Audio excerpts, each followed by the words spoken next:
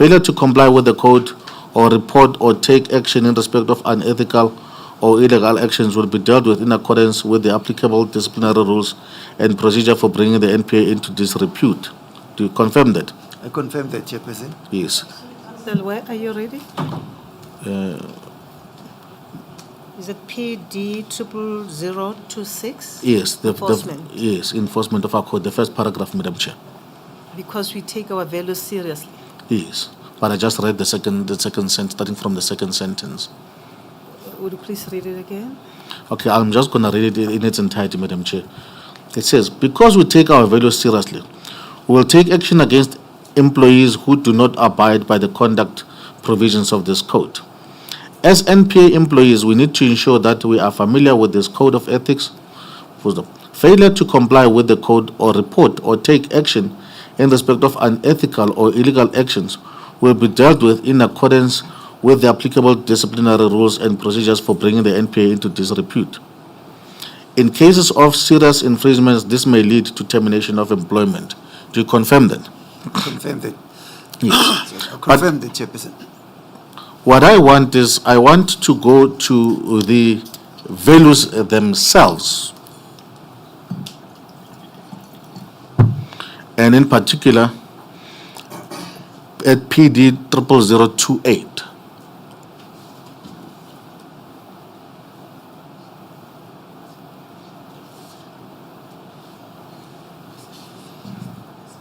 I'm there, Chairperson. And under paragraph 4.2, credibility. Do you see that? I can see that, Chairperson. And then I'm going to read it. It says, credibility means being reliable, sincere, and transparent in the manner we conduct ourselves by. Bullet point 1. Giving honest and impartial advice, maintaining confidentiality of information, protecting the NPA's name and reputation. Do you see that? I can see that, Chairperson. Yes. And then at 4.2.1 on PD 00029, it tells us what giving honest and impartial advice entails. It says, we will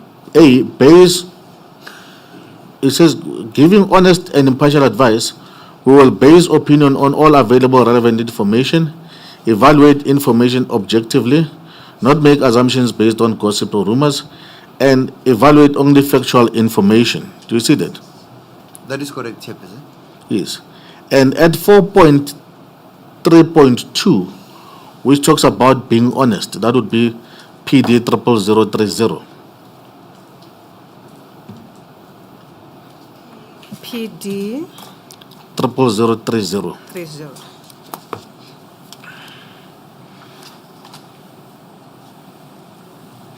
And it says, being honest, we will, A, always tell the truth and tell it in such a manner that it does not create false impression or mislead or deceive. B, make every effort to keep any or all promises made to fellow employees and NPA, suppliers, customers, and other stakeholders. Avoid making any false or misleading statements to others who may rely on the accuracy and truthfulness of the information being provided. D, conduct business with all stakeholders in a transparent manner. And E, not commit any crimes or illegal practices or actions. Do you see that? I see that, Chairperson. The reason I wanted to, I'm not going to go with you through the code, but I just wanted to emphasize that over and above the act requiring you to act in accordance with the rule of law, as I'm going to use the word prosecutors, or as members of the NPA, you are required to conduct yourselves with utmost honesty and credibility. That is correct, Chairperson. Yes, those are the key and foundational values of a member of the NPA. I agree, Chairperson. And if any member is found wanting in respect of this, then he or she may not be fit and proper to be a member of the NPA. I agree, Chairperson. Yes. Now, let us then zoom into your evidence so that we can then just clarify your evidence.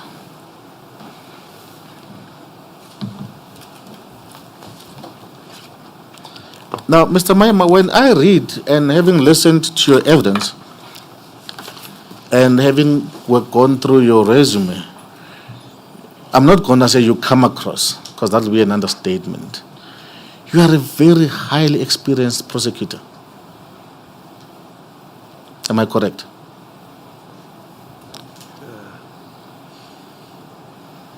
Thank you, sir. But I just want to, yes. So, but you confirm that when one reads your resume, one can conclude that you are a highly experienced prosecutor. I agree. I agree, Yes. Chairperson.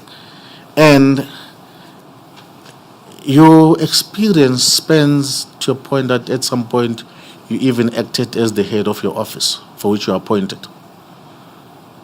That is correct, Chairperson. Yes. And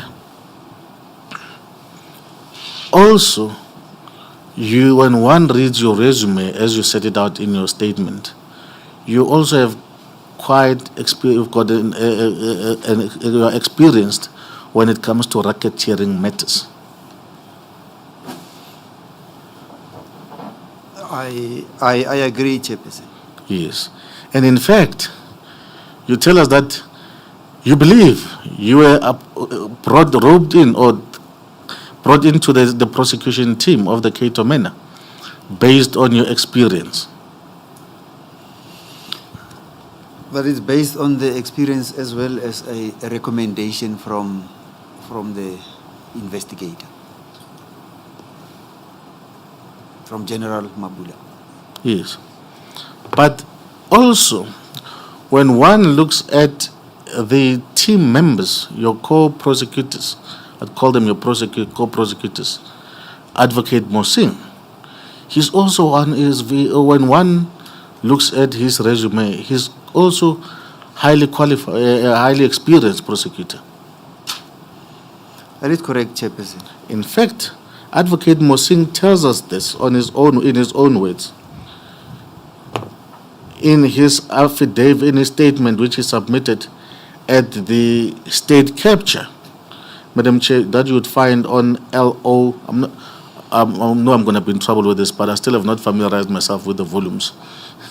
But it's LO 341, 00341.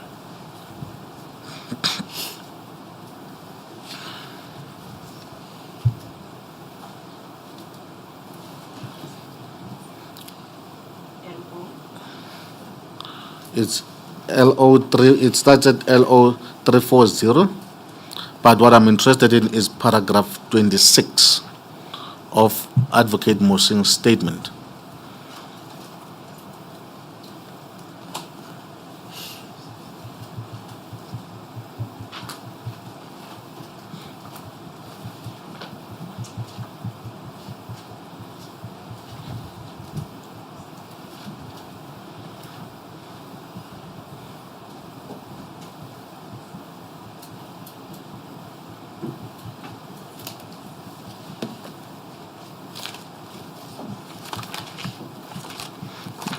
No, in fact, it's 27.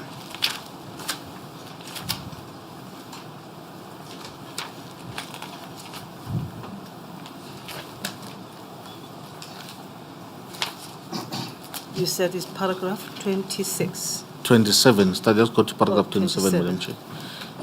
That would be LO 00348.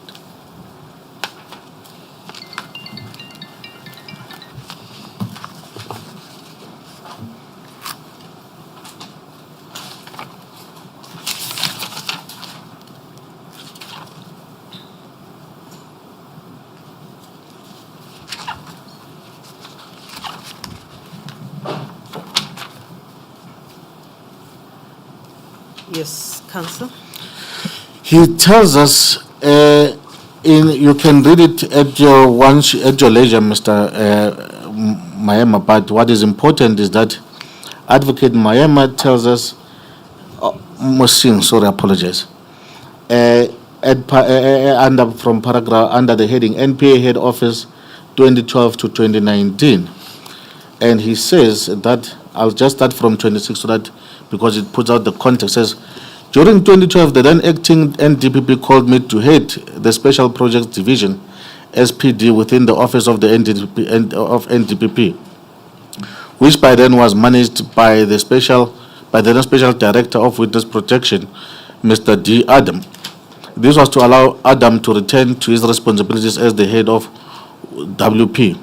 The SPD consisted of a team of prosecutors, which developments arose out of the establishment of the OCI during 2006-07 and fulfilled the role of national coordination function of the OCI. It started with the national coordinator as the national coordinator at head office in the National Prosecuting Authority Services, with prosecutors being added to assist in time.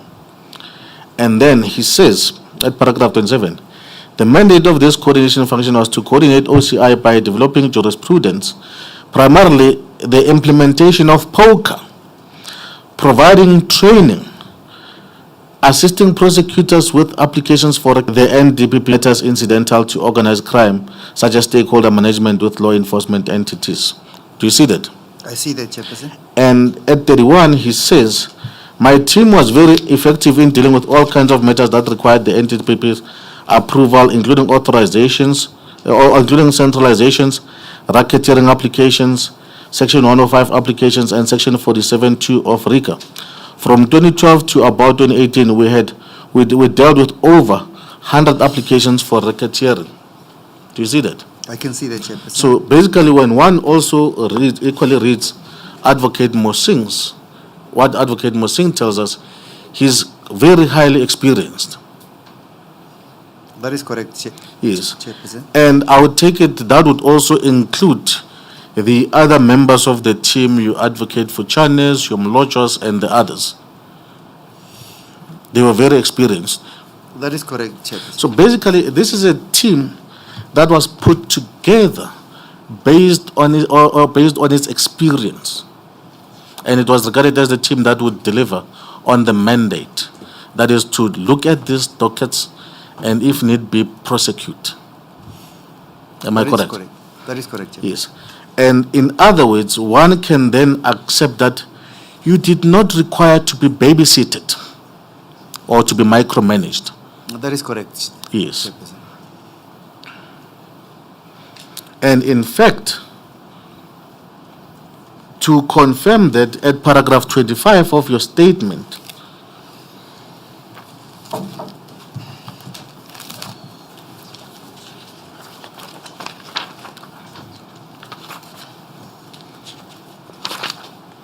that would be 1-7, Madam Chair, paragraph 25.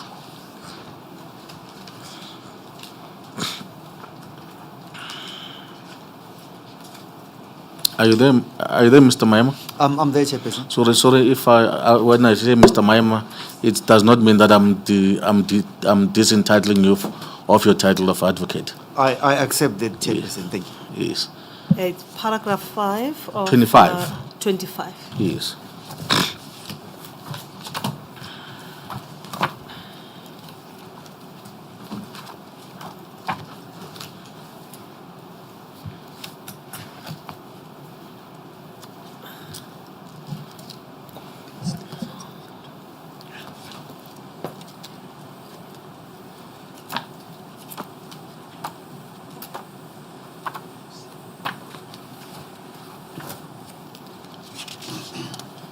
In fact, I think I got the wrong paragraph, but what you said in the introductory part of your evidence was that Advocate Choken never took any prosecutorial decisions here. Everything was done by you, the prosecuting team themselves. Do you recall that? Yes, in respect of the decision to charge General Johan Boyce. Yes. And from what we understand, you joined the team on the 9th of March, 2012. That is correct, Chairperson. Yes. And at that time, the only thing that you had, when I say you, I mean you and your team members, were the so-called 6 to 8 dockets. Yes, on the 9th of March, after that meeting, Advocate Musing handed us those. Yes. I'm talking about at that time, you Yes. only had 6 to 8 dockets. That is correct. Yes. And at that point in time, there had not been any decision taken as to who must be charged, whether you must charge or not. That is correct, Chairperson. Your task was to look at them, assess them, and then, if needs be, guide the investigation. That is correct. So that at least then you are in a position to gather all the evidence to a point that you can take an informed decision. That is correct, Chairperson. Yes.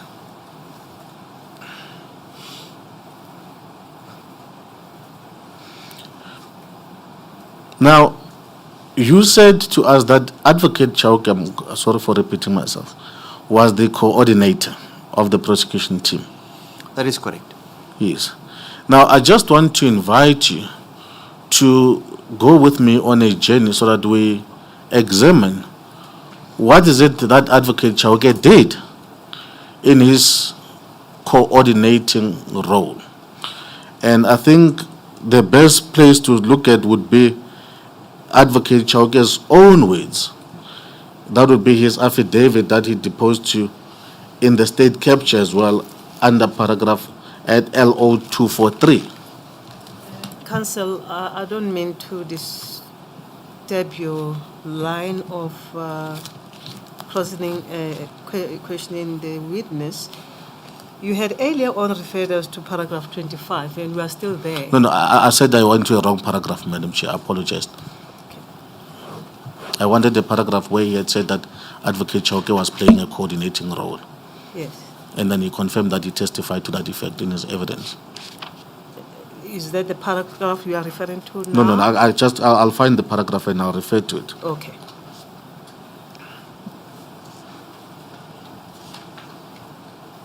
You are now examining what Advocate Chauke did In his as a coordinator. as a coordinator.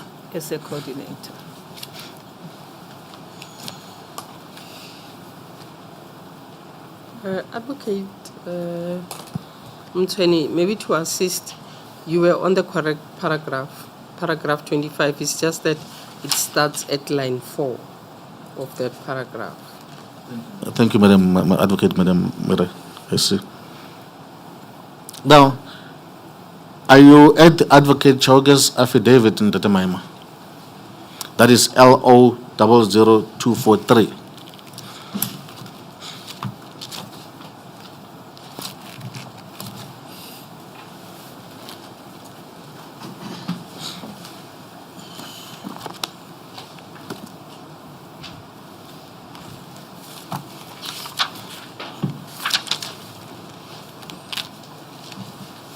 Yes, I am there, Chairperson. And then, at paragraph 1 of that affidavit, right, Advocate Chauke tells us the following. He says, I'm an adult male director of public prosecutions of South Gauteng Division of the High Court, Johannesburg, situated at corner Pritchard and Grey Street. Do you see that? I see that, Chairperson. Basically, it tells us that I have been appointed for the office of the South Gauteng. That is correct, Chairperson. And we know that in terms of the Act, Advocate Chauke can only exercise control for those functions, or whatever functions that are given to him, only in respect of his office. That is correct, Yes. Chairperson. But let's go and look at what, and then at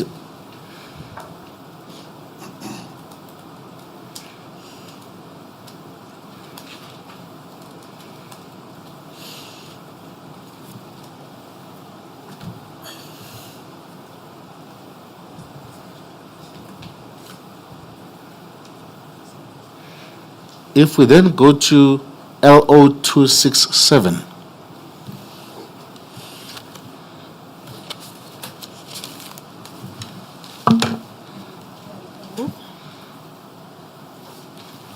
LO 00267. 00267. Yes, Madam Chair. I am there, Chairperson. Now, Advocate Chauke at paragraph 62 tells us what his role as the team coordinator was. And then he says, my role as team coordinator was deal with the logistics and administrative matters of the prosecution team, ensuring coordination between various stakeholders.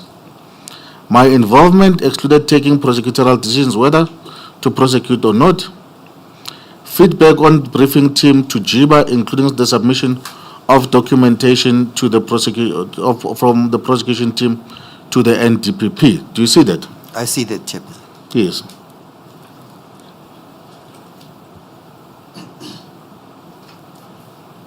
And then at paragraph 64, he lays out a number of what he did, of instances of what is it that he did in his role, and it's going to take us a while, but we unfortunately it's an exercise that we have to do.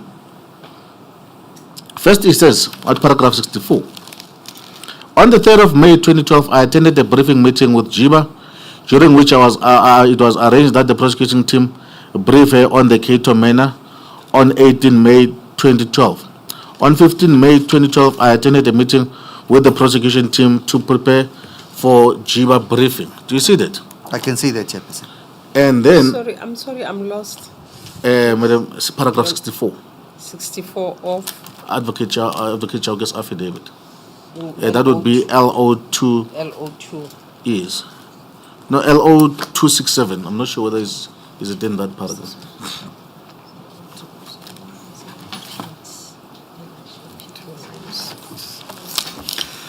This one.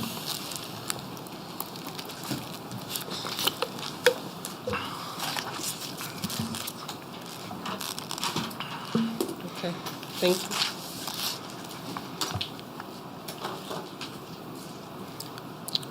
Did you see that? Thank you, Madam Advocate Mara.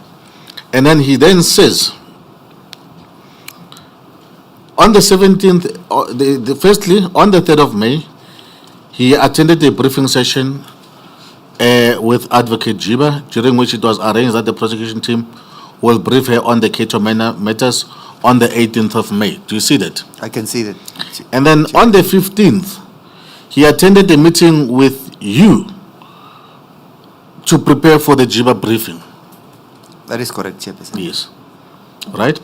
It's correct to say the prosecution team, Yes. not you. Okay. Because it may be misleading. Okay. Thank you, Madam Chair, for the guidance. And then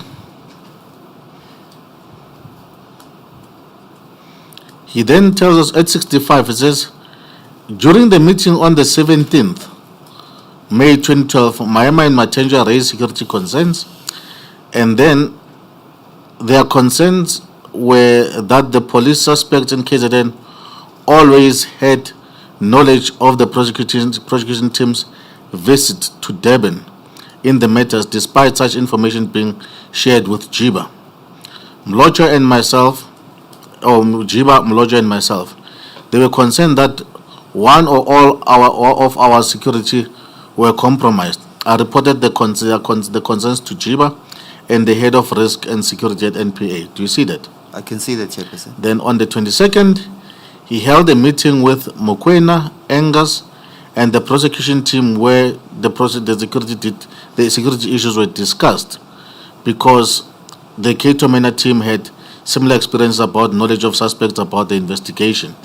Do you see that? I see that, Chairperson. Then at paragraph 67, he said he held a briefing with the prosecution team in preparation for briefing Advocate JIBA on the 24th May 2012. Do you see that? I see that, Chairperson. We now see that every time, this is the second time that as the prosecution team, before you can brief Advocate JIBA, Advocate Chauke holds a meeting with the prosecution team in preparation for that briefing. Is that correct? That is correct, Chairperson. And this is despite the prosecution team being comprising of highly experienced and trained prosecutors. That is correct, Chairperson. Yes. And then he tells us that on the paragraph 71, on the 29th May 2012 in Cape Town, Jiba and myself had a meeting with the Minister of Justice.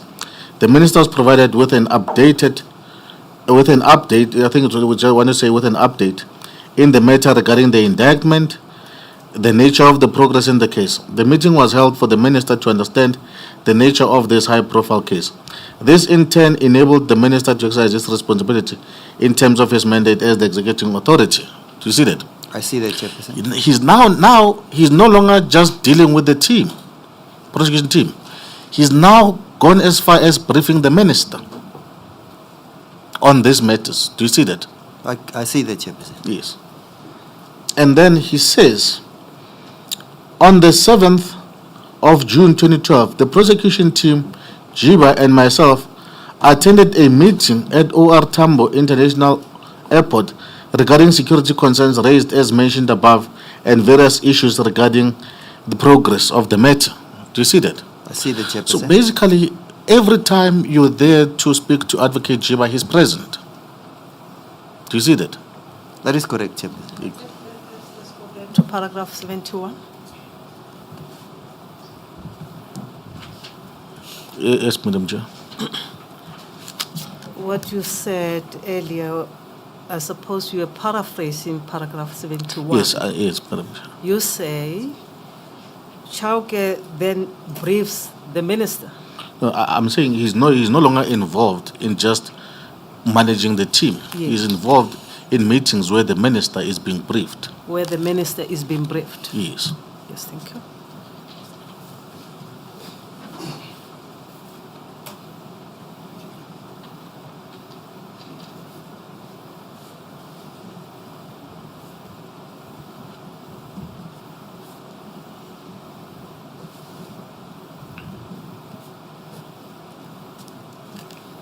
Can I proceed, Madam Chair?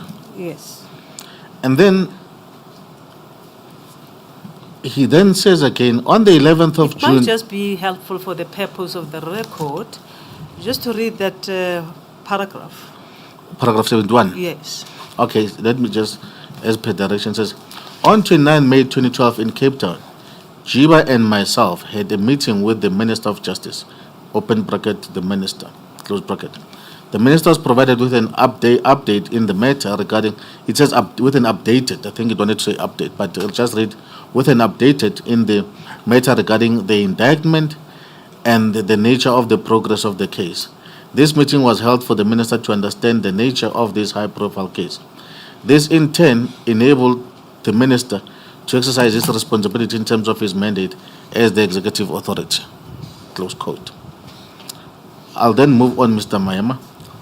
And then he then says,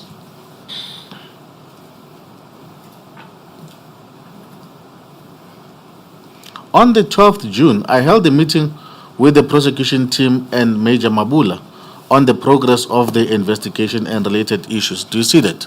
I see that, Chairperson. I'm going to park it there and deal with something else that will, and it'll become clearer. We know that from your evidence, you testified that you held a meeting on the 9th of March 2012 and it was at that meeting where two things happened. Firstly, you were given the 6 to 8 dockets. Do you recall that? That is correct, by Advocate And Singh. you were announced as the team leader. That is correct, Chairperson. Yes. And then, at that time, the only dockets that you had were those 6 to 8.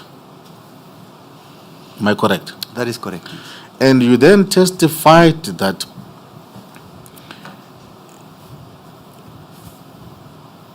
you had other matters to finalize in Mahikeng, but the prosecution team went down to KZN in order where they were given the other dockets. That is correct, yes. Right?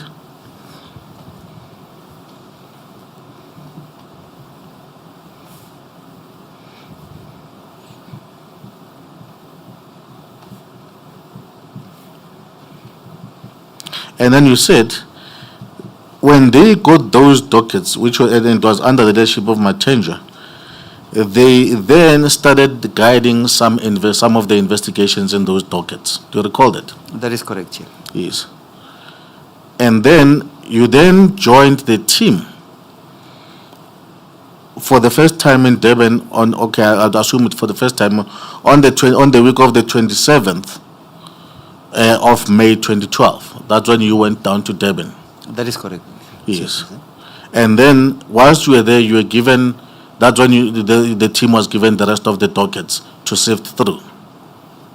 That is correct. Yes. And at that time, the idea was you sift through the dockets, determine whether there might be a case to answer or not, and if not, you then guide the investigation so that you are in a position to make an informed decision. That is correct, Chairperson. Yes. The question relating to the rest of the dockets refers to the 23 dockets, or which ones? Chairperson, is the 23 dockets together with the other dockets that were handed to us, which we retained, which we decided not to focus on. Yes. And you then said between from the week of the 27th May, you were attending in Durban on a weekly basis. That is correct. And at that time, you were still busy sifting through all these dockets. Yes, we are analyzing the docket, guiding the investigations. Yes. Yes. You had not taken the decision to arraign anyone. That is correct, yes. And you had not drafted any indictment. That is correct. Right? So therefore, if anyone says, and you said the decision to arraign, when you then decided to arraign, was taken, you then said you took the decision to arraign people on the 29th of June. Do you recall that? And I recall that. Yes, and that is when you then embarked on the process of drafting the indictment. That is correct, yes. And therefore, if anyone says that prior thereto you had drafted an indictment, that would not be correct. When it's the prosecution team. The prosecution team, remember the indictment is progressive. So we concluded drafting it, yes, towards the end of June. Yes. 2012. But before the end of June, there was no indictment that was ready to be signed. Yes. Now, I'm asking this because if we turn back to Advocate Chauke's affidavit,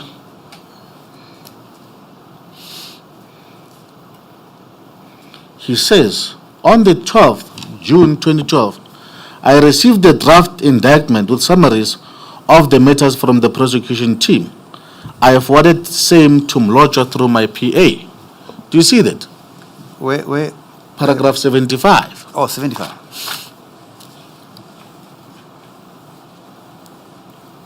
Yes, it talks about the draft indictment. Yes. But you just told us that you had not finalized the indictment at that point in time. It was, if there would be an indictment, it would be unfinalized and it would be a draft indictment. But then let's go on and see and hear what Advocate Chauke says. Okay. He says, on the 14th, June 2012, I attended the meeting at VGM NPA office with NDPP. In that meeting, arrangements were made that Maema will sign the indictment. I see that, Chairperson. Yes. Now, meaning that the indictment, in his view, was ready to be signed. No, it does not mean that. Yes. But then, let's go on. Are you aware that he sent the same indictment to Advocate Mlojo, asking Advocate Mlojo to sign the indictment?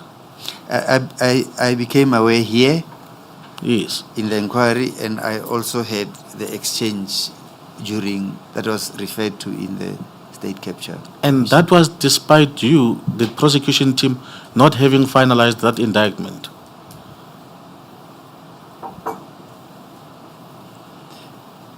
Sorry, before you answer, let me understand. Are you pegging that question on paragraph 76?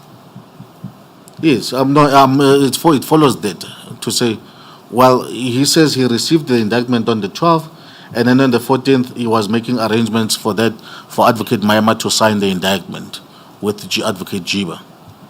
Now, I'm saying to Advocate Maema that on his version, they had not yet finalized the indictment, and yet Advocate Chauke is already making arrangements for the indictment to be signed. But shouldn't you have regard to paragraph 75, where he says here that is Advocate Chauke, he received the draft indictment. Yes. Yes, Now, on 12 June. that's correct, Madam Chair. Yes. So what is the point that you're making? I just want to understand That- clearly what That your point is. document being a draft, and Yes. according to Advocate Maema, it not being a final document, Advocate Chauke was already making arrangements for it to be signed.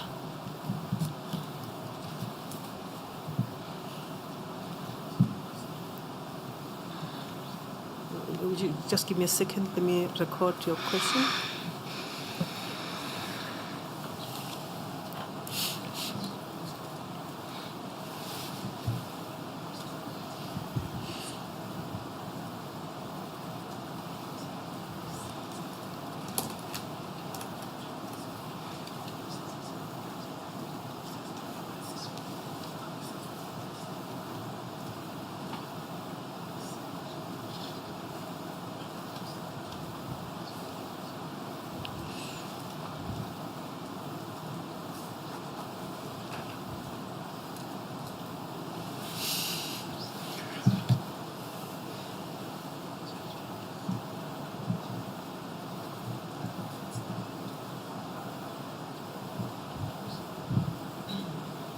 Now, following paragraph 75,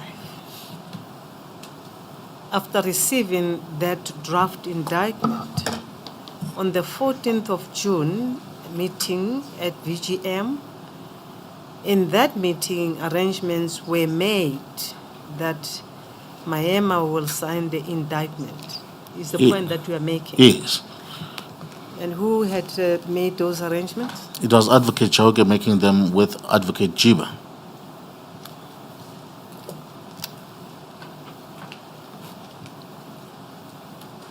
Correct? Chairperson, I did not know about those arrangements. They were never communicated to me.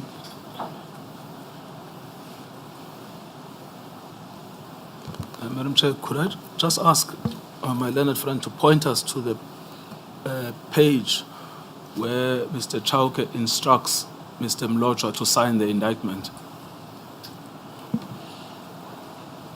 Yes, I'm on that point because I'm lost. That's why I'm asking counsel to assist me. From when you read from paragraph 75, that's why I took counsel there. Advocate Chauke says, on 12 June 2012, I received a draft indictment with summaries. I forwarded same to Advocate Mlojwa through my PA. 76. On 14 June 2012, I, Advocate Chauke, attended a meeting at VGM head office. In that meeting, it's Advocate Chauke speaking, arrangements were made that Maema will sign an indictment. That is why I asked you, who made the arrangements that Advocate Maema will sign the indictment? Madam Chair, he tells us in his affidavit that he attended the meeting. If one reads, just want to get to the document again. he says at paragraph 76, on 14 June 2012, I attended a meeting at VGM NPA head office with NDPP. In that meeting, arrangements were made that Maema will sign the indictment. So meaning that the arrangement was being made between him and the NDPP. Advocate Chauke, because he said he attended, he does not tell us that there was anyone in that meeting, it was him and the NDPP. Because it says, I attended a meeting at VGM, NPA, head office with NDPP. And he doesn't tell us that there was anyone else. And then he says, at that meeting, arrangements were made that Maema will sign the indictment. Yes. Yes. Yes, what is... And the what was point your is, question? the prosecution team had not finalized the indictment, and yet Advocate Chauke is already making arrangements with the NDPP that Maema will sign.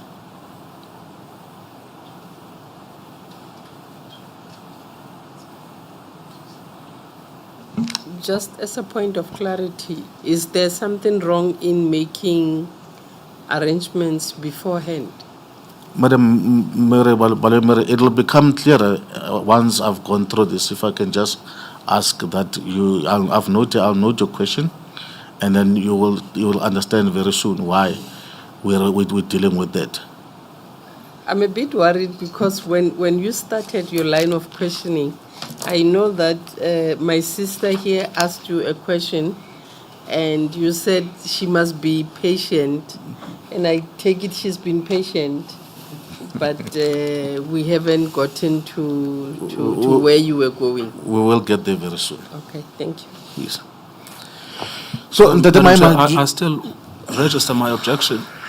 My learned friend says that Advocate Chauke instructed Advocate Mlojo to sign an indictment. He must take us to the page where that instruction appears. No, Madam Chair, I retract that question. It was a mistake. I shouldn't have said that. I retract that question and that statement. I did not mean to put it that way. I just wanted to say he forwarded the indictment to Advocate Mlojo. Yes. And then That's why I read paragraph Yes. 75 to you. Yes. It was on that basis. Yes, that, no. was I trying to make accept. a- Wait a minute, let me finish. It was on that basis that this exchange happened. I accept the thank you, Madam Chair. I think I wanted to simply leave it there and not go on the instruction point. Yes. I will not pursue that he was instructing Advocate Mlojo to sign. Thank you. Yes.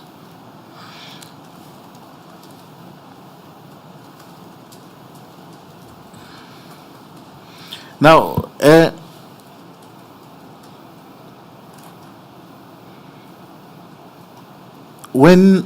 after you were appointed to the team, right? You got written authorizations from the acting national director, That is correct, Chair. and the authorizations authorized you to conduct criminal prosecutions in respect of these matters for KZN, in KZN. First commencement with the assessing of the evidence, reviewing it, and then if there is evidence, yes, then dealing with that resultant prosecution as well as any subsequent reviews or appeals. Yes. So therefore, for all intents and purposes, when dealing with these matters, you were a KZN prosecutor.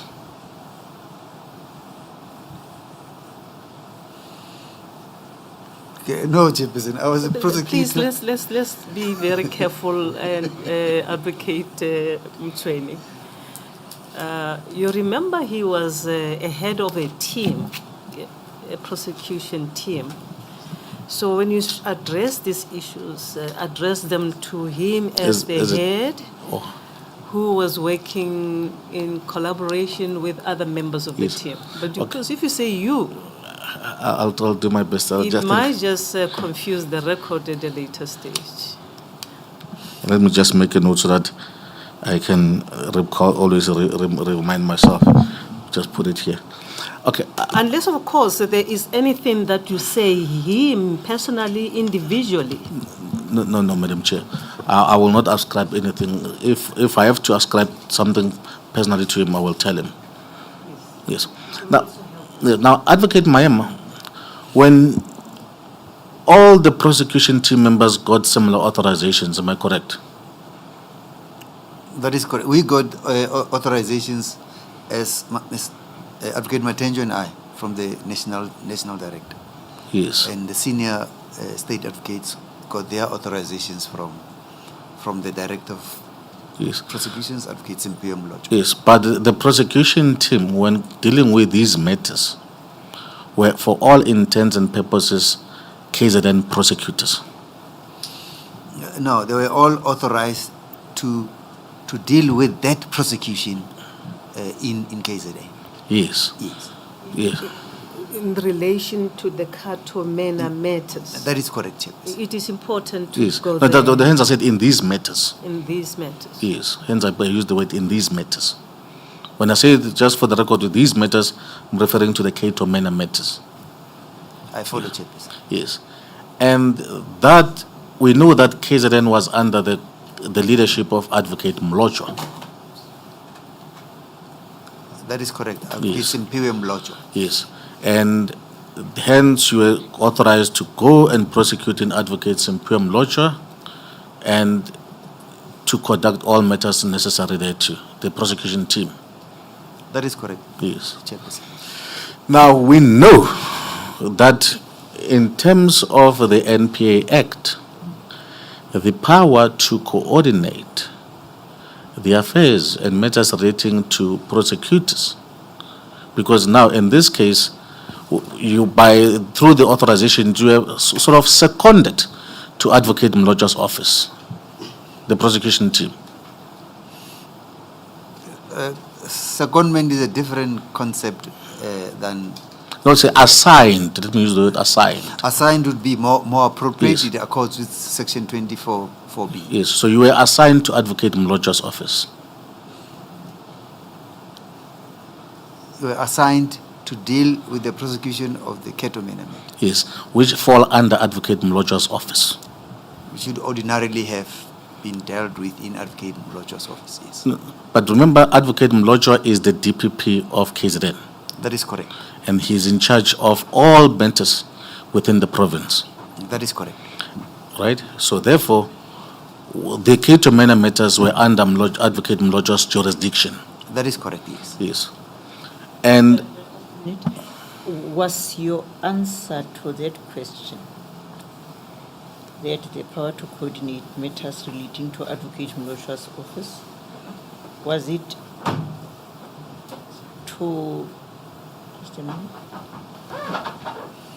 to deal with matters which should ordinarily be dealt with by Advocate Mlosha?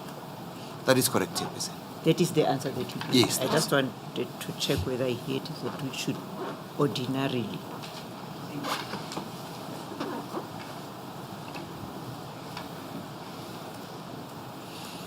And we know now that you are assigned to Advocate Mlojas to go and prosecute these matters, which, and Section 24(1) tells us that the DPP, the director being Advocate Mloja, in respect of the area for which he has been appointed, has, amongst others, the power to institute and conduct criminal proceedings and to carry out functions incidental thereto as contemplated in Section 20(3). Do you recall that part? Chairperson, you said Section 24.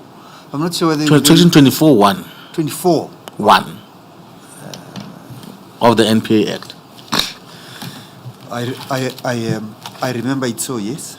And B says he's got the power to supervise, direct and coordinate the work and activities of all deputy directors and prosecutors in the office of which he is the head. That is correct, Chairperson. Yes. So basically, the power to coordinate, because the prosecution team was assigned to his office to prosecute these matters, the power to coordinate, to supervise, coordinate, and direct the prosecution team's work and activities vested in Advocate Mloja? I do not necessarily agree with that version. But that's what the Act says. Yes, but remember when Advocate Mlojo as a appointed DPP requests that a team from outside deal with the matter, then it changes the complexion of what the Act says. But Advocate Mloja did not relinquish his powers in terms of the Act. Do you agree with me? I agree, yes. And in fact, in terms of the Act, he does not have the power to delegate those functions, to relinquish those powers. I do not follow. He cannot, I think let's leave it. We've already agreed that he did not relinquish his powers in terms of the Act. Yes. And that is the power, amongst others, to supervise, direct and coordinate the work and activities of all the deputy directors and prosecutors in the office which he is the head. That is correct, yes. Yes. And now, meaning that the power that Advocate Chauke exercised ought to have been exercised by Advocate Mloja, being the coordination power. Chairperson, the institution must function. We are based in an office, and because we have a DPP there, we need information communicated to the DPP. We speak to the DPP in that office to do that coordination role, because we do not see anything wrong in asking Advocate Chauke to do the point, communication. I get that, we'll deal with it, but the point is that power, the power to coordinate in terms of the Act vested with Advocate Mloja. I agree. Yes, not Advocate Chauke. I agree. Yes. And we know already that in terms the principle of the rule of law, which you agreed with me earlier, that as the officials of the NDPP, you can only exercise those powers that the law confers upon you. I agree with you. Yes. So therefore, if Advocate Chauke did not have the power in terms of the Act to exercise the coordination functions, he acted unlawfully. I would not necessarily agree with that one. Yes. On the basis that it is an ancillary role to communicate, because when the primary prosecution decision has been done by the prosecutor delegated to do that function, the communication thereof is whether it's take it from the line of command that I spoke about. As a deputy, I do not speak to the national director. So I speak to the national director through the DPP. So whether I ask Advocate Smith, my DPP in the Northwest, to communicate to the national director, or whether I am in KZN, I ask Advocate Mloja, who would be the DPP there to communicate. The primary prosecution decision has been taken by the prosecutor. I'm not talking about the prosecution decision here, Mr. Maema. Yes. I'm talking about the coordination function, which Advocate Chauke had admitted was his function, that was his involvement. That coordination function vested with Advocate Mloja. And yes, I agree with you there, but all I'm saying is there is nothing wrong in the prosecution team asking Advocate Chauke, as we were physically in his office, to communicate the decision that we had. I get the arrangement. Yes. We'll deal with the arrangement shortly. But the point is the following, that function, the coordination function, did not vest with Advocate Chauke. Strictly speaking, in terms of the law, yes. Yes. And we know that if someone conducts themselves in a manner that is inconsistent with the law, they are acting unlawfully. Well, if it is a communication role, which does not go to the heart of the decision making, I wouldn't necessarily say that is unlawful. Now, let's examine that. Whether was it only limited Yes. to the communication line? Yes. Before you examine that, I just want to get this correct in my mind. With regard to the Katomena matters, the DPP KZN, Advocate Mlojwa, had made a request and agreed that there should be an outside team. That is correct. I don't have the correspondence, but it's something to that effect. That is correct, Chairperson. Correct? Yes. He communicated that to the then acting NDPP, That is correct. Advocate Jiba. Yes. Following that, Advocate Jiba requested, and please correct me if I'm wrong, Yes, Chairperson. Advocate Jiba requested Advocate Chauke to coordinate a team of prosecutors. That is correct, Chairperson. And she then assigned her a coordinating role as regards this team. The coordinating role, when it was assigned, Chairperson, I was not present. No, When I was yes. present on the 9th of March is when the prosecution team was put together and tasked to go and do the prosecution role in KZN. Yes, we now know from the reading of this record that Advocate Chauke was assigned to coordinate. That is correct, Chairperson.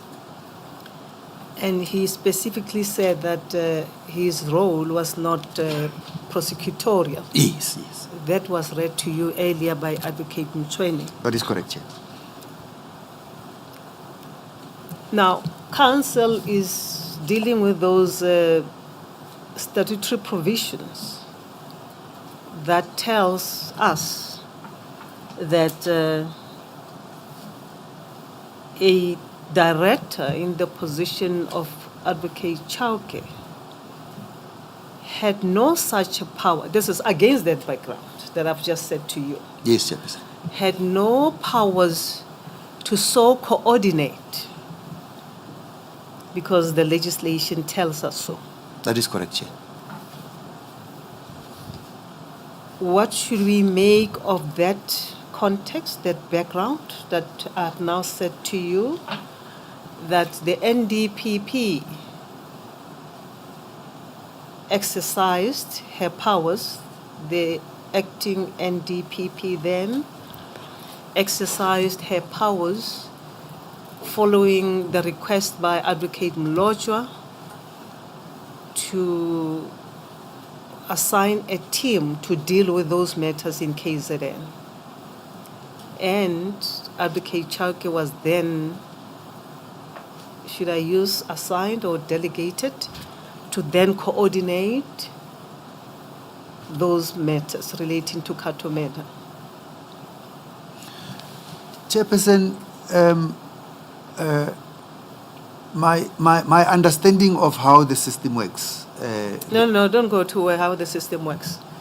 I just want to understand the correctness of my understanding of how things developed. Oh yes, the things develop exactly as how you have outlined it, Chair. Yes, thank you. Against that backdrop, do you recall that earlier when we examined the powers of the national director, we also agreed that there are no powers, she's got no power to assign functions of another director to another director except where the matter is going to be prosecuted in the other director's jurisdiction. Yes, I agree. Yes. So therefore, again, if Advocate Jiba assigned Advocate Chauke the coordinating functions of the prosecution team, which was assigned to Advocate Mlojwa, she actually contravened the act because she didn't have that power. Chairperson, that is my basis for saying it's not unlawful. I'm saying it is not per se unlawful. There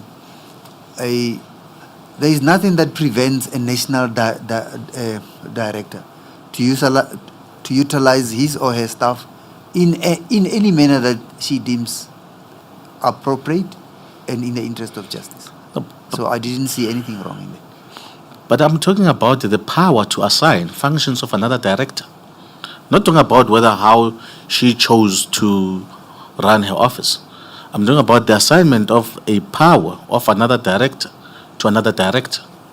She didn't have that power. When you're talking about the prosecution Function. Yes. Yes. But a function which is ancillary to prosecution, I would assume that there is nothing in the act that prevents an ancillary function to be assigned to any But other. there's nothing in the act that authorizes her to do that. That is correct. I agree. Yes. Whilst there is nothing in the act saying you can do that, there is nothing in the act preventing from doing that. Remember, Mr. Maema, we're not dealing with a stock file here. We're dealing with one of the more. He said earlier, you remember when you asked him the question, he said, the act does not expressly say so. Yeah. It is not proper to even try to say we are not in a stock file or not. It's not proper. I retract that, Madam Chair. You have to respect one another here. I apologize, As we Madam. respect you, you have to respect the witness. I apologize, Madam He's Chair. an advocate just like yourself. I apologize again, Madam Chair. Mr. Maema, I apologize. Accept that, Chairperson. Yes. We have dealt with, and Mr. Maema, I believe that it will be a matter that the panel will have to deal with. Whether I get your view that you say it was not unlawful, but it's a matter that the panel will have to consider, because under clause 3.2 of the terms of reference, they have been invited to also consider Advocate Chauke's conduct in relation to these matters. So they will have to look at Advocate Chauke's conduct and vis-a-vis whether by exercising Advocate Mlojo's functions under the circumstances whether he contravened the act, and then they'll make the necessary recommendation to the President. I just wanted so that you understand the context. I follow, Chairperson. Yes. But let us... It may also be that if you persist with this line of questioning, that the right person to call as your witness will be acting NDPP, who exercised these powers that you say were unlawfully exercised because the Act does not give her such powers. Madam Chair, we will, and we can make a note. We'll refer you to a judgment. I think it's a recent judgment.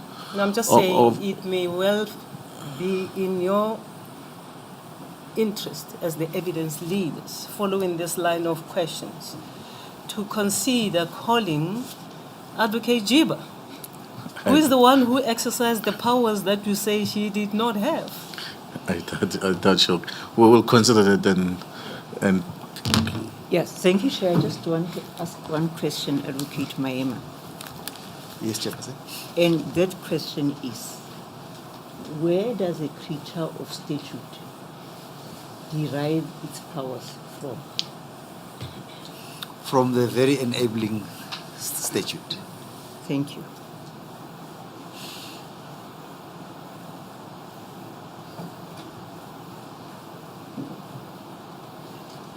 Proceed, Advocate Mchweni.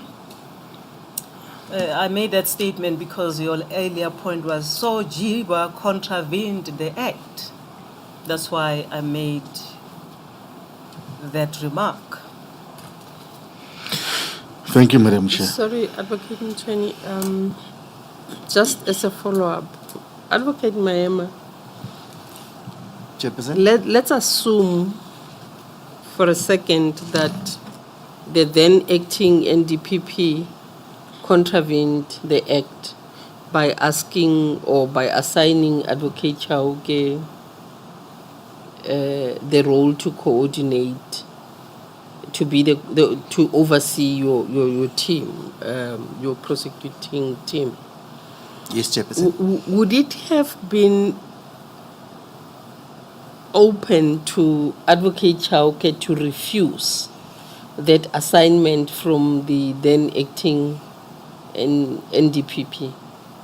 No, Chairperson. I wouldn't imagine a situation where an instruction is given to an NPA official by the senior and the person who's given the instruction refuses it. It will be insubordination.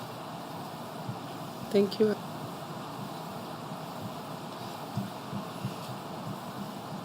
I suppose the assumption is made on the belief that Advocate Chauke would have understood that Advocate Jiba acted unlawfully. Oh, yes.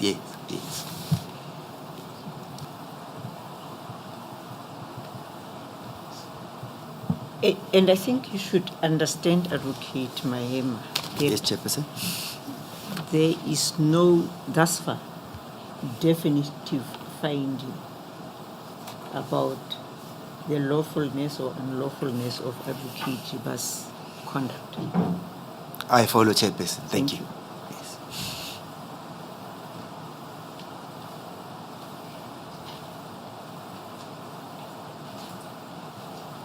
Just to try to understand the question and the answer in particular, Yes, Chairperson. is your understanding that the lawfulness or unlawfulness of Advocate Jiba's conduct is not the subject matter of this inquiry? That is correct, Chairperson. Yes. Is that what we are answering? That is what I'm answering.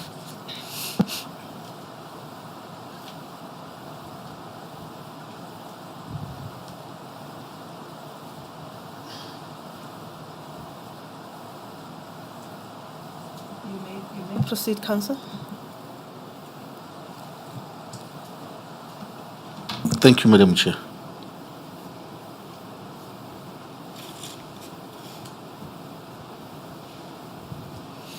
Advocate Maema,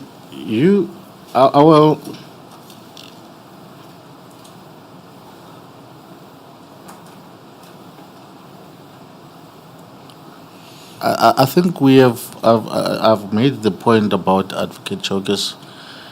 All those questions were aimed at demonstrating that Advocate Chauke had exercised in the coordination functions which did not vest in him but vested in Advocate Mlojo. I think that point has been made.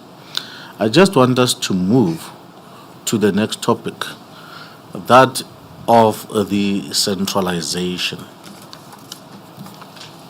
Before you go there, you remember how we exercised some patience with regard to this background that you set up. If you can just tie it up nicely for me to understand why we went all these routes in a summarized way, the legislative framework. Madam Chair, okay, sorry. The entire exercise was, you'll recall that in terms of amongst the issues that the panel has to consider.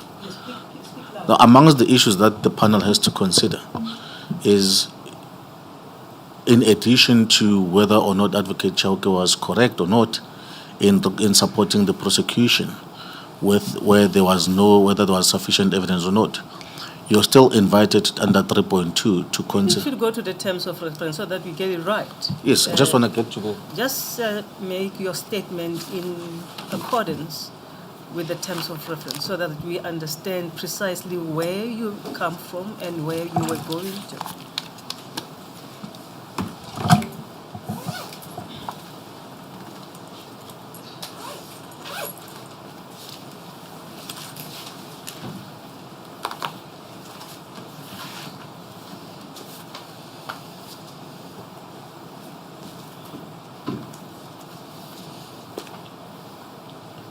Sorry, Madam Chair, I'm just using Mr. Mahlakwane's computer here, it's not friendly to me.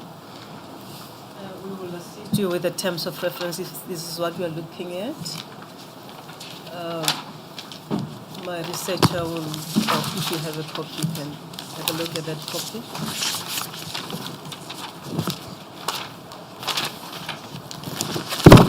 Thank you, Madam Chair. I've got the terms of reference. Yes. Madam Chair, if I'm not going to go into 3.1, but I'm going to go to 3.2. That one of the questions that the panel must look at is whether in fulfilling his responsibilities as the Director of Public Prosecution, Advocate Chauke, 3.2.1, complied with the Constitution, National Prosecuting Authority Act, and any other relevant laws in his position as a senior leader in the National Prosecuting Authority is fit and proper to hold this position and be a member of the prosecution team. So you need to look at his conduct as a DPP.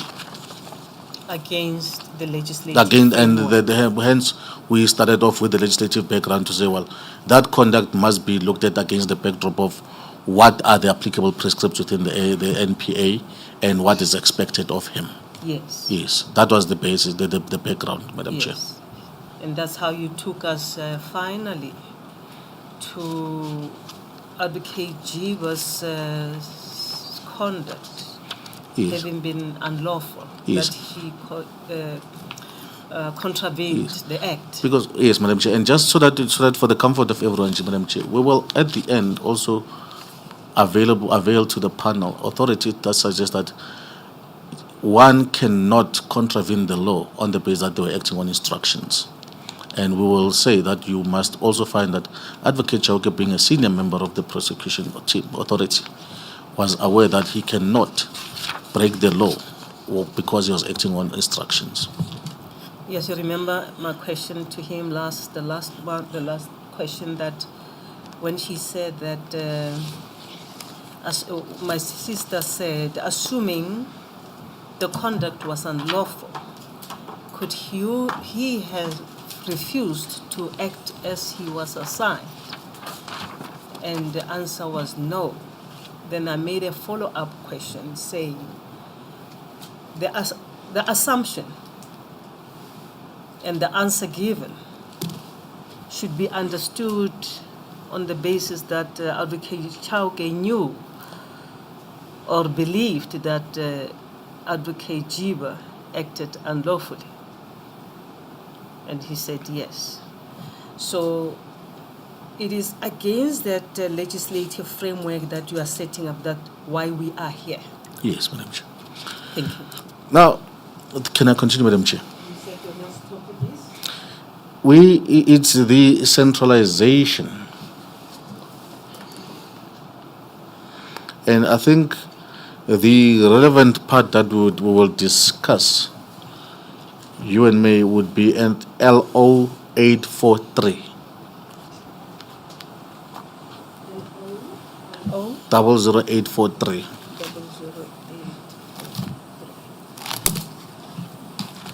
I think it's under LO4, Madam Chair. Oh, LO3, I'm told, Mr. Matlakwane. LO3. That's correct.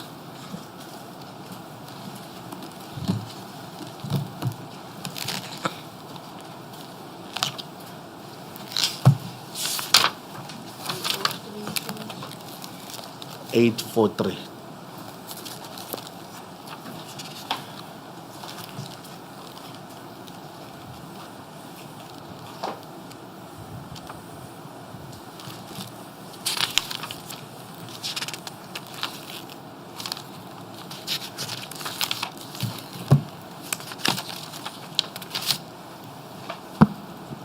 I am there, Chairperson. Council, you may proceed. Advocate Maema, that is an application for centralization of charges in terms of Section 111 of the Criminal Procedure Act. Do you see that? That is correct, Chairperson. Yes. Now, you'd agree with me that the centralization is part of the prosecutorial decisions. That is correct. It's ancillary to Yes. there too. Now, what you see there, you see a document dated 15 August 2012, addressed to Advocate Jiba from Advocate Chauke. Do you see that? That is correct. Yes. And in that document, Advocate Chauke is applying to have one of the dockets which were linked to the Cato Mena dockets, which the offense which was committed in Northwest, to be centralized and tried in KZN. Do you see that? Chairperson, in actual fact, I am the person asking Advocate Jiba to. No, let's look at the document. Yeah. From whom is it from? It is from Advocate Chauke. Does it say Advocate Maema there? I drafted this No, document. no, Mr. Maema, I'm asking you, does it say Advocate Maema there? No, it does not. Exactly. So, therefore, as the reader, I can accept that this is a document that comes from Advocate Chauke to Advocate Maema, to Advocate Jiba, because it says from. Yes. Right? And then if you go to the 846, Maybe before you proceed, Advocate Mtsui, you put it to Advocate Maema that this document is a document of Advocate Chauke. And you took it further to say, but if one looks at the document, one will say that the document is from Advocate Chauke. Now, if a person, in particular Advocate Maema, then says to you, but I am the author or I am the owner of this document, does it remain a document of Advocate Chauke? Or what is the position? Or rather, maybe let me say, what does that type of answer do to your understanding that the document belongs to Advocate Chauke? Madam Ramakaka, can I just ask this question, and it'll tie up with you so that I'll answer your question within a particular context. Okay. Yes. That's fine. Advocate Maema, I asked you to go to page 846. 846.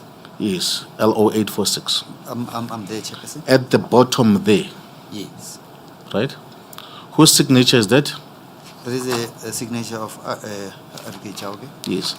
And what is your understanding when someone signs a document? What does it mean? What does it entail?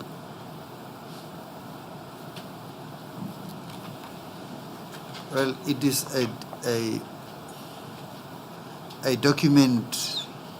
It is a document that Advocate Chauke signs. Yes. So he takes ownership of the document. Yes, you can say so. Yes. So now, Advocate Madam Ramakaka, that is the point that I wanted to say, that even though Advocate Maema says it emanates from him, Advocate Chauke took ownership of that document by signing it. I think you heard my question.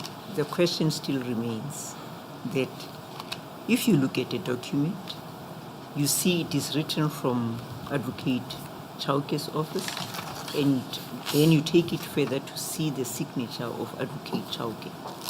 And the witness in the box says, it is my document nevertheless. Does it have any impact on the evidence before us? Or is it something that should be ignored or followed up in order to clear what your position is? Madam Ramakaka will say that the witness's answer should be ignored because it's an afterthought. That's what we will submit at the end of the day. Okay. Yes. You're talking about submissions at the end. Yes. Thank you.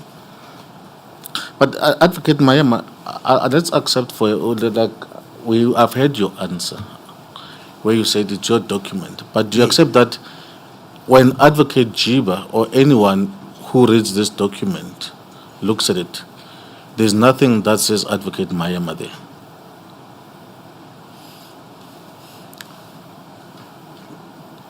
Chairperson, there is nothing that says Advocate Maema. Yes. So one then can accept that this application, since it says, according to this document, it emanates from Advocate Chauke, signed by Advocate Chauke, one can accept that it's an application made by Advocate Chauke. Not necessarily. But or looking at the document, Well, you cannot look at the document in isolation. I indicated that the communication framework in the institution is Advocate Maema as a deputy director, whether he's in the Northwest, whether he's in South Gauteng, whether he's in KZN, he cannot communicate directly to Advocate Jiba. So when he's in the Northwest, he will communicate under the name of Advocate Smith, who would be the DPP. When he's in KZN, under the name of Advocate Noko or Advocate Mlojwa, as he then was, because he's in KZN. When he's in South Gauteng, he will also communicate through Advocate Chauke. So when I was in South Gauteng, because as a deputy, I do not talk to the national director. I communicate through the mouth of Advocate Chauke. So that is why you see that the signature there.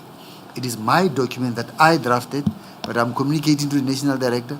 So for it to have efficacy, it must come from the DPP in terms of the NPA protocol. now let's go to 856. Go there.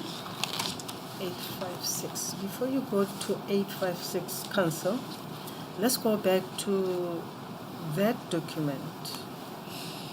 The memo or letter by Advocate Chauke to Advocate Jiba dated 15 August 2012. When you get into the context of this letter, it becomes clear that at that time, a request for authorization had been made by Advocate Noko on the same date. If you look at NJ3, LO 00805.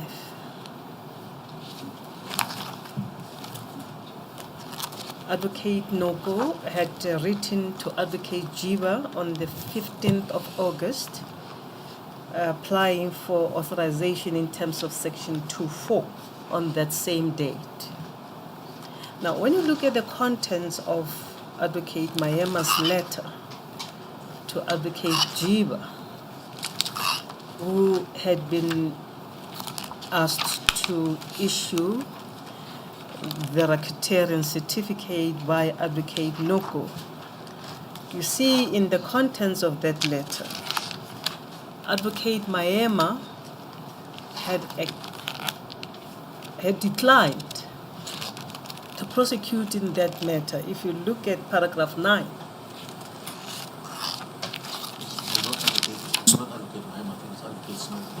Advocate Smith, Madam Chairperson. pardon? It says the Director of Proper Prosecutions, Northwest, and when Advocate Maema was a deputy, not a director. Yes, you are correct. It was Advocate Smith who had declined to prosecute in this Rustenburg matter. That is correct. They had instructed an inquest, that is the paragraph 9. Now when you go to paragraph 10,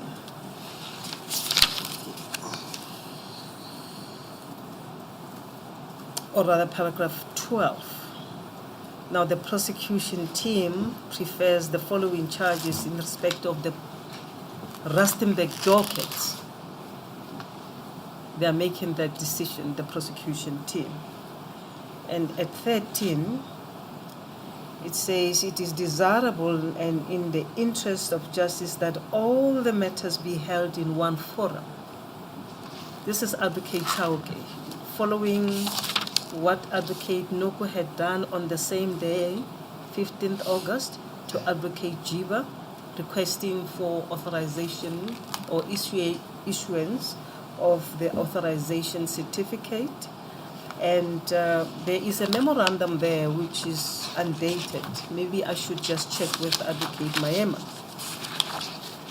There's a memorandum at LO 00808. That is correct, Chair. There is no date to this memorandum. And this memorandum was prepared by yourself as the Director of Public Prosecution or Deputy Director of Public Prosecution. I suppose it refers to your position as you deputized Advocate Smith in the Northwest. Chairperson, when I sign as deputizing Advocate Smith, I would specifically refer to the Northwest. But here I refer to the NPS. And So NPS is the National Prosecuting Service, which is head office. So here I'm signing as a Deputy Director of Prosecutions in the NPS, in the capacity that is delegated to me by Advocate Jiba. by Advocate Jiba. That is correct, yes. There is no date to this prosecution memorandum. When was it? Chairperson, the prosecution memo together with the covering sheet, where it is one document. They were prepared on the 15th of August, 2012. Are you saying that that prosecution memo was attached by Advocate Noko to the application for the issuance of the racketeering certificate? That is correct, Chairperson. This is on the 15th of August. 15th of August, 2012. And we know now in that letter of the same day by Advocate Chauke, indication is that the Director of Public Prosecution, Northwest, had declined to prosecute this Rustenburg docket. That is correct. Towards the end of this memo, your team indicates that they prefers the following charges in respect of that docket. That is the correct, Chair. Rustenburg docket. Yes. And they say at paragraph 13 that it is desirable that it will be in the interest of justice that all these matters, including the Rustenburg one, I suppose, be held in one forum. In one forum, yes. That is correct. And they explain at 13.1, the separation of the trial forums will lose their similar fact evidence. Correct? That is correct, Chairperson.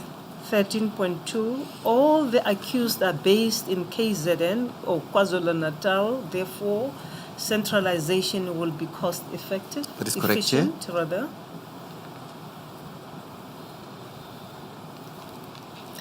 13.3, the offences in Rustenburg were furthering the aims and objectives of the enterprise operating in KwaZulu-Natal. It is thus prudent for proper functioning of the administration of justice that these offences are tried together in a single trial. That is correct, Chairperson. 13.4, the motive for the killing is closely connected to the other killings in KwaZulu-Natal. The chain of the killings, as well as the modus operandi, will provide the court with a complete picture of the manner the enterprise operated. That is correct, Chairperson. 14. In the light of the above, separate trials will be prejudicial to the accused, witnesses, and proper administration of justice. That is correct, Chairperson. And those documents at paragraph 15 were attached. That is correct, Chairperson. 16. Although Boysons and Olivier were not present on the crime scenes in Rustenburg, they have been added in this application by virtue of their management of the activities of the enterprise. That is correct, Chairperson. Advocate Chauke then signs Yes, the Chairperson. document. Yes. I refer to the content of this letter because council seems to focus on the headings that correctly reflects that it is Advocate Chauke who wrote to Advocate Jiba, Yes, Chairperson. and that cannot be denied. Yes. Yes, thank you. As a follow-up, Advocate Ntweni, I understood that you were going to ask clarity-seeking questions. Yes. And clarity-seeking questions based on Advocate Maema's evidence, As well as the evidence that he has not covered. as well as the evidence that he has not covered. But I will concentrate on the evidence that he has covered. It would be appreciated if when we put statements to witnesses, we put them in the correct context, or we refer to what they have already testified about and juxtapose it with what we have in front of us. And I'm saying this because if my memory serves me well, Advocate Maema explained the operations within the NPA, how he as a team leader, prosecutorial team leader, communicated with the NDPP. And one of the examples that come to mind is a letter that was written on the letterhead of the KZN office, and then with Advocate Nuku's name, and then signed, I think, PP'd by Advocate Chauke. And he explained that he does not have a direct line of communication with the NDPP.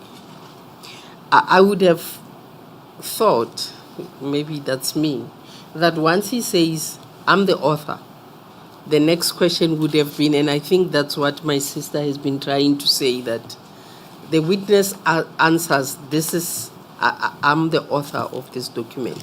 Then the next witness would be, then how come we see Advocate Chauke's name and and his signature, and give the witness an opportunity to explain that he might give a different explanation than what he gave the previous time, which would show inconsistencies and contradictions, or it might confirm what he said. And I thought that would be the purpose of the clarity-seeking questions. I appreciate it, Madam Mayor. I think I take note of that and will apply that. You're going to go to the next topic. I suppose this is the topic where you are on centralization. Now, from the point you made that the letter of the 15th of August 2012 by Advocate Chauke, which he signed to Advocate Jiba, is the proposition, and I must not go ahead of you. What is the proposition with regard to that point? The proposition was Advocate Chauke equally empowered to make such application or not? Pardon? Was whether Advocate Chauke was empowered to make that application or not. That's what I wanted to find out from the witness.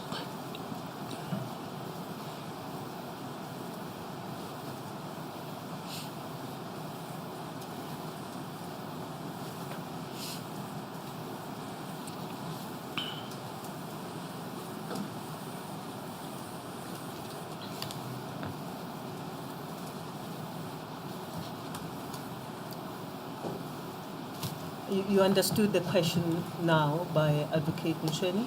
That is correct, Chairperson. Would you please answer?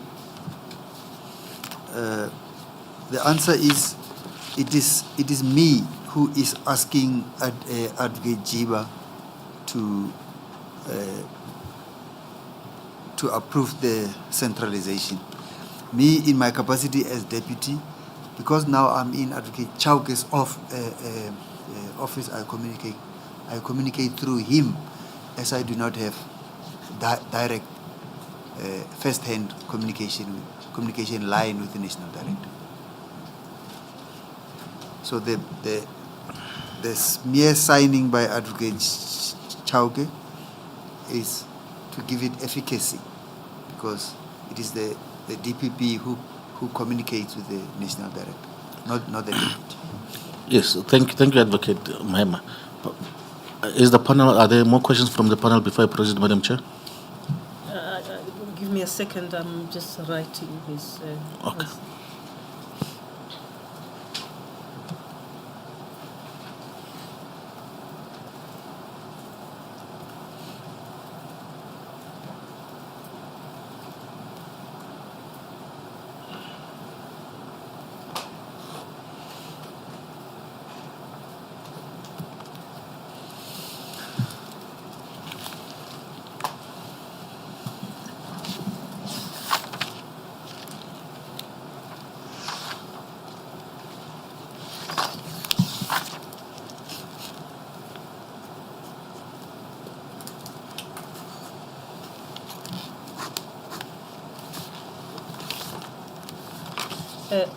Will that still be the case, given that you wrote the prosecution memo and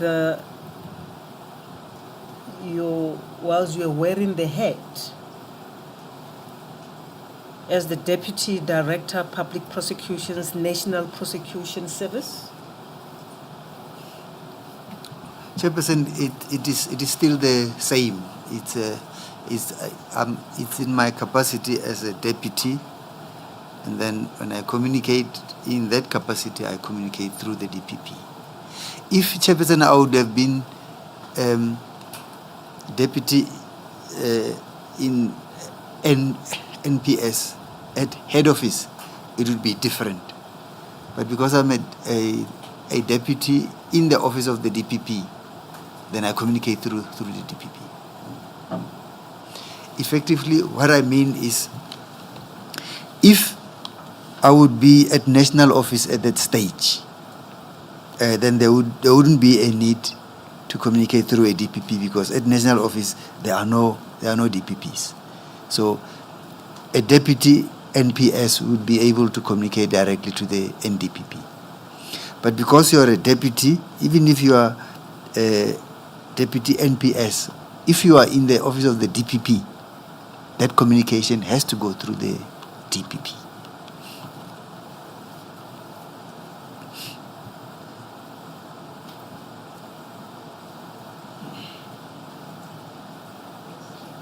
Yes, thank you.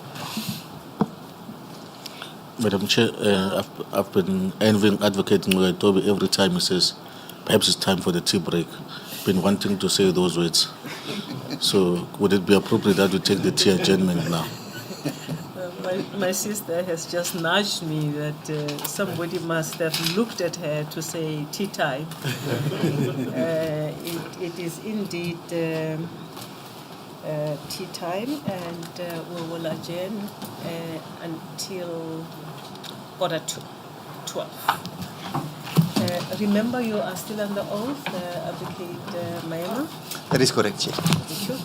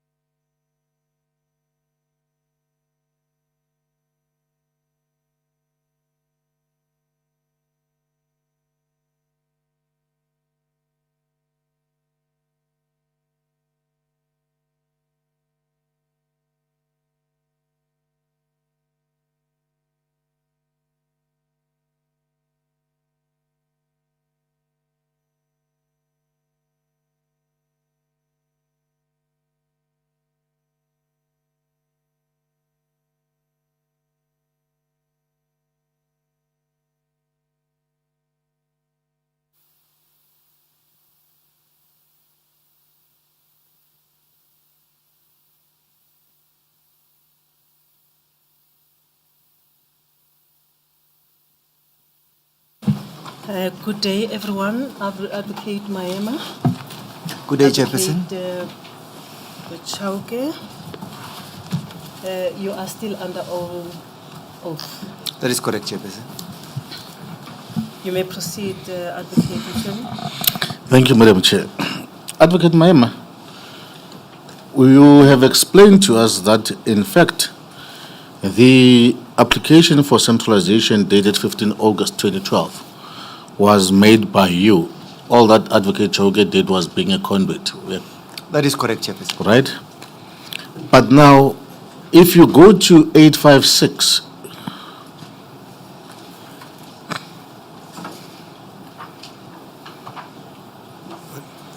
are you there? Page 85. Yes, LO 00856.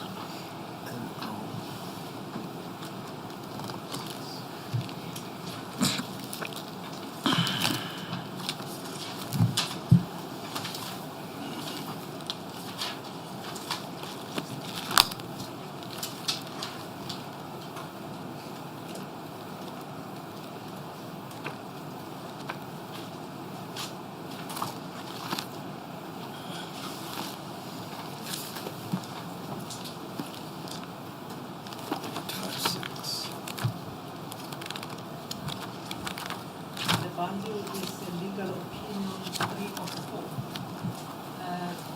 Mr. Marani, please assist the witness. Mr. Marani, please get the volume for the witness. Not here. Legal opinion 3 of 4. Is it this one? Oh, 806. Oh, okay.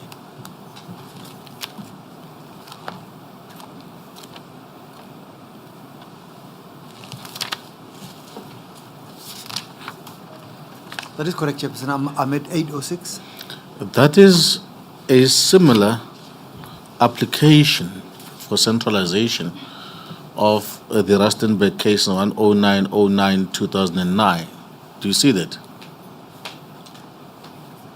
NJ3. Yes.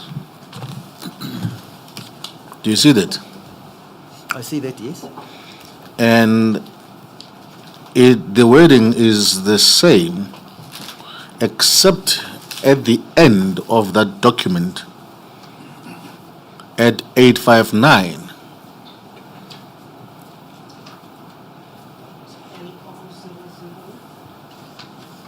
Eight- Please just refer us to the pages as reflected in that volume. Thank you, Madam Chair. I then, Tata Maema? I'm there, Chairperson. Yes.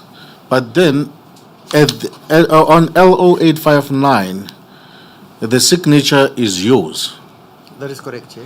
and it says PP. Yes. And when one goes to LO 856,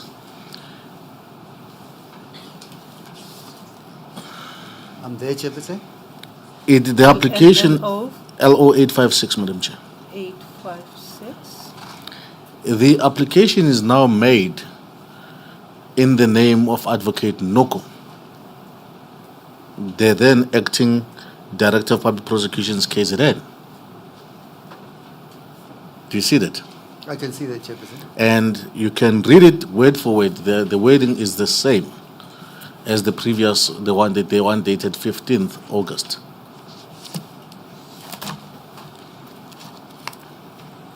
And this one is dated 20th August. Oh, yes, I see that, yes. Yes. Now, the fact that you now decided to make the application in Advocate Noko's name, could that be an acceptance that that application should not and could not have been made in under Advocate Chauke's name?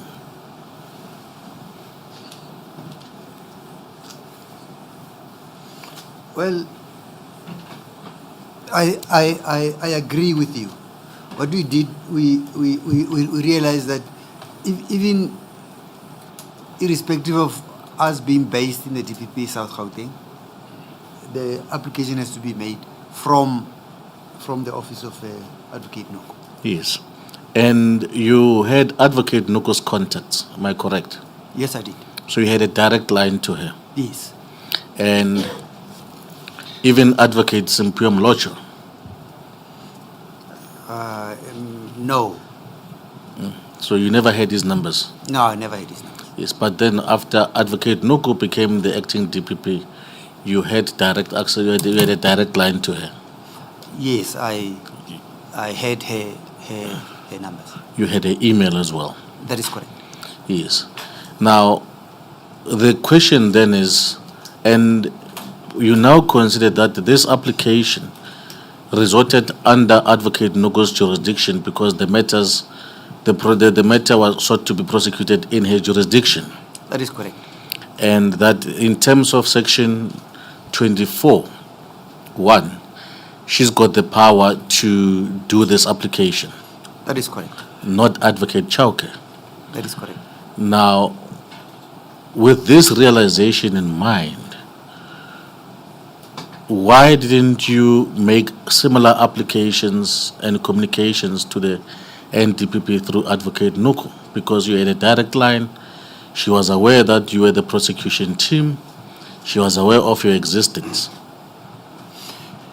Chairperson, what I'm saying was on the 15th of August, when we made it under the letterhead of the DPP South Gauteng, and we used Advocate Chauke to communicate that request. We were simply in the office, in his office. But on the 20th of August, we were working from the office of Advocate Noko. Yes, but at that time you had already been granted the centralization authorization on the 17th. The centralization was already granted, yes. Yes, and yet you make another one. On the 20th. Yes, on top of, because you understood that it was improperly made, it should have been made under Advocate Noko's name. It was to regularize. Exactly. Now, and you then signed on behalf of Advocate Noko. That is correct. Yes.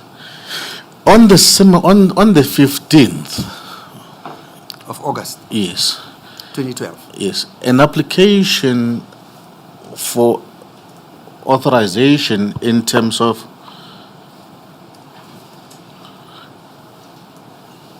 Section 24 was made to Advocate Jiba. Do you recall that? That is correct. And that was preceded by, and it was made in the name of Advocate Noko. You can go to LO 00780.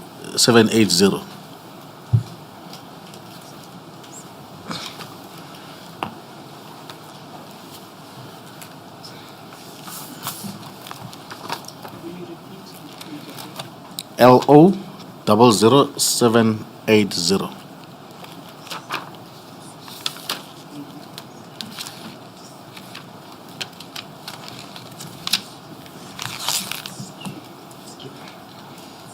I am there, Chair. That is an application that was made for poker authorization under Advocate Noko's name. Do you see that? That is correct, Chair. And it is signed by Advocate Chauke. It is signed PP by Advocate Chauke, yes. Yes. And you testified that the signing of that document on behalf by Advocate Chauke, on behalf of Advocate Noko, was based on an arrangement. Do you recall that? That is correct, yes. And you testified two things. You said, one, you had made that arrangement with Advocate Noko yourself. That is correct, yes. And you also said that there was an arrangement between Advocate Noko and Advocate Chauke that he will sign. That is correct. Now, I take it that you were not part of the discussion between Advocate Chauke and Noko when that arrangement was made. That is correct, yes. And you therefore got knowledge of that arrangement from Advocate Chauke? No, from Advocate Noko, Yeah, well, because she is the one that I communicated with. yes. You know, the reason I'm asking you this, Advocate Noko denied, she was here sitting the way you are. She denied knowledge of this document, and as well as that there was any arrangement made with her that that application will be made in her name. Chairperson, this incident happened in more than 10 years ago. So I wouldn't know if she would have forgotten about it. No. She was adamant, in fact, that she knew nothing about this document. She was never consulted. She never authorized anyone to sign on her behalf.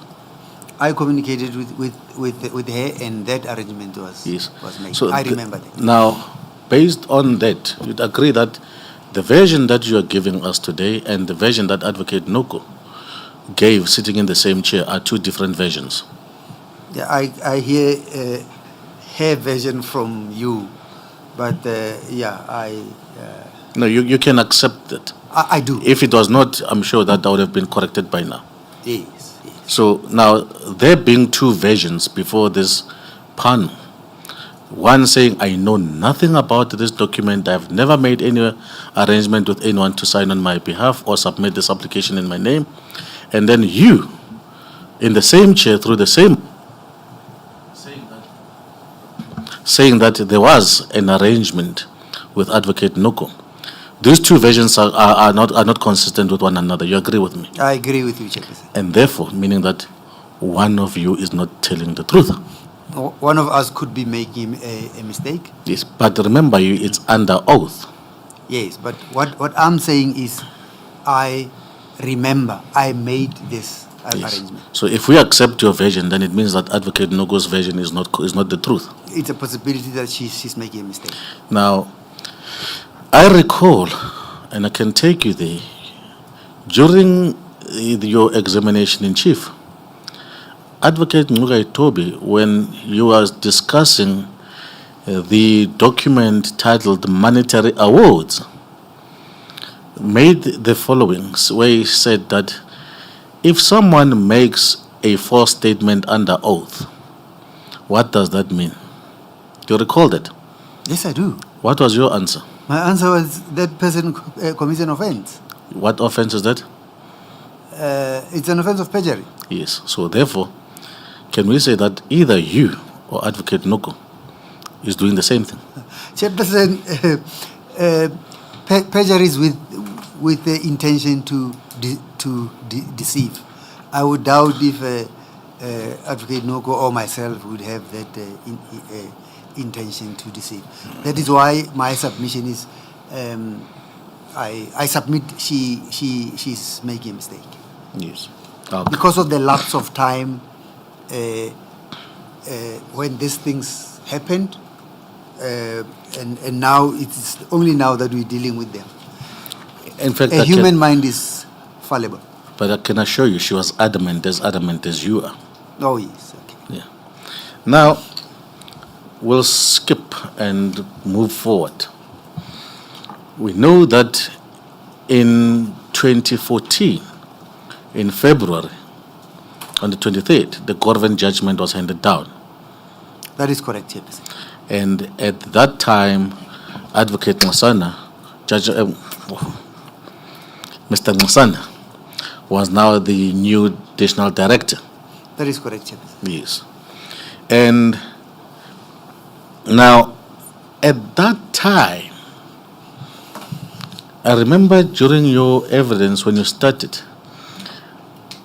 Advocate Ngugai Tobi was very happy to refer you to your authorization, which, amongst others, gave you the power to appeal to any judgment or to prosecute any appeal against any review of whatever decision that comes out of your decisions to prosecute in the Cato manner. Do you recall that?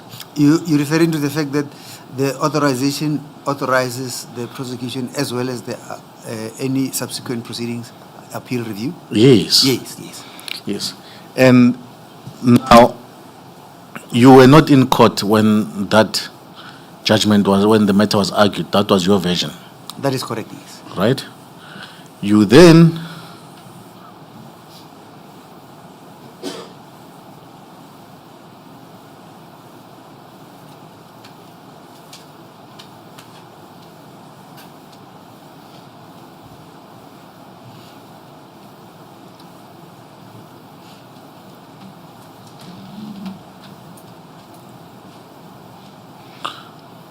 you were not happy with the judgment as the prosecution team.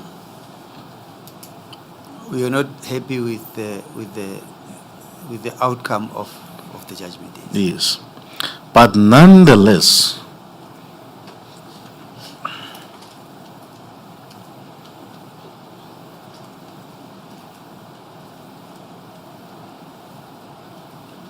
okay, but before we move, before we get there, I just want to stick to August 2012 because what I'm going to deal with is still in 2012. I follow, Chairperson. On the 14th,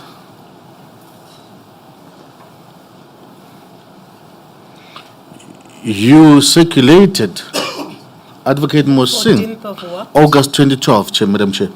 In fact, you can go to the annexure to your statement, and that would be page A, 1A785.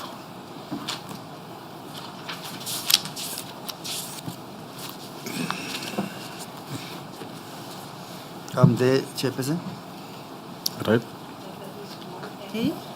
7, in fact, it starts, I'm going to start at the bottom at 786. I thought you said 1A175. Yeah, no, 78, 1A785. But go to 786 because there's a trail of emails.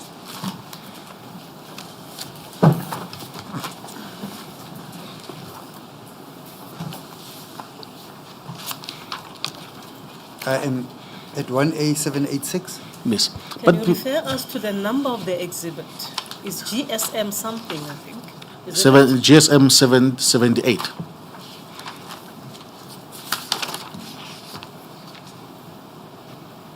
Now, but before I start, just before I forget, Advocate Maema, let me just wait for the chairperson to come to recompose.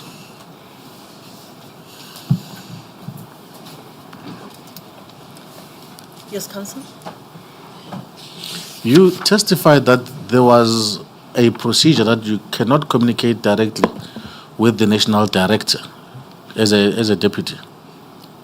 I'm not saying there was a procedure. I said we ordinarily do not communicate directly as deputies to the national director. But Communicate- there was no document that strictly prohibited that. No. Okay. Just out of protocol, deputies communicate through DPPs. Now, are you at 1A786? Yes, I'm there, Chairperson. And then the heading is, it's an email from Advocate Mosing, dated 14 August 2012, to Mahlubin Tlagaza and yourself, and the subject is final Keto Mena indictment as modified by Advocate Kiar Matenja. That is correct, Chairperson. And it says, colleagues, here with more corrections to the summary of facts and memorandum regards. Do you see that? That is correct.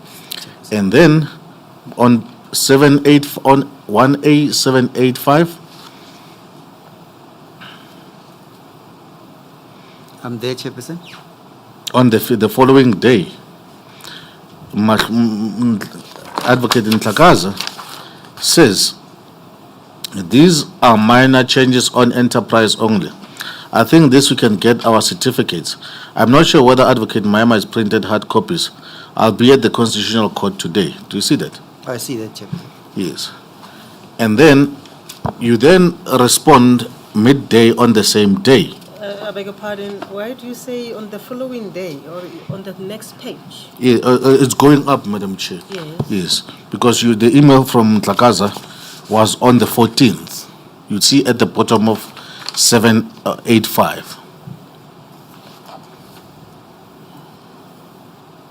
But you have the one on top from Mashubi Ntlagasa, 15 August 2012? Yes, no, I'm saying below that there's the person who circulated that email was Musing.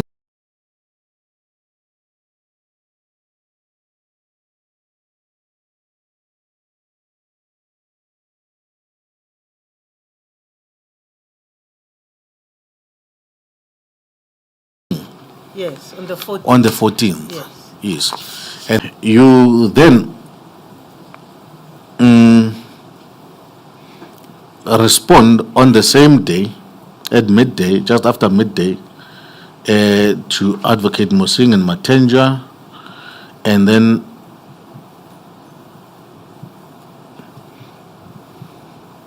you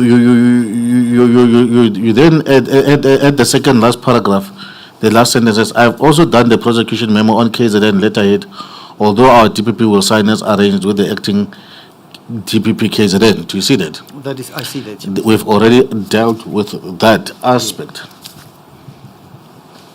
But what I'm interested in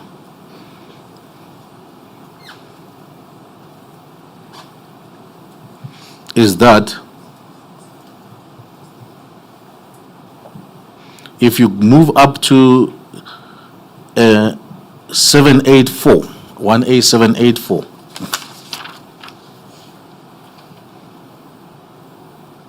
I am there, Chairperson. right? You, at 2 p.m. on the same day, you write to Anthony Musing, and this time you write to him alone. Do you see that? You don't copy other members.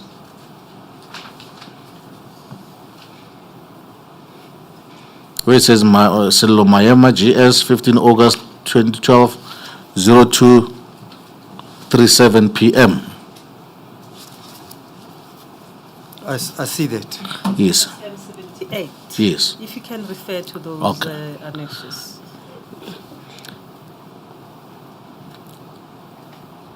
You at that email, in that email, at the last sentence, second last sentence says, I will send you the corrected version of all the documents. The DPP secretary is still looking at the spacing, aligning, etc. Do you see that? I see that. Meaning that this document was on Advocate Chauke's secretary's computer.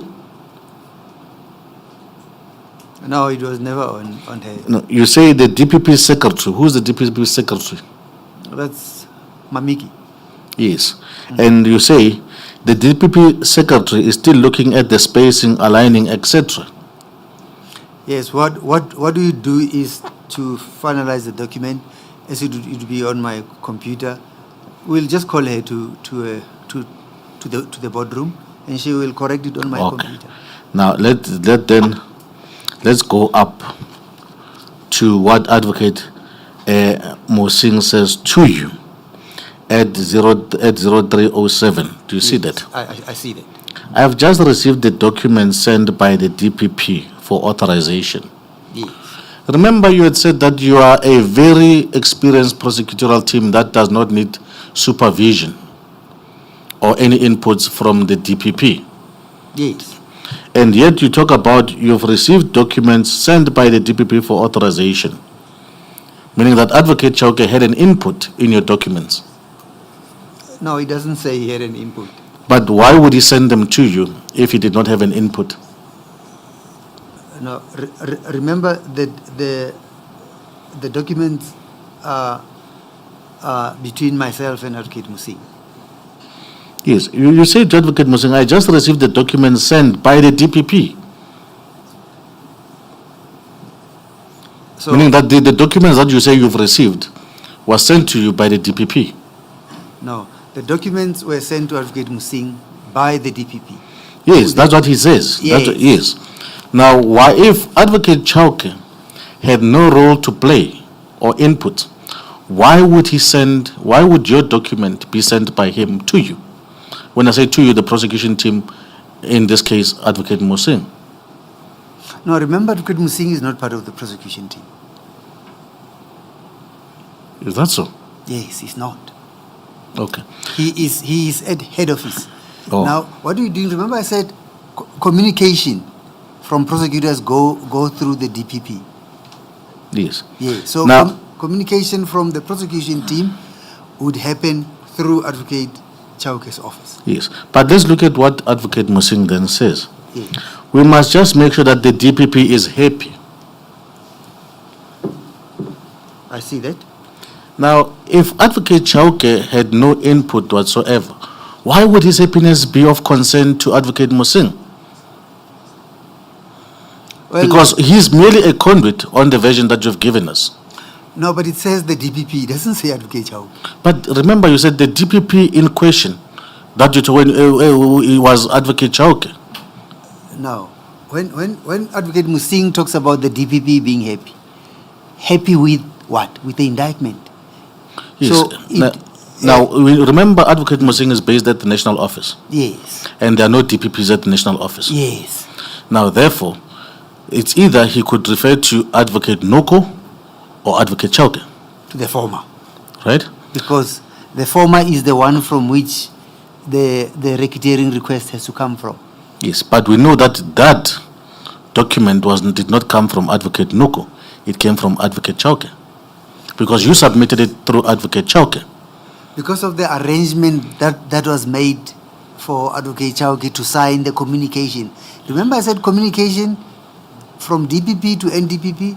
So it's a communication from Advocate Chauke from a DPP, who then was Advocate Chauke because we were in his office, Yes. the National Director. And that's the DPP that Advocate Musing is talking about. No, when Advocate Musing says happy with the documents, it means happy with the indictment and happy with the prosecution memo. Yes, but I'm talking about who must be happy. Advocate Noko. But Advocate Noko told us that she knew nothing about those documents. No, Chairperson, I traveled specifically to KZN to go and discuss this prosecution memo and indictment with her. Yes. Now, okay, we will leave it there, but I think Advocate Musing, we were told, is going to come and he will explain as to who did he refer to as, whose happiness was he concerned about. Yes. Yes.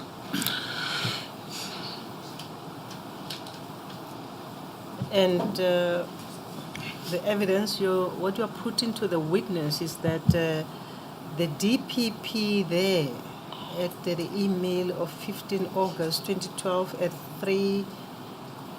7 minutes past 3 p.m.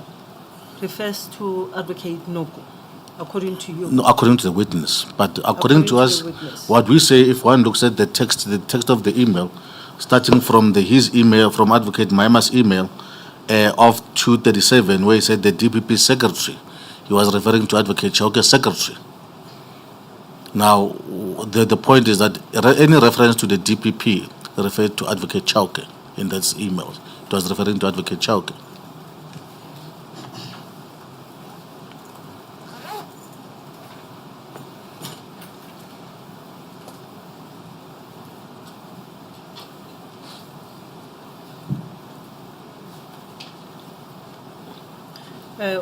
Did you put this proposition to Advocate Noko when she testified?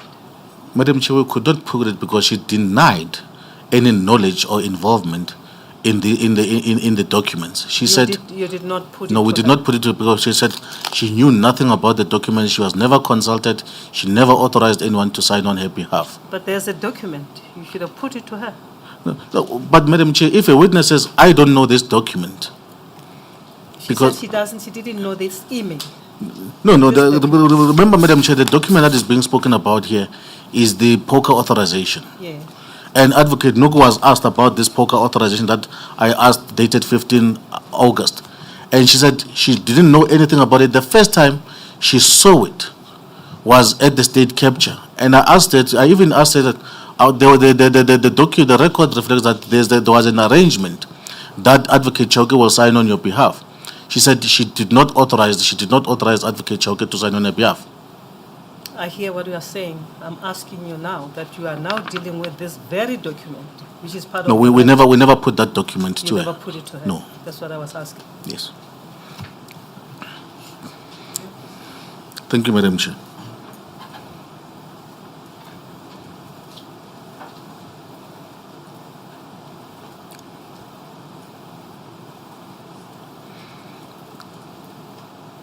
Now, Advocate Maema, we are now back at post-Gorven judgment,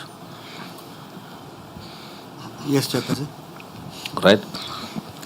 After the Gorven judgment was handed down on the 5th of March 2014, do you recall that? I recall the GSM 82, Madam Chair. I've made the document, the GSM 82. No, it's not March, it's 26 February 2014, February. 82. 82.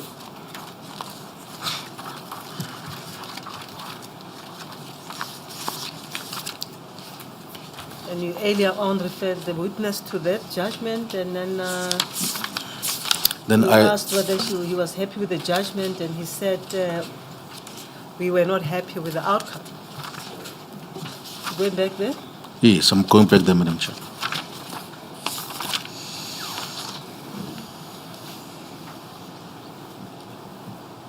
Yes, M82 is a what? 1A? 1A799, Madam Ramakha.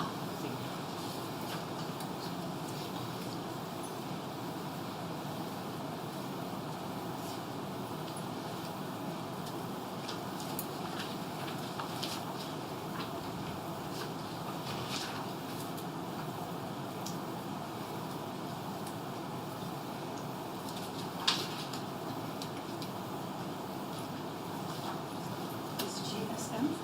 82. Better to refer to GSM because some of the 1A are not legible because of the numbers written on top of those numbers. So you can refer us to it's- 1A, whatever, if you have it, and then refer us to the GSM annexure. Yes, I've did, Madam Chair, said GSM 82. Sometimes I can't see. Is GSM what? 82, GSM. The memorandum, yes, not the judgment. yes. What are you saying now? I'm saying to Advocate Maema that No. You referred us to the judgment, which you. I said the Gorven judgment was handed down on the 26th of February. So GSM 2 is not the judgment. No, it's not the judgment, it's the memorandum by the prosecution team. See, that's why I get confused.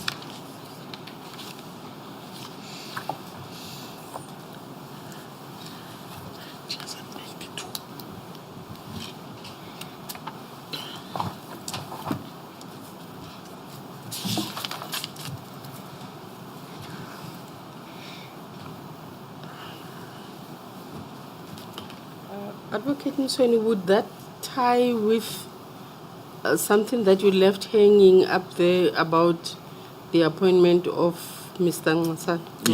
Yes. I was just gonna come and clarify, just put it together because I left that point. I recall that I made mention of Advocate. Remember, we are writing manuscripts, so you can't go back and Apologize. Okay, Mr. Maema, let's just put everything into context. Advocate Ngasana was appointed, I think, in 2013. Am I correct? That is correct.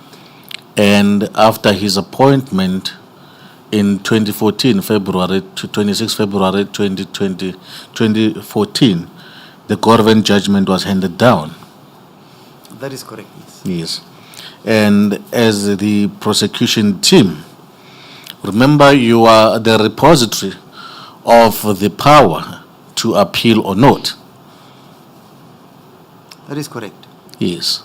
And that power has not been withdrawn. 100%. Yes. So therefore, you had been, whether even after Advocate Mr. Ngasana came into power, he never withdrew or amended your authorizations to withdraw the power to file appeals. That is correct, Chairperson. Yes.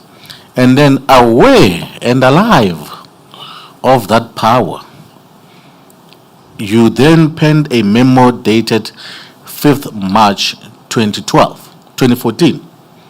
That is GSM 82 Yes, 1A799. that is correct. Yes.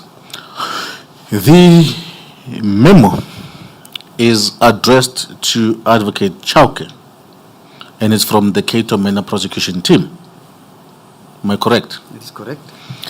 But the purpose of that memorandum at paragraph 1, you say the purpose of this memorandum is to update the National Director of Public Prosecution, NDPP, and the head of NPS following the judgment delivered by Gorven J of the KwaZulu-Natal High Court on 26 February 2014. Is that correct? That is correct. Yes. And at paragraph 421, that would be of your statement. That would be 1-116, page dash 1-116.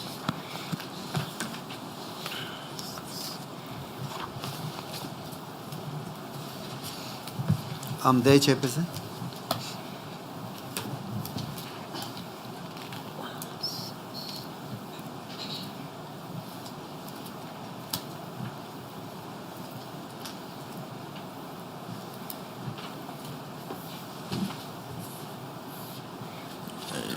Are you there, Madam Chair? Yes, I got it, thank you.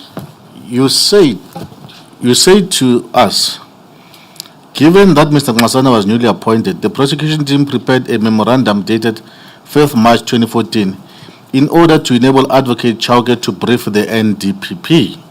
Do you see that? I see that, Chairperson. And if we zoom in into your memorandum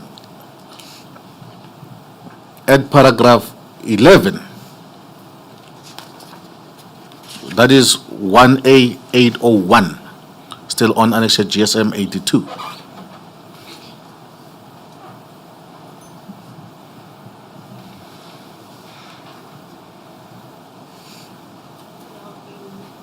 Memorandum GSM 82, paragraph. Paragraph 11.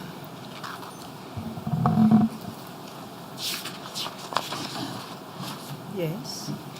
You say, in terms of the process, since we do not intend to appeal the judgment, we are of the view that we should call upon the applicant to appear before the High Court to formally withdraw the charges in the meantime, pending an intended application to you, sir, for new authorization. Do you see that? I see that, Chairperson. And that's what you guys wrote. That is correct. And you took the decision not to appeal, alive to the fact that that power lies with you. That is correct. Yes. And you're telling him that what you intend doing is to apply for new authorizations. That is correct. And you even use the word sir with a capital letter. That is correct because it refers to the National Director being a male at the time. And showing respect. Well, you're always respectful to Yes. our seniors. And then at paragraph 12, you then say the prosecution team intends to apply to the NDPP for the reissuing of the certificates. We shall prepare a new memorandum which outlines in detail the evidence against the applicant. And then 13, we still firmly... Excuse me, Madam Chair, my device decided to give up on me. Please come and help Advocate Mucheni. No, I've got the document. Whilst it's still restarting. Let our It's fine. lady there It's charging. to assist you with the connection. No, it's charging, Madam Chair. It's gonna, Charging. yes. I just lost.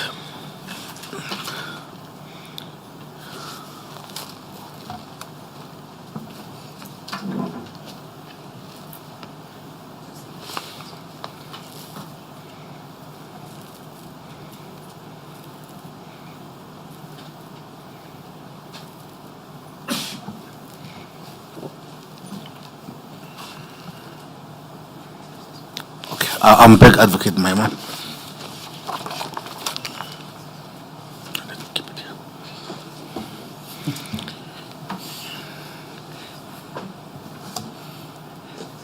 You, at paragraph 13, you say, we are still firmly of a strong view that there are sufficient facts which justify the reissuing of racketeering authorizations. Is that correct? That is correct, Chairperson. And at the time that you penned this memorandum, I did my calculation, the judgment was 5 days old. Please repeat yourself. The Judgment was 5 days old, 5 days old. yes. 5 court days old. Do you accept that, Mr. Maema? You I accept your Yes. summation, Chairperson. And the main purpose, as you told us, was so that Advocate Chauke can go and communicate your decision to Mr. Ngasana. That is correct. Yes. Now, in your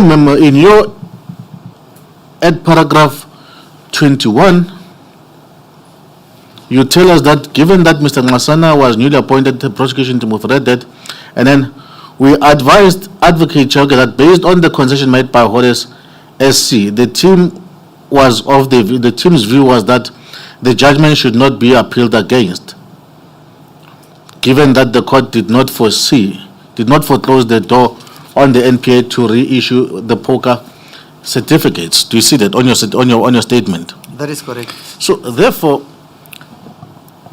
you had made it unequivocally clear to Advocate Chauke that as the repository of the power to appeal or not, we are not going to appeal.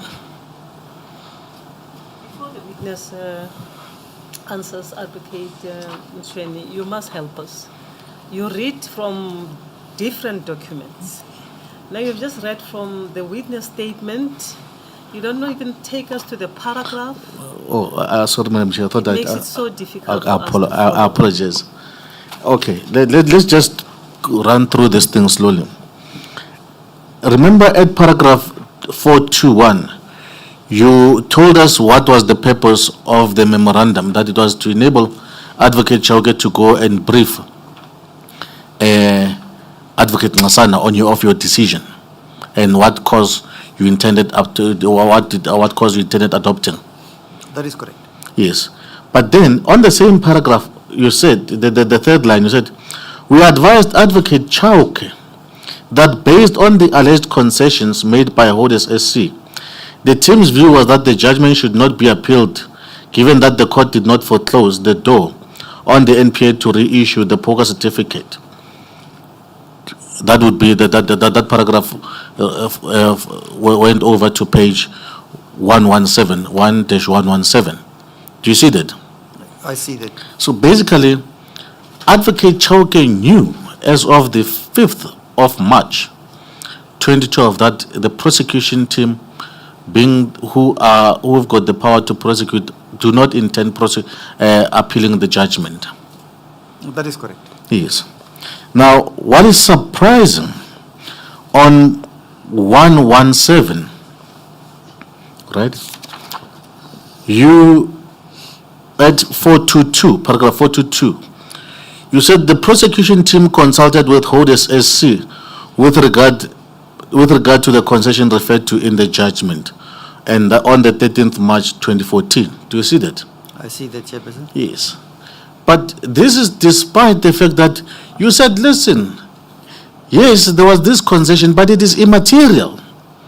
Because despite this concession, we do not intend appealing. Is that correct? Not with regard to the concession. We are not appealing about the concession. He said he was not satisfied with the conclusion, the outcome of the judgment. Now you are referring to the concession. You say the appeal about the concession. Would you please rephrase the question? Okay, may I just preface it, Madam Chair, so that Yes, my I think question... you can rephrase it. Yes. Advocate Maema, so that I'm not misquoted. If we can just go back. No, you are not going to be misquoted. You are confusing us with the way you put your question. Yes, I just want to so that everything flows, Madam You Chair. are misquoting. Yeah, I apologize, Madam Chair. At 1A801, we're back on GSM 82. All right? That is your memorandum.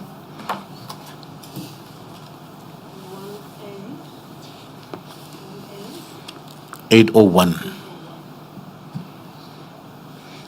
Let me just start at paragraph 10. You see, we feel, therefore, that the concessions were incorrectly made. This aspect which You go out of the view. You can't feel. It's No, a view that you have. No, he does what is written there, Madam Chair.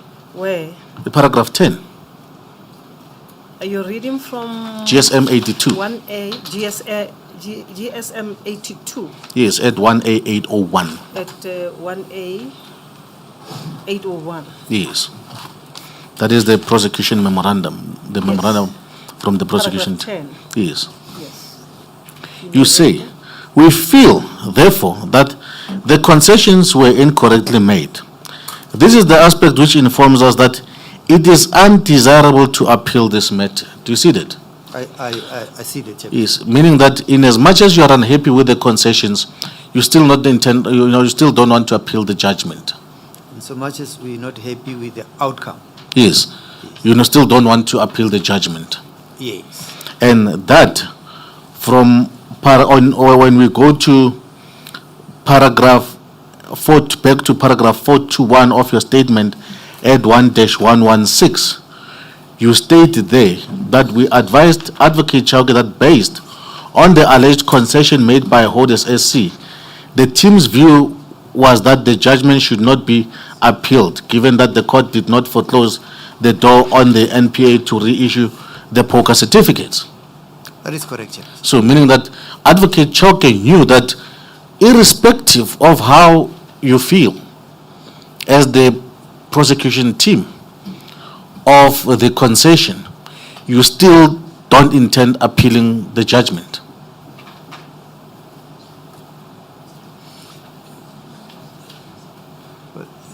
Well, irrespective of how we feel about the concessions, we still hold the view that we are not appealing the Yes. judgment. And you say that you advised Advocate Chauke.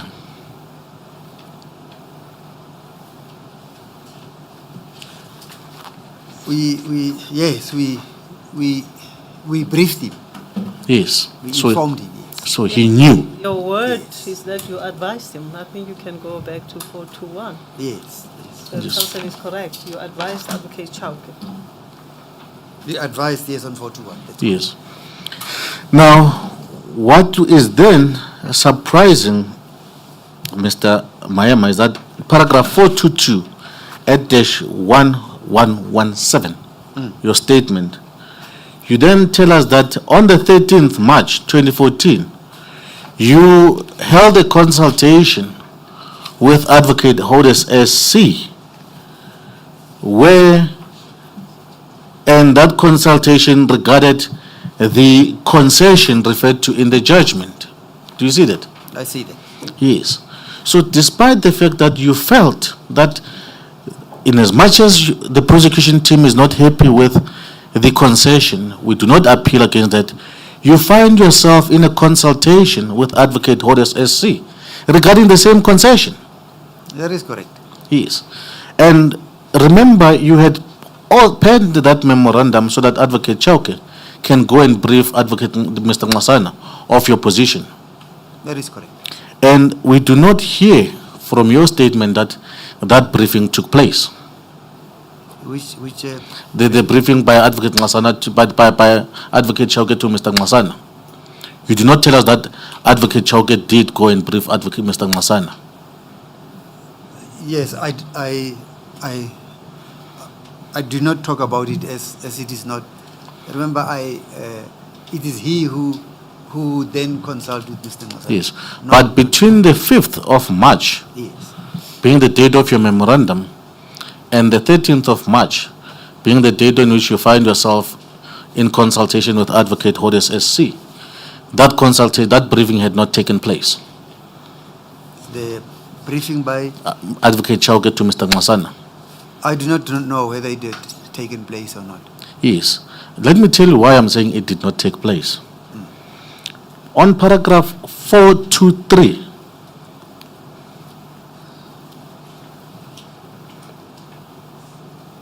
no, in fact, let's go to 424.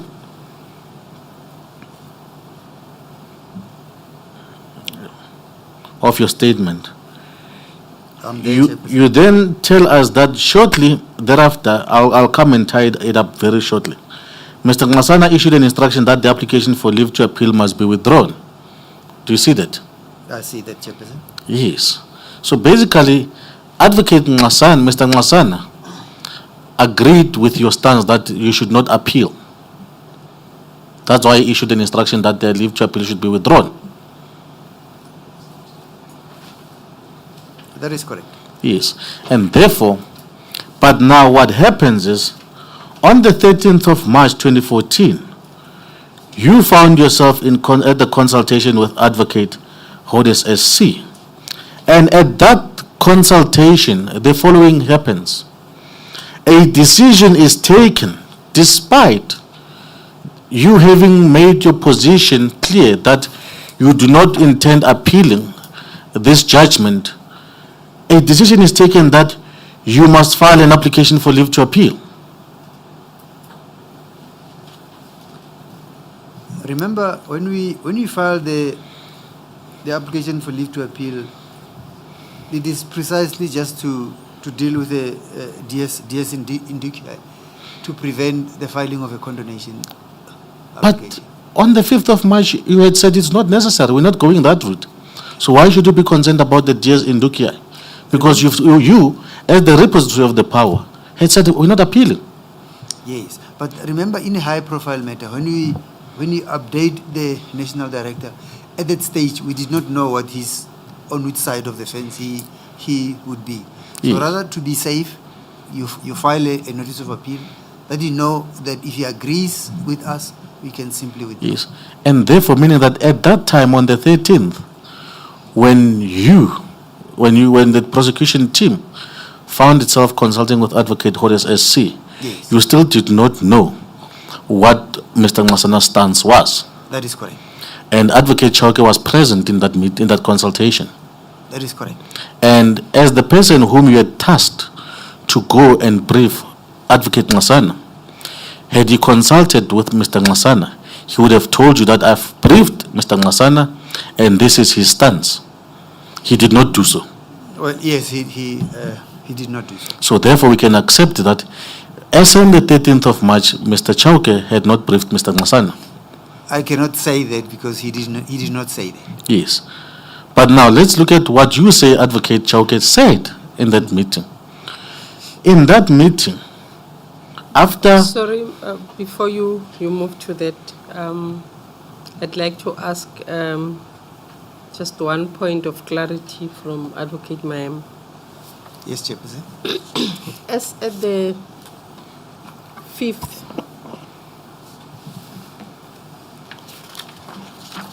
of March 2014, when you penned the memorandum advising that you're not going to appeal because the judgment did not close the door on the NPA in terms of the racketeering authorization certificate.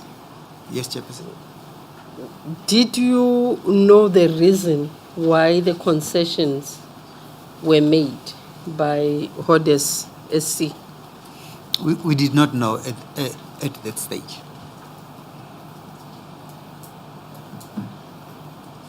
Well, just a follow-up on that question. Is it untoward to consult with Hodes SC to find out why he made those concessions that may have compromised the NPA case? Chairperson, can you repeat the question?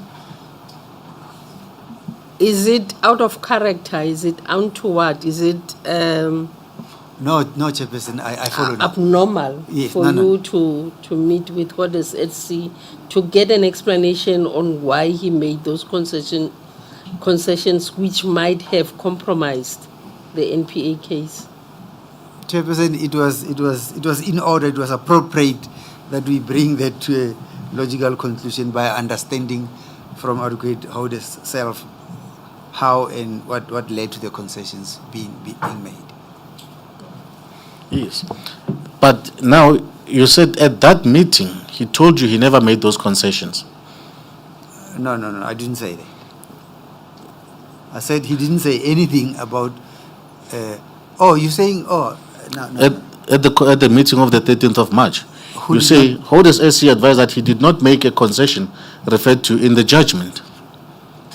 Yes, how does SC says he didn't make it? So now, but the point of the matter remains that whether the concession is made or not, you felt on the 5th of March that it is not necessary to appeal the judgment. That You have to look at the sequence of events, look at the date, Advocate Mshwele. Look at the 421.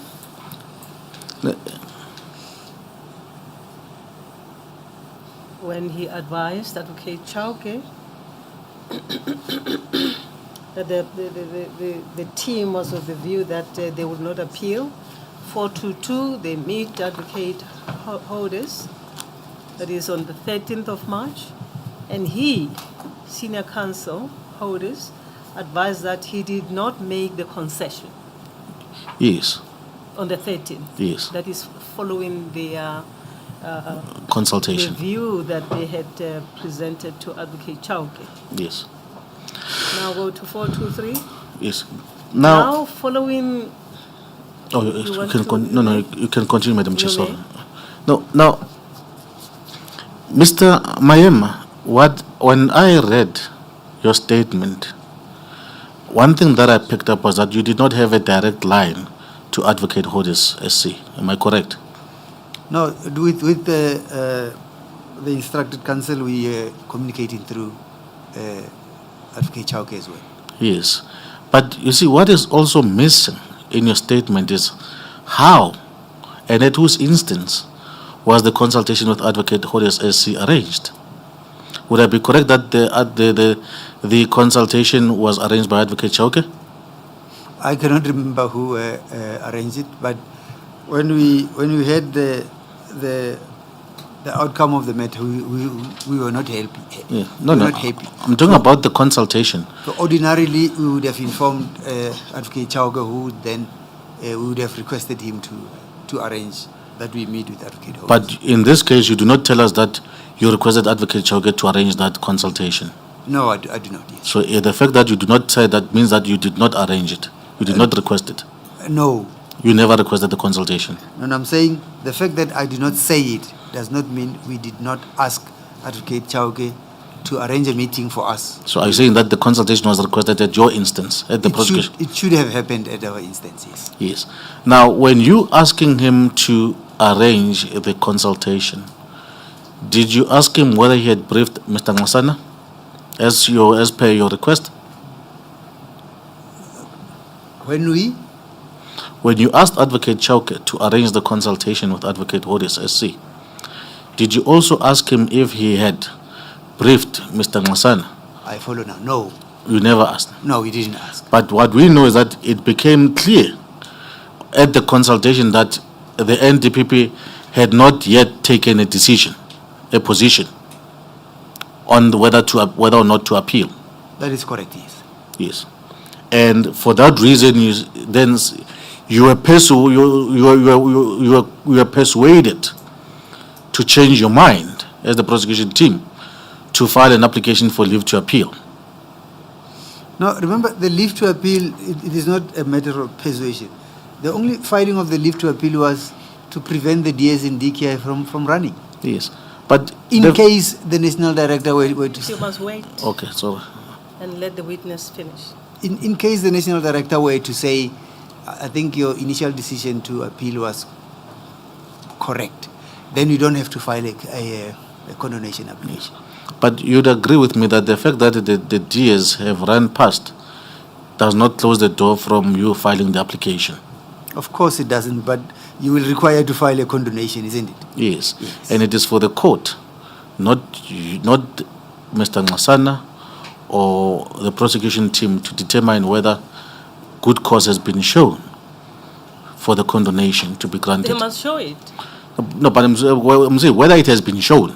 They They- must first show it for somebody to decide whether such cause has been shown. Yes. And he testified yesterday that to obviate that, they decided to then file a notice of appeal. You remember? Yes. That is why Okay. the question of DS non was raised. Oh, yes. Okay, now thank you, Madam Chair, for the Yes. clarification. But Okay. I was going to ask you the question, and you interrupted me and then allowed you to proceed. Sorry, madam. Because I see Advocate Mutweni, you start questions and you leave them hanging.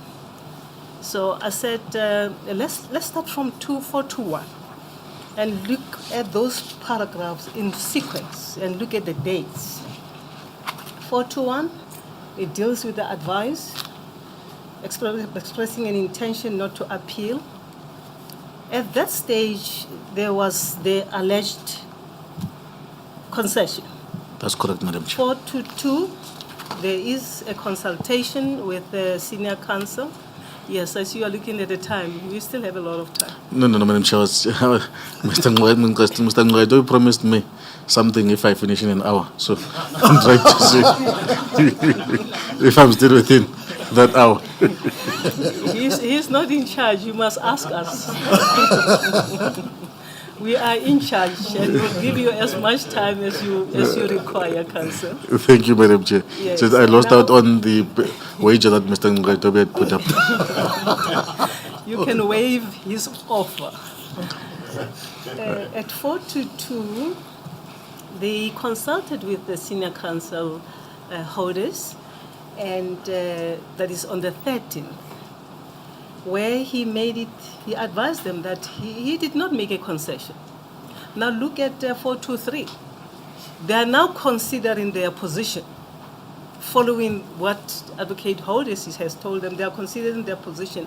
Now, whilst they are considering their position, to prevent the lapsing of the DS into HIAE, they then advised, the team and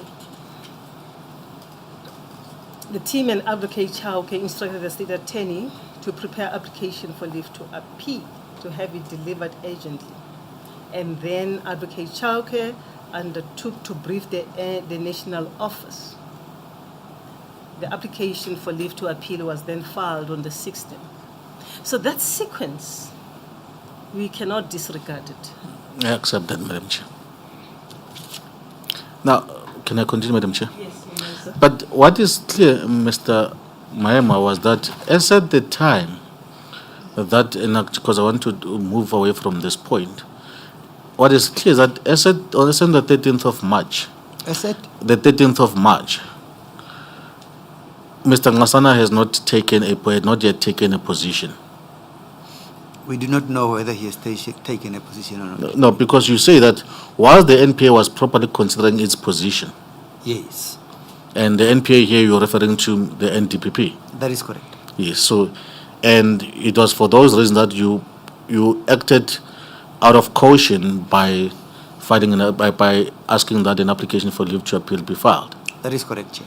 And it is at that meeting then that now that Advocate Chauke says, I will go and brief the NDPP of this decision. Which meeting? The meeting, the 13th. Because he says, at 423, however, while the NPA was properly considering its position to prevent the lapsing of the DS in Dukiai, the prosecution team and Advocate Chauke instructed the state attorney and Holders SC to prepare application for leave to appeal and have it delivered urgently. Advocate Chauke undertook to brief the national office of the decision to appeal the matter. Was it on the 13th of March? I just want to clarify with the witness that was it on the same day, Mr. Maema, at the consultation that where Advocate Chauke undertook to brief the national office of the decision to appeal. No, I think you must ask about paragraph 42. the prosecution consulted with the holders SC, the prosecution team there, on the 13th of March. That is where Advocate Holders advised the prosecution team that he did not make a concession. Accepted, Madam Chair. And And then they then say, whilst the NPA was properly considering his position, you can then ask the witness, when was this? When did this happen? yes. Now, Mr. Maema, okay, the chairperson has stolen my thunder there. When did the prosecution team, together with Advocate Chauke, instruct the state attorney and Advocate Holders SC to prepare the application for leave to appeal? At the meeting with Advocate Holders. On the 13th of March. Yes. And when did Advocate Chauke undertake to brief the NDPP's office?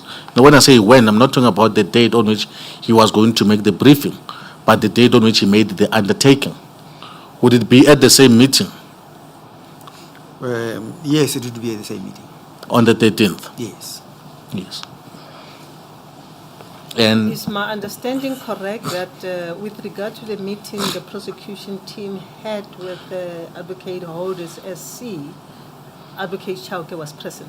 That is correct, Chairperson. Thank you.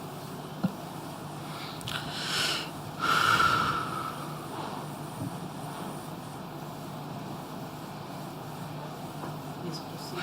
And at that, remember you had said in 421 that when you prepared the memorandum of the 5th of March, it was to enable Advocate Chauke to go and brief the national director. That is correct. Yes. Now, did Advocate Chauke ever come back to you before the meeting of the 13th of March to report to you that he has since briefed the NDPP? No. Yes. Okay. And then shortly you tell us at 424 that Advocate Mr. Masana then issued an instruction that the appeal must be withdrawn. That the application for leave to appeal must be withdrawn. Yes, and we can accept that would have happened after Advocate Chauke had briefed him, because Advocate Chauke undertook to go and brief him. Well, not knowing when Advocate Chauke would have briefed Mr. Ngasana, all I know was that Mr. Ngasana issued an instruction that the appeal must be withdrawn. Yes. Now, then happened, there was a meeting arranged for the 7th of April, 2014. Do you recall that meeting?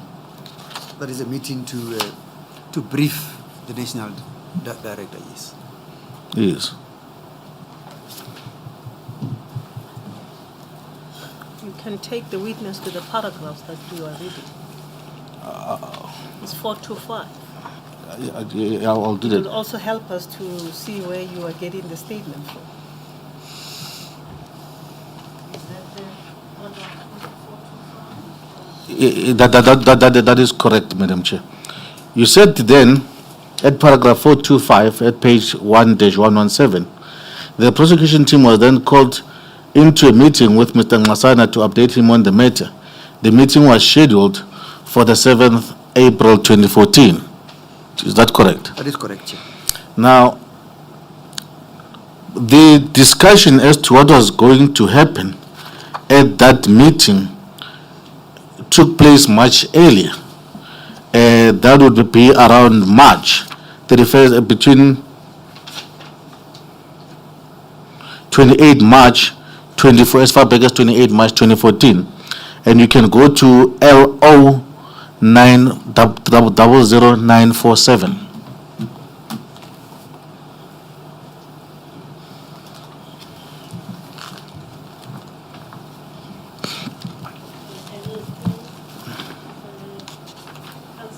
It's LO 00947. 00947.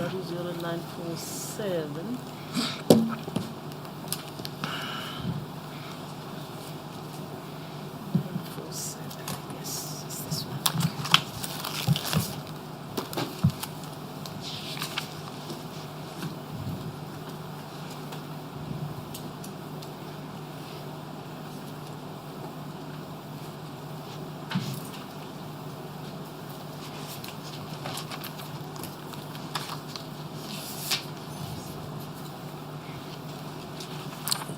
Do you have it, Madam Chair? Do you have it, Mr. Maema? Yes, I am at LO 00947. Yes.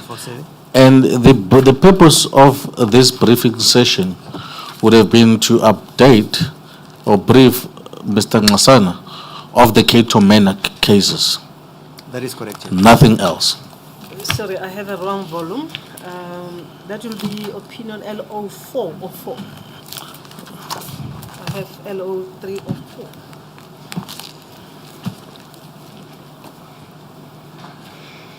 Madam Chair, whilst you're still looking for it, I'm just covering this topic, then I've got one smaller topic. Yes, Might I'm I ask that looking we work through lunchtime so that anyone, if we can relieve people to go home early. No, please. Just do your work and let's finish what you're doing. I'm saying to you, I don't see LO 00947. I'm looking at LO 304. It must be 404.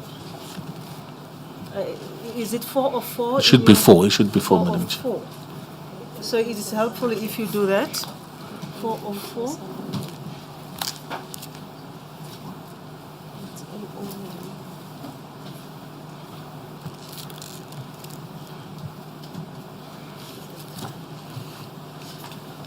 I'll just make a note, Advocate Mchweni, so that I'll share with my sister to see what you're referring to.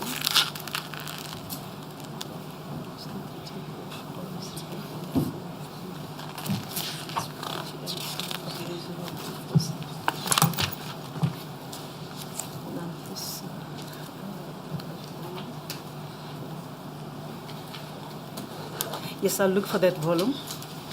Yes. Yes, you were at LO 00947. Yes. I It think. should be LO 4. Yes. Then let's just move down to. I'll start from 947 going down to 948. Are you there, Mr. Maema? I am there, Chairperson. Yes.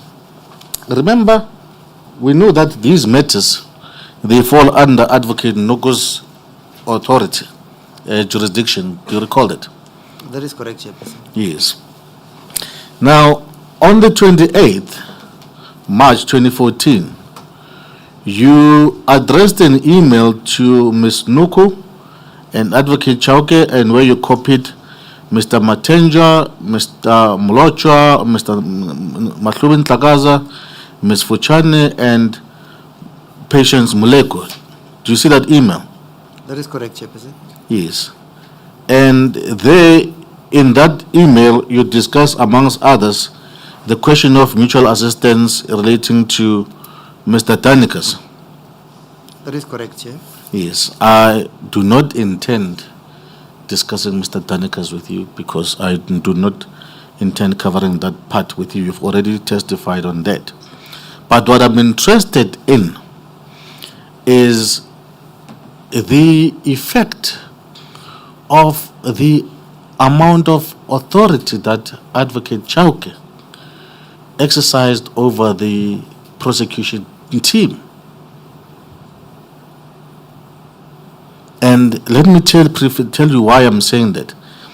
On LO 00948, you then say in your email, Advocate Chauke, I was proposing that Advocate Nuku also be part of the briefing session on Monday, 7 April 2014. Do you see that? I see that. So that she can also benefit from the presentation, or any of the issues that are raised there. Do you see that? I see that, Chairperson. So meaning that, in fact, Advocate Nuku is in the dark about this matter. And that's why you want her to come to that meeting, so that she can at least have the benefit of what is going to be presented to Mr. Ngasana. No, not necessarily in the dark. Yes. But what is important, this is what you say. Remember the briefing session is the prosecution team going to brief Mr. Ngasana. Yes. But what you do is, you say, you ask Advocate Chauke, firstly, that Ms. Nuku should be present at that meeting. Is that correct? Advocate Chauke, I was proposing that Yes. Advocate Nogo also be at that meeting. Yes. Now, let me tell you why I say that you were. But before you do that, let's not be selective with the information. Look at that very page that you are referring us to, and correct me if I'm wrong. The first email is the email of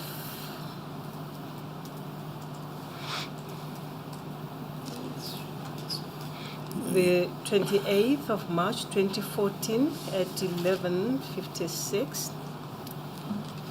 And the second email is the top one. Am I correct? That is the response to the bottom email, Madam Chair. Hence, I started reading the bottom one first. Okay. Yes. Yes. Now, you're not just only proposing, Mr. Maema. The next sentence just say, I am just not sure whether I have the authority to invite her. I just propose that if she's available, she could be part of the briefing session. Basically, you are asking Advocate Chauke for the go-ahead that Advocate Noko be present at that meeting. That's how I interpret that paragraph. Am I correct? Well, at the level of DPPs, I thought they could talk among the two. But this was despite the matter being Advocate Nuku's matter. We're better within her jurisdiction. Now you're saying that she needs Advocate Chauke's permission to be present at that briefing session. Now, remember, if you take the matters in chronology, at that stage, Advocate Chauke has not been asked not to be part of the team. It was at the meeting with Mr. Ngasana that Mr. Chauke was asked not to be part of this. So at that stage, he was still the coordinator of the team. So when I'm communicating with my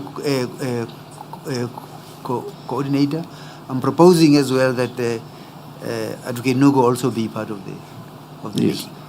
And then, Sorry, Advocate Msweni, I wanted to check that are you asking these questions with the assumption that, or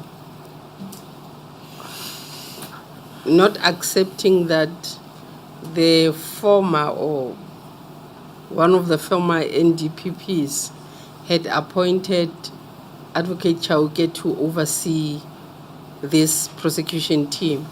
yes, Madam Advocate Mary, will be our argument that he had no authority. No, the authority is something else. All I'm saying is, as you put it to the witness,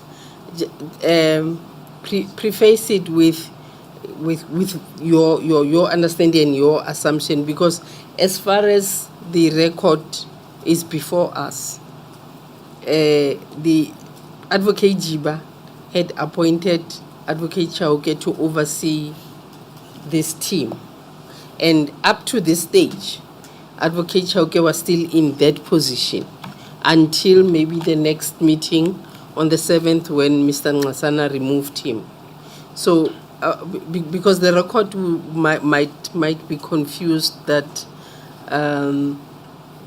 you are alleging that Advocate Chauke had a lot of power here, as if he was not supposed to be here, and whether the appointment to coordinate was lawful or unlawful, it's something that you will deal with in argument. But as the record stands, Advocate Jiba had appointed Advocate Chauke to coordinate, and he has been coordinating, rightly or wrongly, but he has been doing that. And Advocate Maema is here following the same protocol that they have been following all along, recognizing Advocate Chauke as their coordinator. So if you ask a question under the assumption that Advocate Chauke was not supposed to be there, please preface it that way so that we also don't get confused. Okay, let me just clarify that. Thank you, Madam Advocate Meresi. Mr. You told when the chairperson asked you whether were you there at the meeting that Advocate Chauke was assigned the coordination role, you told us that you were not present. Do you recall that? Yes. Now, was it your understanding that as the coordinator, Advocate Chauke was in total control of the matter, including who attends briefing sessions with the DPP in relation to this matter? No. What do you mean he was in total control of the matter? Meaning that, no, can I just ask the next question so that to a point that for other people to attend the briefing session, his permission was required? No, his permission was not. I was not seeking permission for Advocate Nogu to be in the meeting. Remember, it is just preparation stages where I am communicating with the DPP and making a proposal. Whether who extends the invitation, I would expect Advocate Chauke to extend the invitation, and you go to the meeting and Advocate Nogu is not there, and he would expect that I do the same. So rather to prevent that situation beforehand, I just say I deal with it so that we prevent the situation where Advocate Nogu does not know of the meeting consent, despite the fact that she has been copied on the email. Advocate Mchweni, this very email of LO4-00947 of the 28th of March 2014 at 11:56, to whom is it addressed? It's addressed to Advocate Chauke and Advocate Noko, as well as the other prosecution team members. Let the witness just look at it. Advocate Maema. This email under discussion Yes, Chairperson.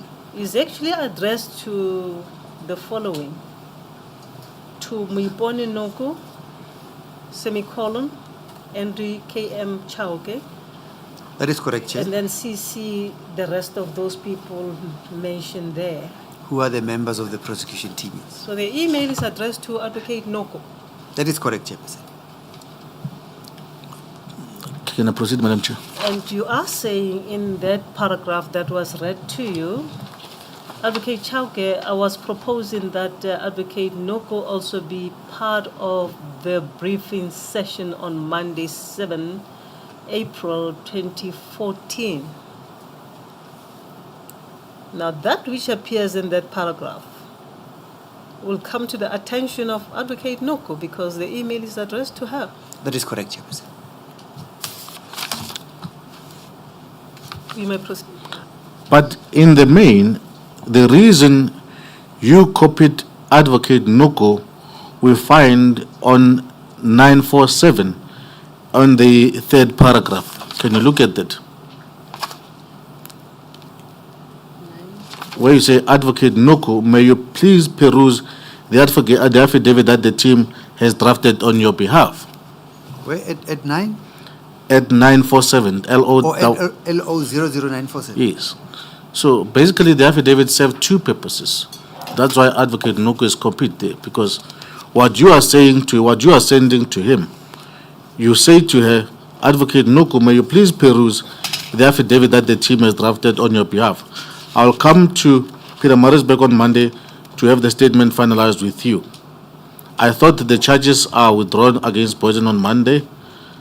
I should also see the Chief Magistrate to have the MLA letters issued by the magistrate. Do you see that?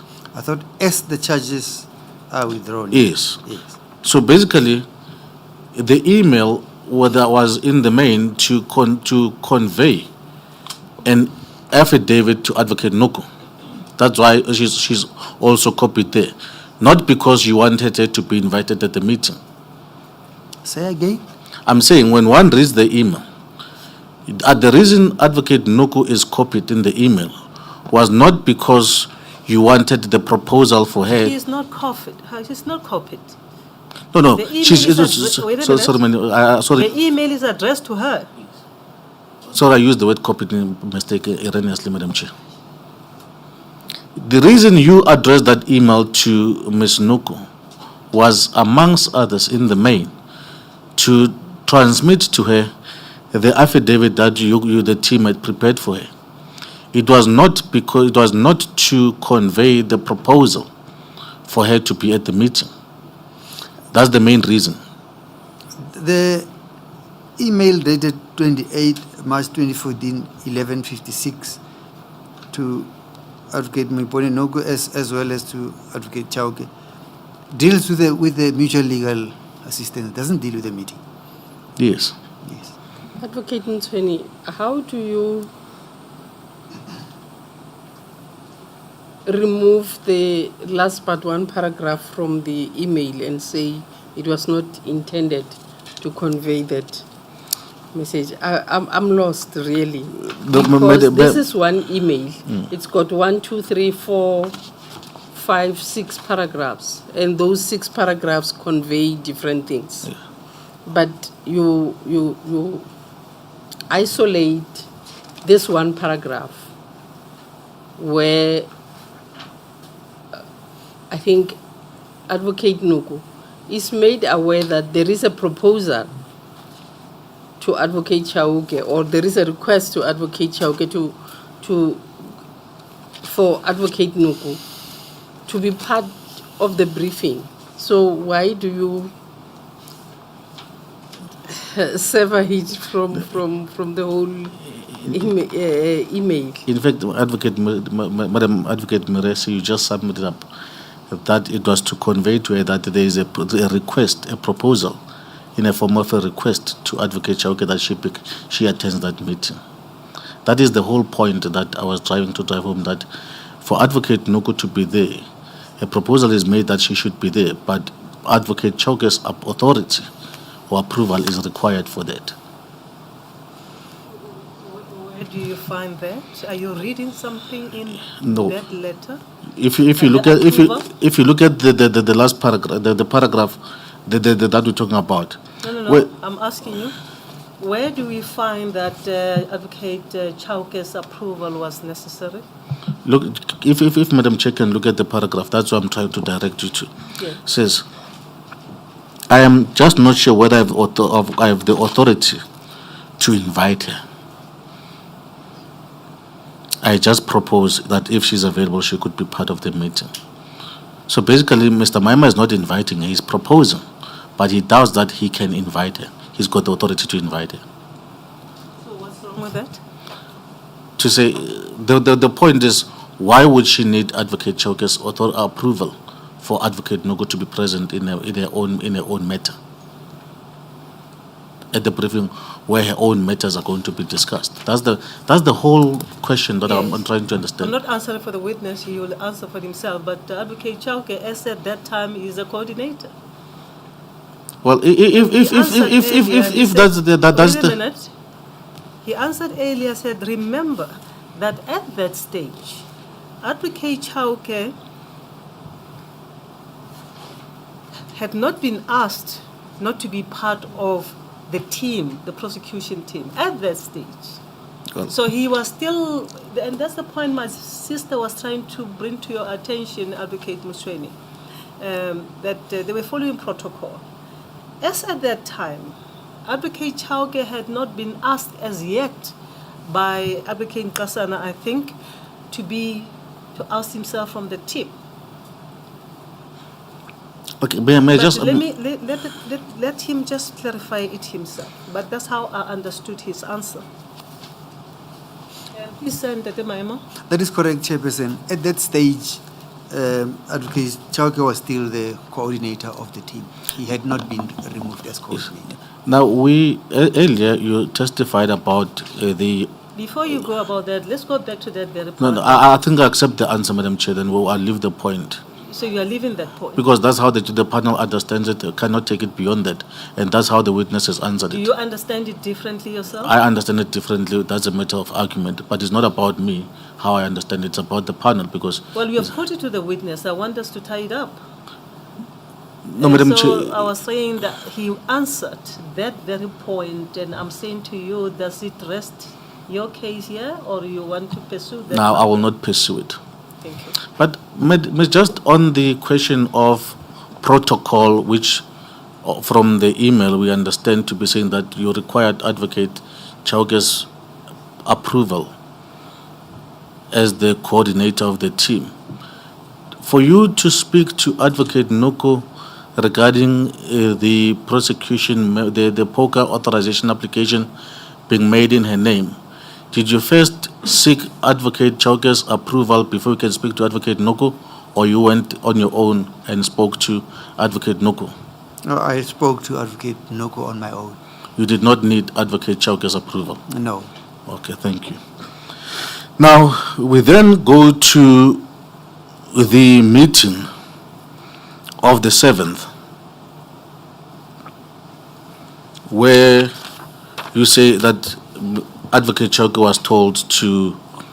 was relieved of his coordinating functions. Just hold on that point. I want to make a follow-up on that last point that you made. Now that you had been following protocol, why is it that this time you communicated directly to Advocate Noko and not through Advocate Chauke? Chairperson, I think at that stage I had I already had the numbers of Advocate Noko. That is why I just communicated with her directly. Am I right that it was not a question of you following protocol or not?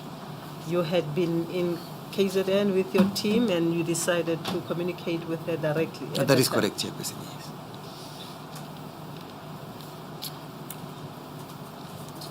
And as you did, Advocate Chauke was still part of, or rather, he was still part, had not been asked to leave. That is correct, Chairperson.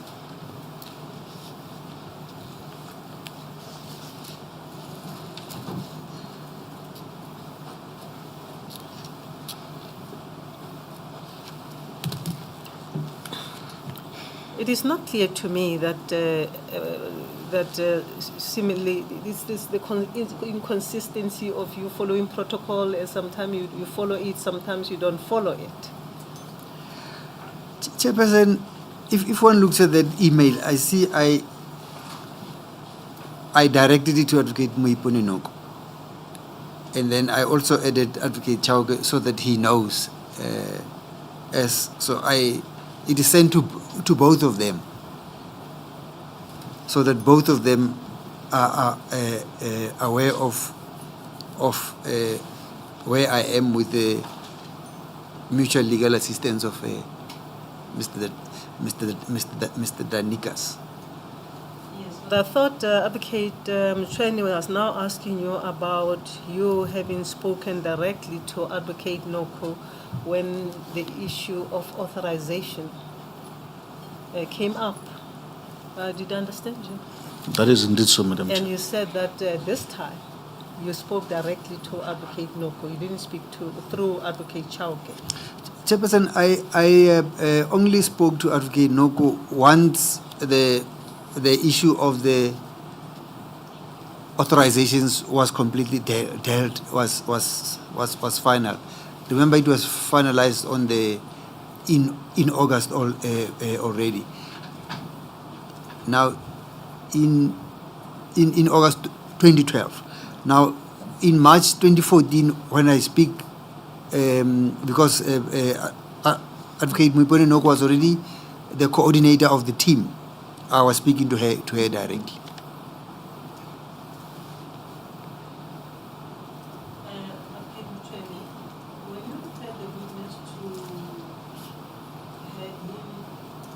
When you spoke to Advocate Maema, having spoken directly to Advocate Noko in relation to the authorization, are you suggesting that there is any communication, documentary communication from him directly to Advocate Noko, or if not, just put that clearer? No, Madam Chair, I think the Madam Chair summed it up correctly. The inconsistency, because at one point when it suits him, he's following protocol. When it suits him, he's not following protocol. And I say this because on the question of the authorizations, which happened in 2012, in August 2012, Advocate Chauke was still the coordinator of the team. And yet, Advocate Maema speaks directly to Advocate Noko and makes an arrangement that Advocate Chauke will sign the application on her behalf. He does not ask, because I asked him, the question of the arrangement, did you get it through Advocate Chauke or not? He said no, I spoke directly to her. And at that time, mind you, Advocate Chauke is still the coordinator of the team. Now, when it suits him, he communicates directly to, he does not follow protocol, but now on other instances, he follows protocol. That's the question, that's what I was trying to grapple with. Because even on both instances, even at the time when he sent this email, Advocate Chauke was still on his version, Advocate Chauke was still the coordinator of the team. Because it was the 28th of March, and he had not yet been relieved. 28th of March 2014, he had not been relieved of his duties. He was relieved a week later. Yes. Can you take us to that part where we spoke about him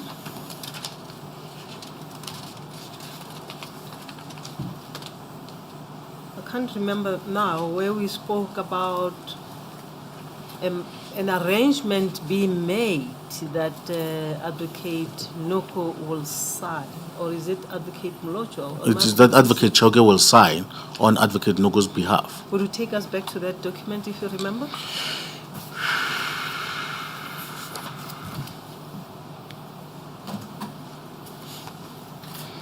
I think it's in the old bundles.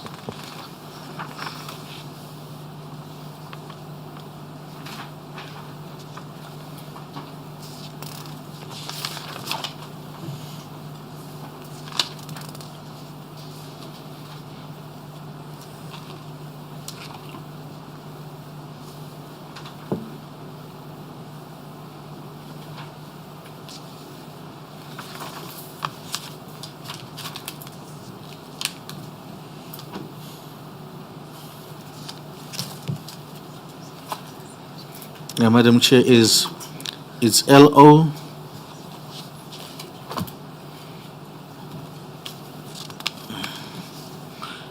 it's LO 00665. What volume is that? I think it should be LO 3 or something like that. 665. What? 658. Yes. LO3. Take us there.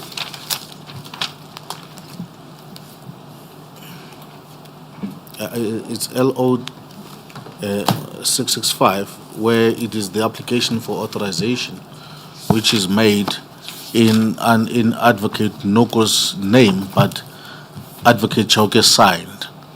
You would recall that I asked the witness to say the application is made in Advocate Noko and in his name, and he testified when Mr. Ngaitobi asked him about this to say, well, there was an arrangement made between him and Advocate Noko that Advocate Chauke will sign. And I asked him that you mentioned arrangement between, first he said there was an arrangement made between him and Advocate Noko. And then he made mention of the arrangement between Advocate Noko and Advocate Chauke. And then when I asked him question earlier, I asked him that you know about the arrangement between Advocate Noko and Advocate Chauke through Advocate Chauke. He said no. He was told that by Advocate Noko when he spoke to her.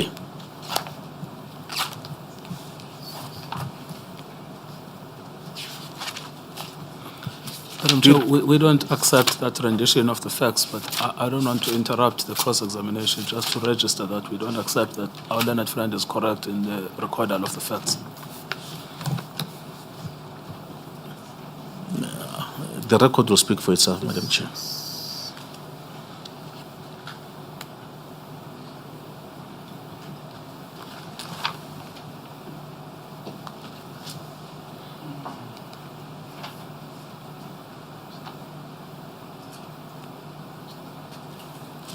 You remember, Council, you remember when you spoke, when you dealt with the centralization application, you referred us to LO 00856. Yes. That letter by Advocate Noko to Advocate Jiba on the 20th of August 2012. You remember? I recall that, Madam Chair. It was that similar application in relation to the Rustenburg dockets. Yes, Madam Chair. And you mentioned that the wording is the same as that in LO 00859, where Advocate Maema signed PP. Yes. Then you referred us to this document, LO 00856. Just to interpose, Madam Chair, even in response to that, he said there was an arrangement between him and Advocate Noko that he will PP on, he'll sign on her behalf. Yes, I'm going there. Yes.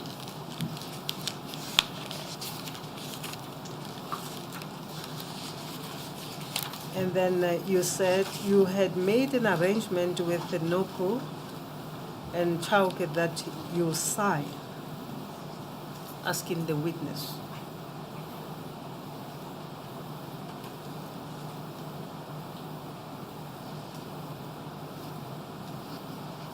And then you said she denied knowledge of that.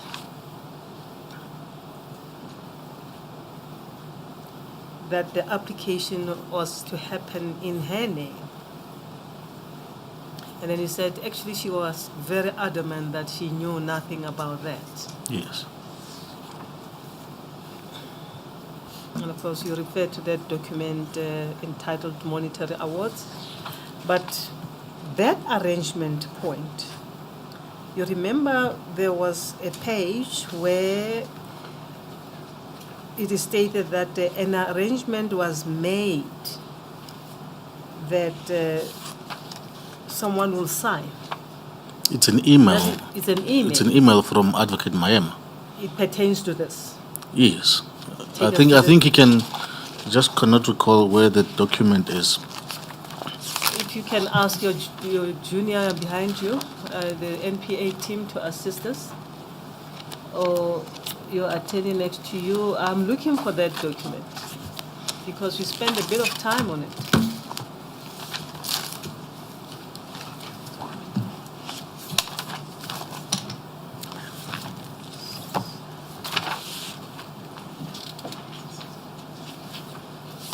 Madam Chair, you'll find it on LO00778.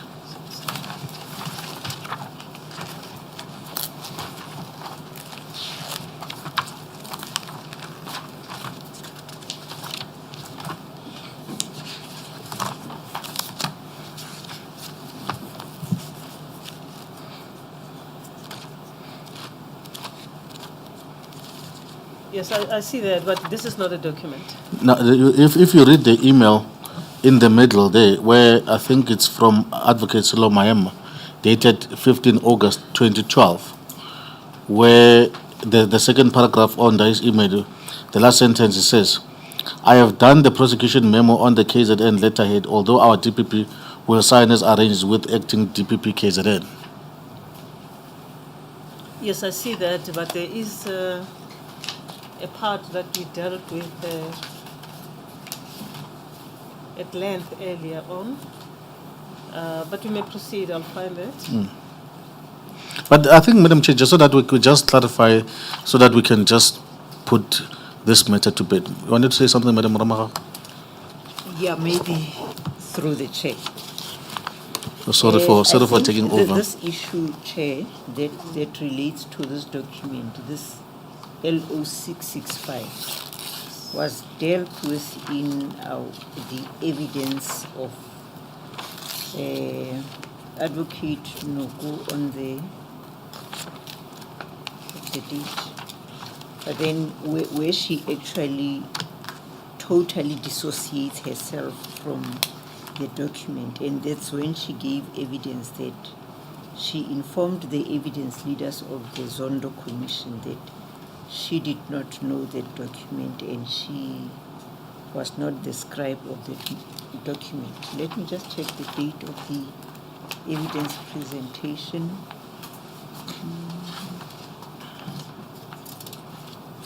It seems to be the 5th.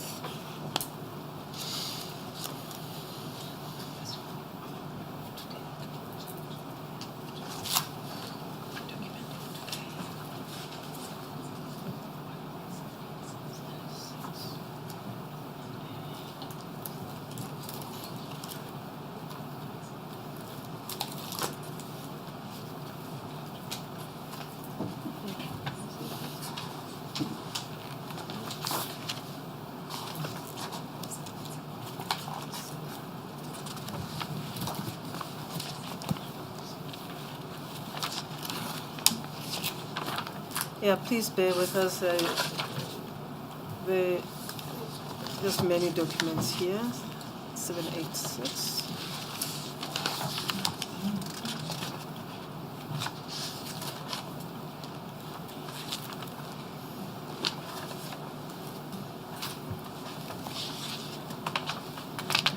Advocate Mchweni, I think you must proceed. Just clarify with the witness again, because I can't find my notes. Tata Maema, let's just deal with the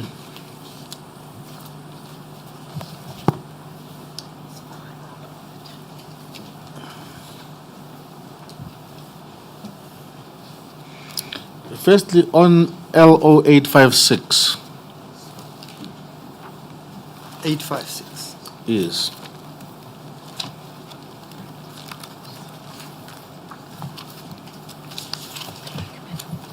I'm there, Chairperson. That is the centralization application that you signed. Do you recall it?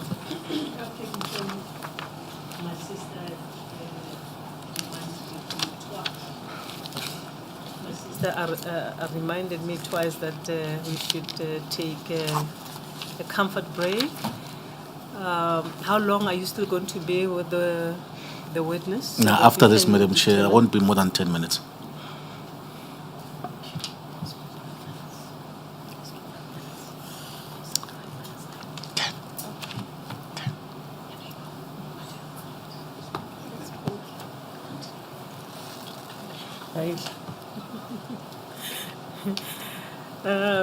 My sister is giving me a nod that you can proceed and finish.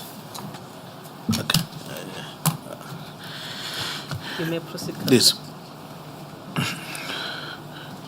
Advocate Maema, do you recall earlier when we discussed the centralization application? That was, remember there was the first one that was done by Advocate Chauke in his name that you said, in fact, was prepared by yourself. That is correct. But it was signed by Advocate Chauke. Yes. And then on the 28th of August, you prepared another centralization application. Yes. And this time signed by you. Signed PP, yes. Yes. And that signature, was it in terms of an arrangement between yourself and Advocate Noko? Where I would sign on her behalf, it would be pair arrangement.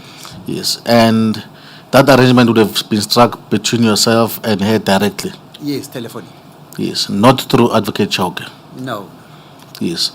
And I take it the same as the poker authorization of the 15th of August, where you said there was an arrangement that Advocate Chauke would sign on Advocate Noko's behalf. Yes, that arrangement was done with Advocate Noko. And yourself? Yes. Directly? That is correct. without Advocate Chauke's intervention. I would have accepted that the two DPPs would have spoken. No, but I mean, when you spoke to Advocate Noko, you did not speak to her through Advocate Chauke. No, You spoke to her directly. directly, yes. Yes. I think, Madam Chair, that puts the matter to bed. Now, as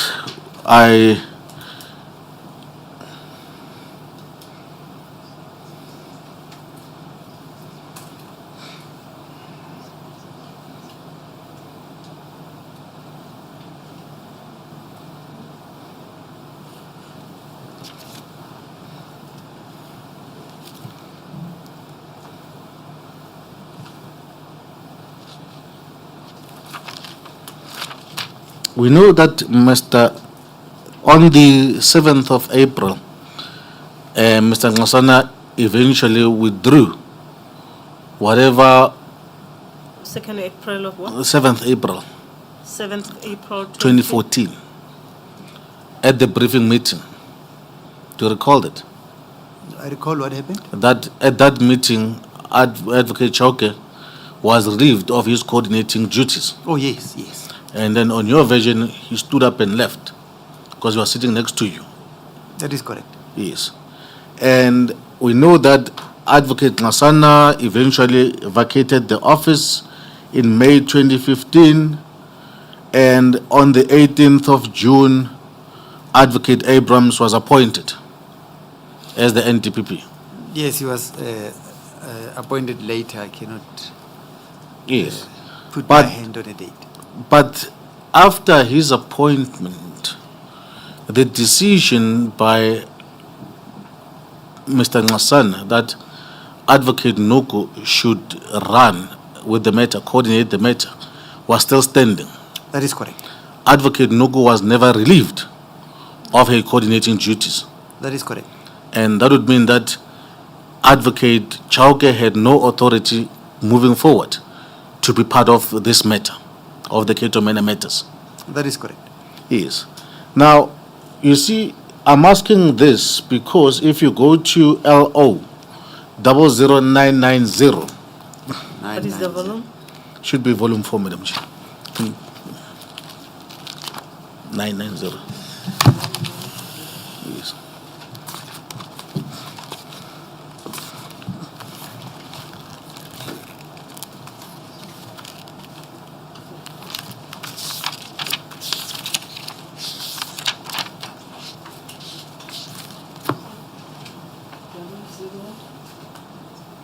Nine nine zero.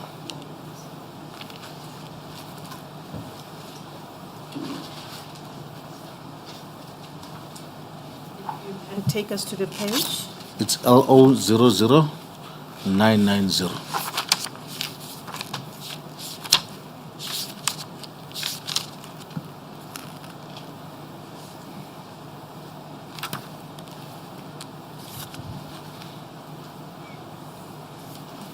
Are you there, Mr. Mang? I'm there, Chairperson.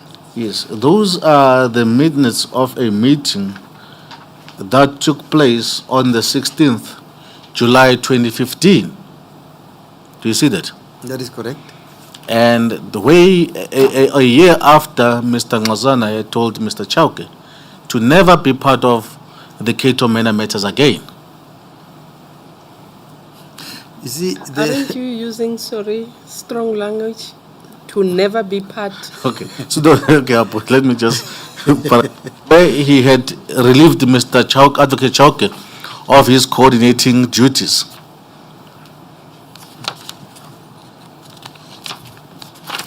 Remember, it happened on the 7th April 2014.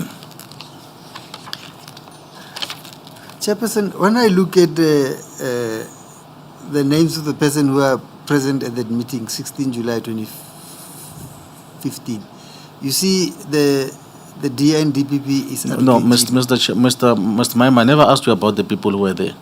I'm saying that those are the minutes of the meeting that took place on the 16th of July 2015, a year after, almost more than a year after Advocate Chauke was relieved of his coordinating functions over the Cato Mena matters.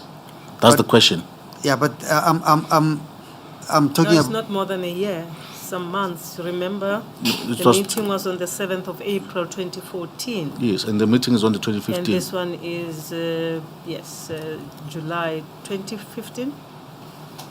Yeah, July 16. Yes. Chair, through you, but Advocate Ntweni,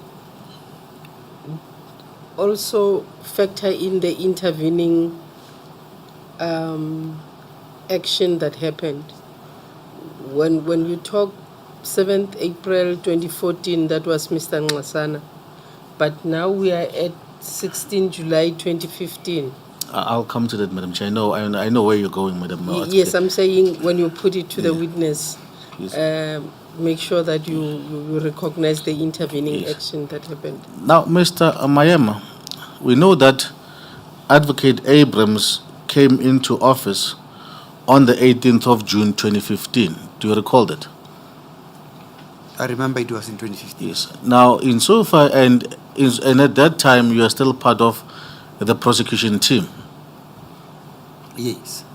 Insofar as you are you aware of any instance where Advocate Abrams reinstated Advocate Chauke as part of the coordinating team or part of the team dealing with the Keto Mena matters? I'm not aware. Yes. And had you been aware, had that been the case, you'd have been aware. Because Yes. you are the prosecution, you are the team leader. That is correct. Yes. Now, what you and I were dealing with minutes of the meeting that took place on the 16th of July 2015. And present at that meeting is Advocate Jiba, Advocate Nuku, Advocate Chauke, Advocate Matenja, and Advocate Matenja, would I be correct that would be the Matenja was part of the prosecution team because it's a DDPP. That is correct. And it's Advocate Mlocha, who is also a DDPP. That is correct. Yes. And Advocate Mosing, and Advocate Moleko, and Sepo from the Legal Affairs Division. Do you see that? I see that, Chairperson. Yes. And what is being discussed under outstanding issues on 991 is that it is recorded that Advocate Chauke to meet with the intelligent guys and then says the team must be vigilant in the manner in which they deal with the investigators. And then Advocate Nuku then wanted Mado to be called as a witness as he supports the case against Poison. Do you see that? I see that, Chairperson. And we know that Sorry, your name does not appear in that list. I was about to no. raise it, Chairperson. I'm well aware that you're not there, Mr. Maema. I'm asking the witness. Oh, a question. sorry, Madam Chair. You'll ask your own question. It is a respect thing, I apologize, Madam Chair. Advocate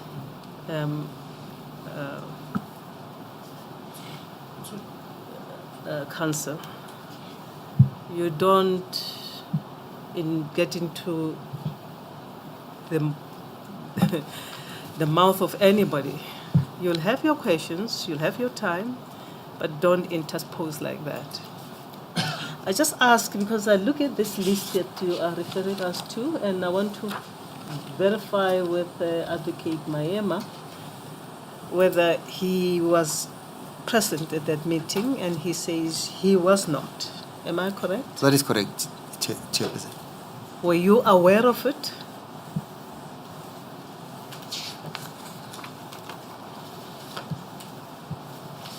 I cannot remember, Chairperson, but I should have been aware of any meetings of Keto Mena. And Council is now asking questions about what seemed to have been discussed at that meeting. Would you know?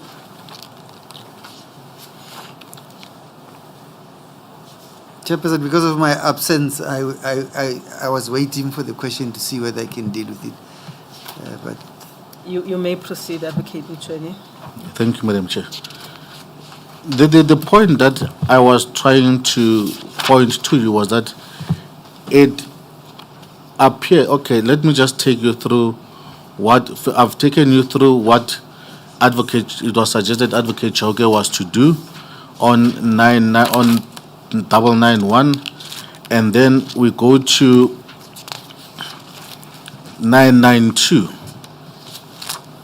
under mutual assistance. Do you see that? I see that, And it is said that the documents are ready, and Advocate Maema handed them to the DPP KZN. It was mentioned that Danikos, the Greek witness, has dual citizenship.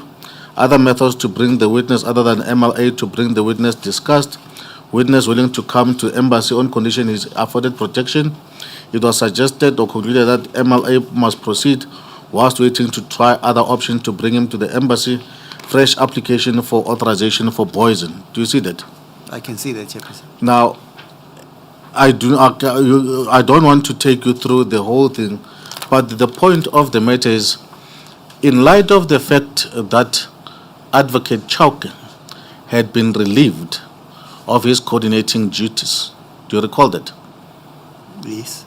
And yet we still see him participating in meetings where strategic decisions are taken regarding the Cato matter. That would be highly irregular. Would that be correct? Especially in light of the fact that you told us that you are not aware that he had been reinstated to the coordinating team, to coordinate the team. That would be highly irregular for him to participate. I agree with you, yes. Yes.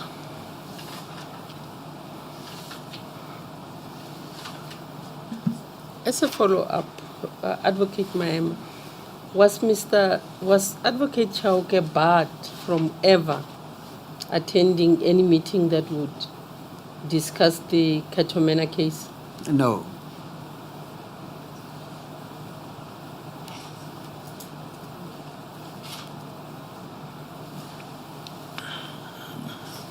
May I continue, Madam Chair, just a follow-up question on that? I'm waiting for the chairperson's directive.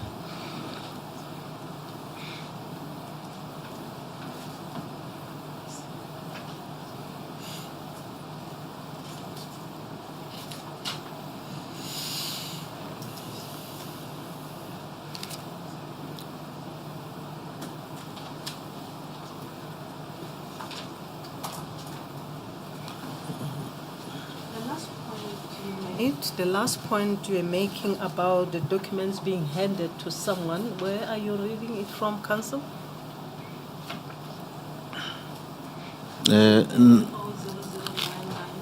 Yes, under mutual legal assistance. LO00992. Yes, mutual legal assistance. Just repeat the question there. I'm saying that I just read to him what was being discussed there, and I said it is clear that Mr. Daniel, that what was being discussed related to the Cato Mena case. Yes. Yeah, that's what and he said yes. But Mr. Maema, I've just picked up something. If I can just clarify it with you through the chairperson.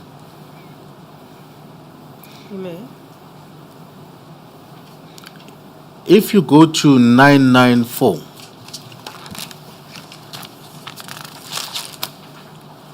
I'm there, Chairperson.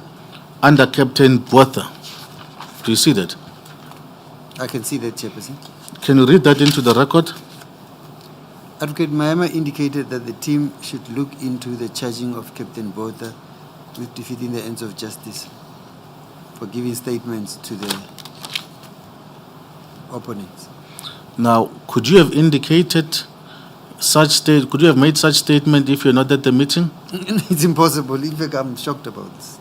I have never indicated as such. Okay. Madam Chair, I think I'm done with my questioning. Can I just have 5 minutes through you to confer with my instructing attorney, just to make sure that we've covered everything?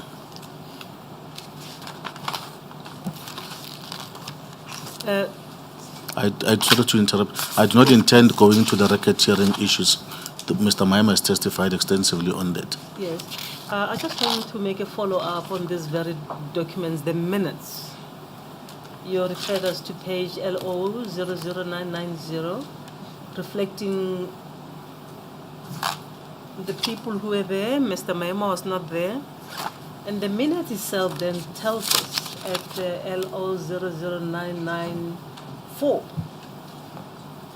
it suggests that Mr. Maema was there. That's why I asked him to say, Yeah. is that correct, based on what he says, Yeah, that he was so not there? It puts into question the correctness of this minutes, doesn't it? Or are you going to call the person who took the minutes? I think The witness says I was not there, and the page 1 shows that he was not there. And this other page, 00, LO 009,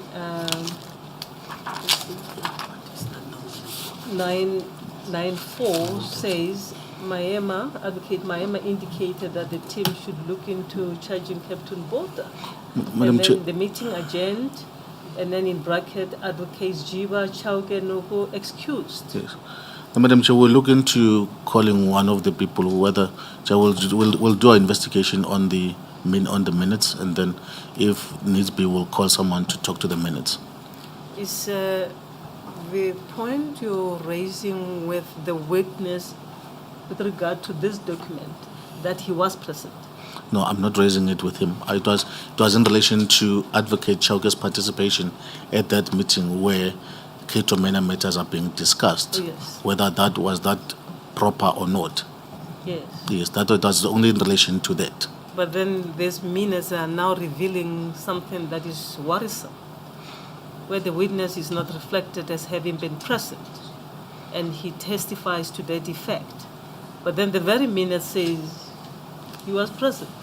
I So appreciate that concern, that it brings into question the credibility of the minutes.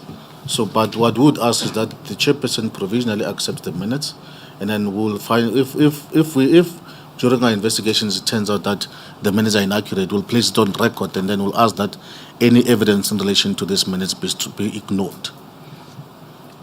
But should we find someone who will who will confirm the minutes, who will bring that person here, Madam Chair?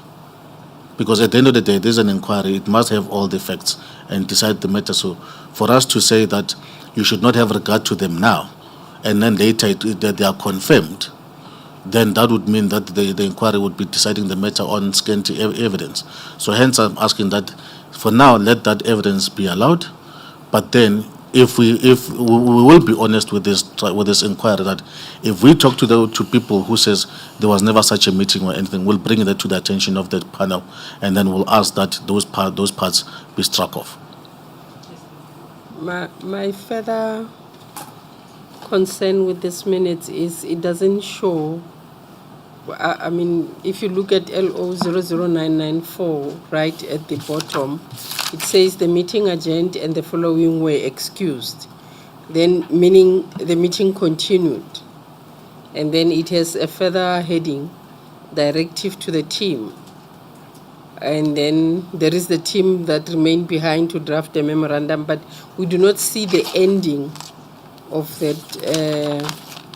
Of those minutes, which would maybe give us an idea who drafted these minutes. And yeah, so maybe if you can get a copy of these minutes or whoever drafted the minutes. We'll do that so, would Madam be- Advocate Perry. Yes. Thank you. Does that end your questions? That ends my questions, Does Madam. that end your Yeah, but questions? thank you, Madam Chair. Thank you, Mr. Maema. But do remember this point that you've just raised with you. I'll make sure it'll be it's one of my priority. It's on my priority list, Madam Chair. Yes. Advocate Kwatobi, it's 2:00. I think we should pause for lunch. Maybe I should find out from you how long do you think you'll take with this witness, so that we can determine our lunch break time.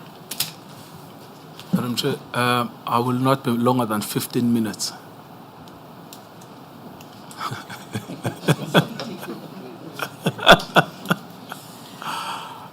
May we then pause? May we then pause just to stretch our legs, even if it's for less than an hour, given the fact that it's Friday, the people might want to travel, and then we reconvene and you finish your re-examination. Indeed, Madam Chair. I know you people are provided with lunch. How long do you think it will take you to have your lunch? Madam Chair, Advocate Mtweni? 30 minutes. 30 minutes. Yes. I'm glad that Nkabinde spoke on my behalf. That's what I might be in trouble. Are you happy with 30 I'm happy with minutes? the 30 minutes.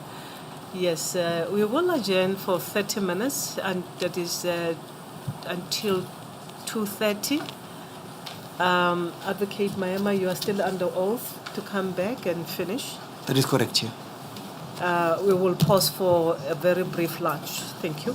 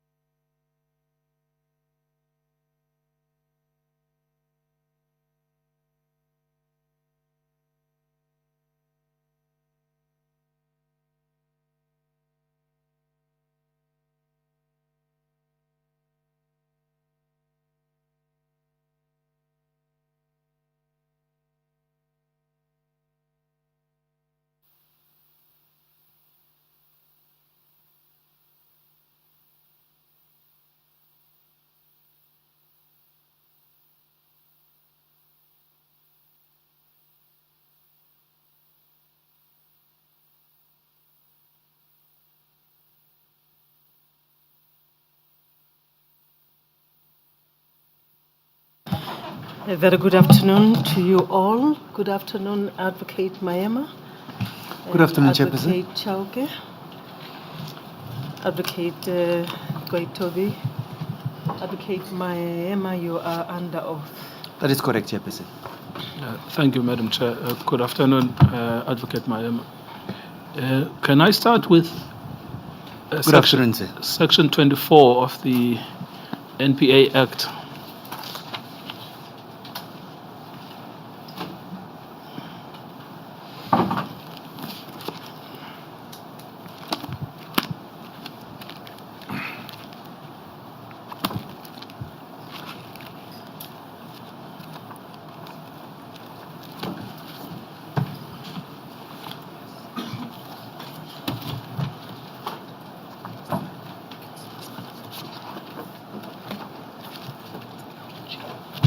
I think it's LG.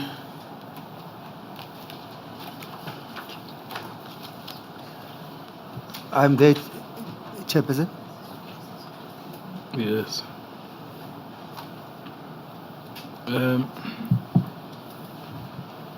Now, LG 00194.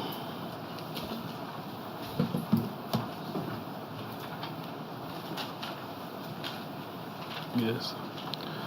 Now, this section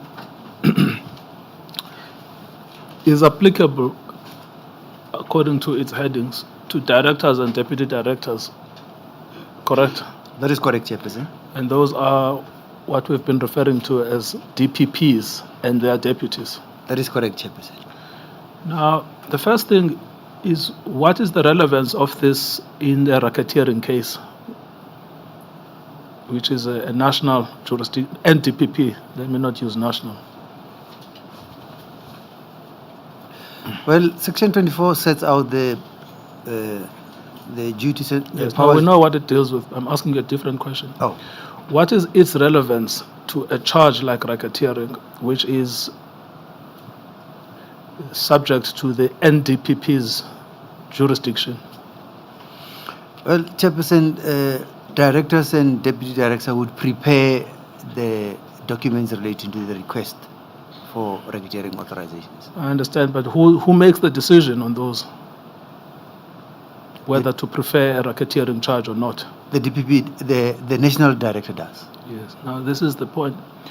What I don't understand with the case of the NPA, the case of the evidence leaders that has been persisted with. Advocate Batoi said this case against Advocate Chauke is only about racketeering, not about the subsidiary offenses. Yes. Yes. Now, if it is not the authority of the DPP to charge a person for racketeering, whose authority is it? It is the authority of the national director to charge Yes. in that respect. Now, who has to decide who must play a coordinating role to oversee a racketeering charge? The national director. So if the national director chooses Mr. Maema, is that objectionable? That is not objectionable, nor can Mr. Maema refuse the direction of the national director. Yes. If the NDPP chooses a DPP to oversee on the behalf of the NDPP, is there anything objectionable? There is nothing objectionable in that respect too. Yes. Now, when you look back then at this section 24, in terms of its content, this is what it says. It says, subject to the provision of section 179 and any other relevant section of the Constitution, this Act, or any other law. So if you just specifically refer to any other law, is there any other law that deals with racketeering other than the NPA Act? The Prevention of Organized Crime Act. Yes. And where does it assign the jurisdiction? There is jurisdiction in respect of racketeering Yes, offences. yes. It assigns it to the national director. Okay. So the very section that Mr. Chauke is being hanged upon contains an exclusion. If there is any other law, that law is to be followed. That is correct, Chairperson. That is the meaning of the word subject to. Yes. Yes. So do you have any idea why we've been discussing this when it's so clear in the legislation? I have no idea, Chairperson. Yes.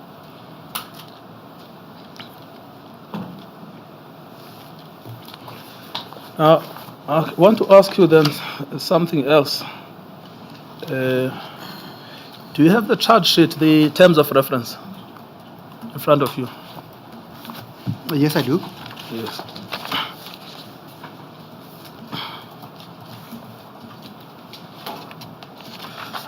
And if I can ask you to go to page 4 of that document, to paragraph 3.1.1.1.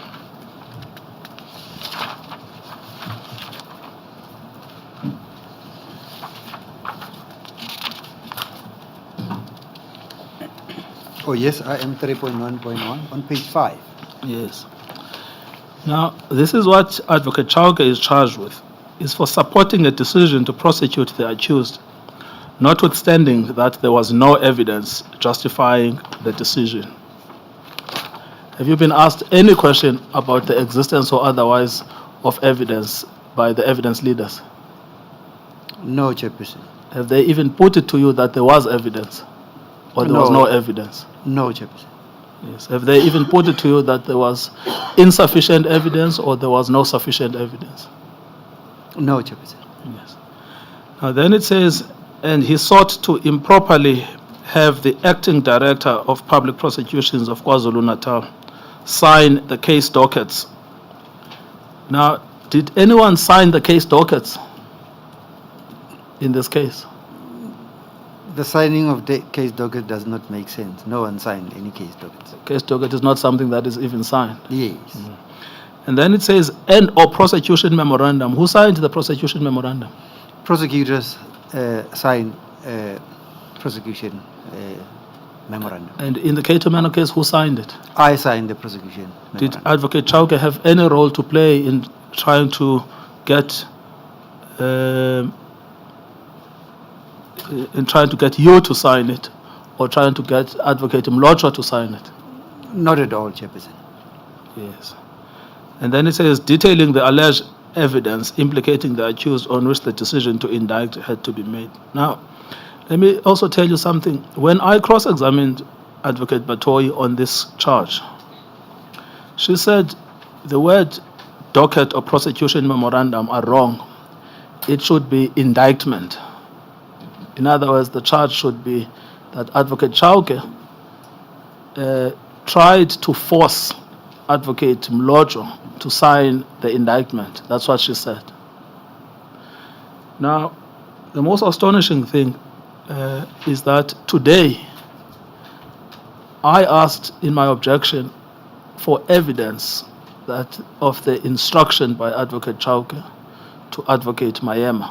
To Advocate Mlotshwa.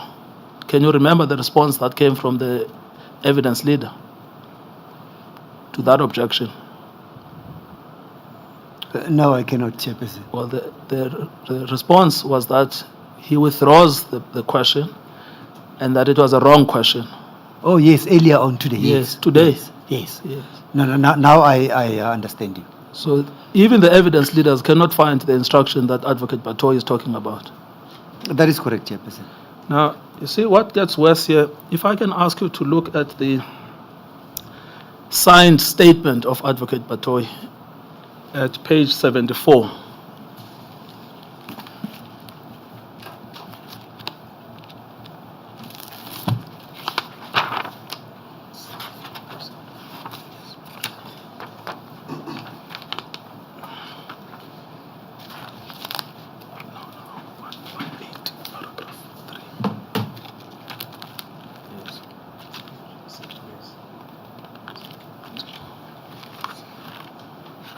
Do you have that?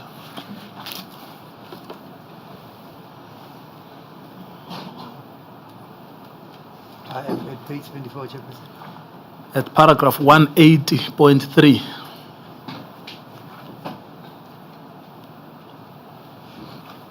At 180.3, Chairperson. What does Advocate Batoyi say about that in that allegation?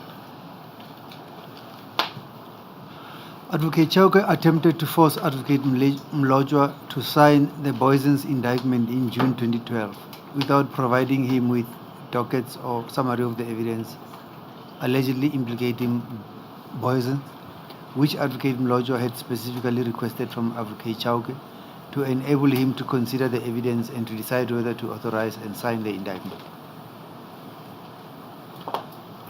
Yes. You carry on the next sentence.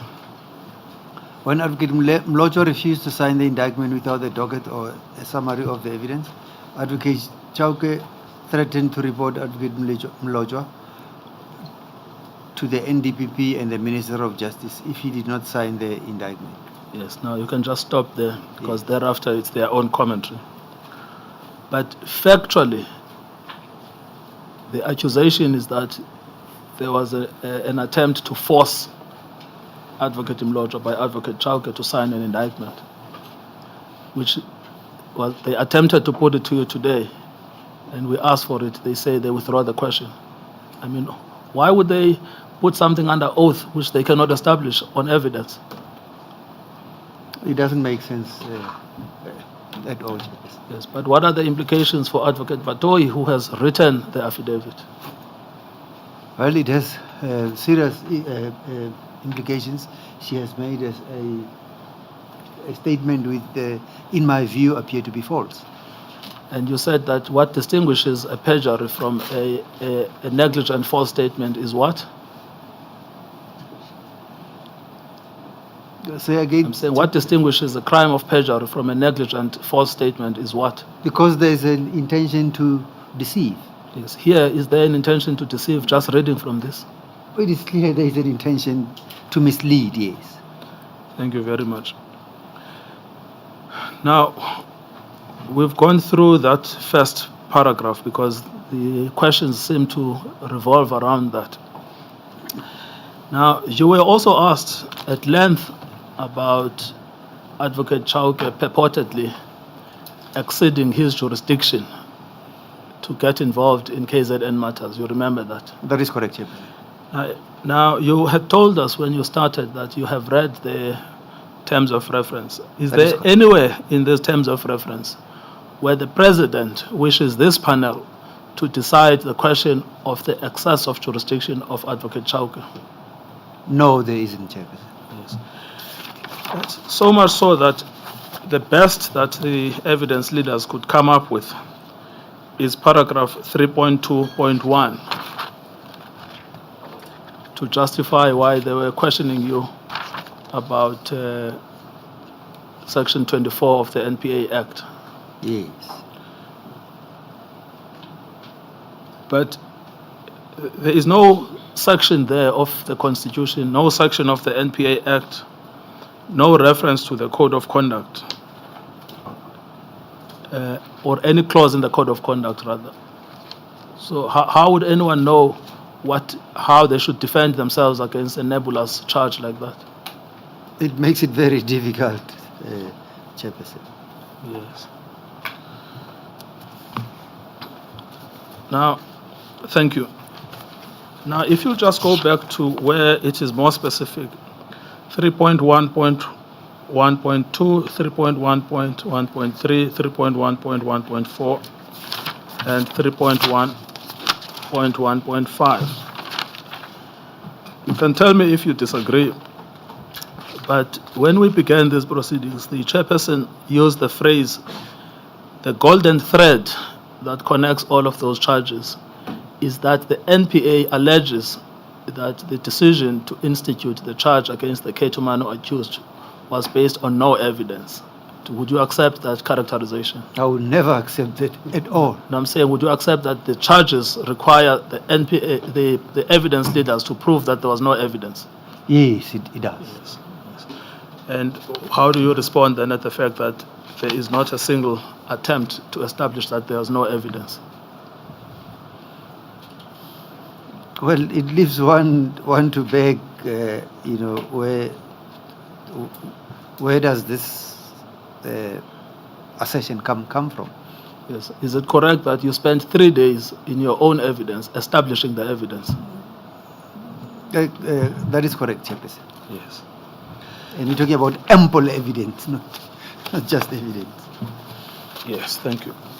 Now, could I then leave the issue of the analysis of the charge sheet against Mr. Chauke and go to, there was an accusation made against Advocate Noko that she could have perjured herself.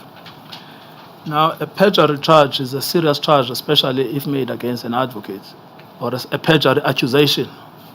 So it has to be based on correct facts, like you've done in relation to Advocate Batoyi, paragraph 180.3, that it's clearly a false statement made with the intent to deceive. That is correct, Chairman. Now, I had asked my colleagues in the course of the adjournment to print the portion where Advocate Noko responded to this issue of the arrangements to see what she actually said in order to decide whether the imputation was fair or unfair. And if I could ask my attorney to distribute it.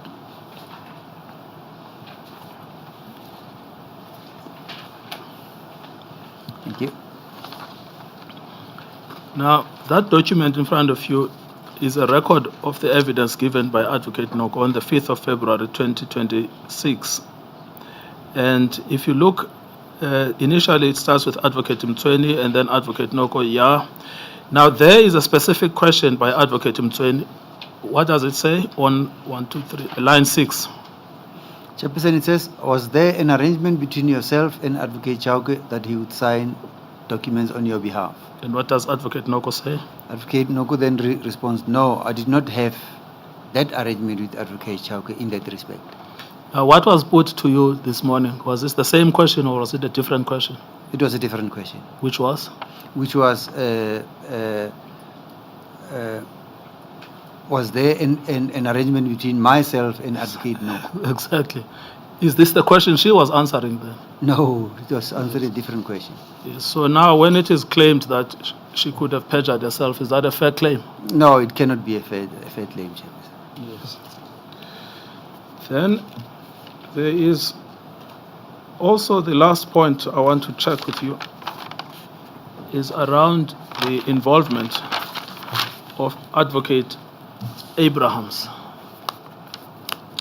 If I could ask you to go to page LO00990. Correct. Thanks. It should be volume 4, Council. Oh, no, I'm told I've got the wrong end of the stick, not for the first time. Which is it's B02721. B. 02721. B8.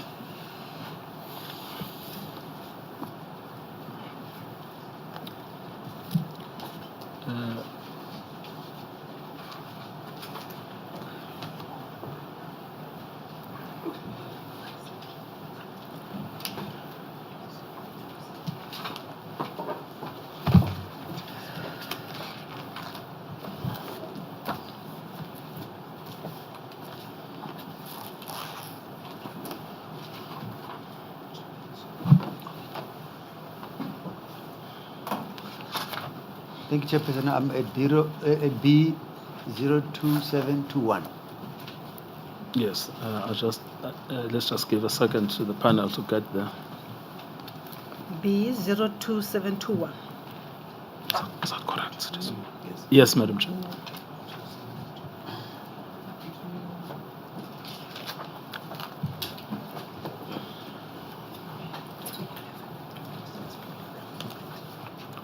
Apparently it's B11, not 8. Oh, it says file 8. B11, so it's B02721.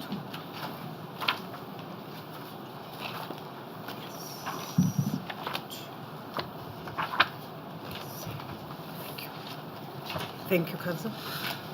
Thank you, Madam Chair. Now, just to put this in context, Advocate Maema, the accusation is that Advocate Chauke, after being removed in 2014 on the 7th of April from the Cato Mano case by Mr. Nxasan, reinstated himself in 2015 on the 6th of July, correct? That's the accusation that was made. That is correct, Chair. Now, I want to show you in 2016, a year later what Advocate Abrams was saying. Now, that document is the internal memorandum to Advocate Jiba and to Advocate Chauke and to Advocate Pretorius and Advocate Noko. And what is the subject there? Ketomena prosecution team, Yes. And then it's dated the, 8th of April 2016, Chairperson. yes, just read the first two paragraphs only.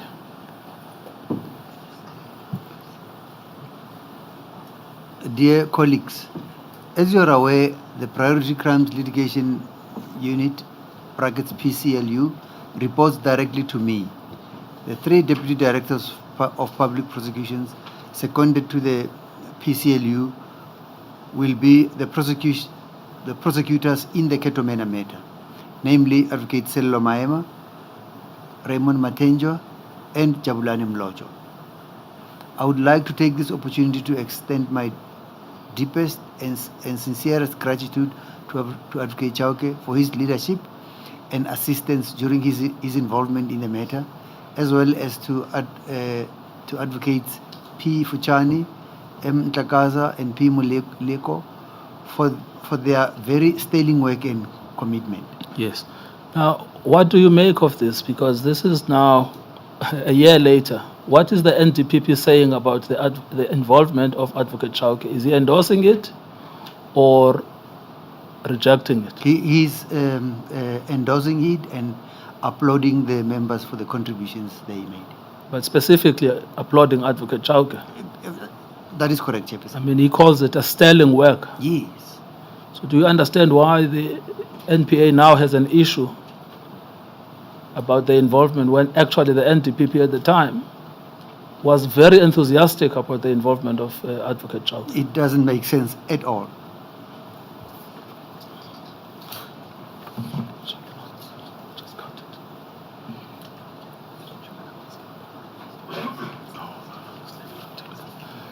Thank you, Madam Chair.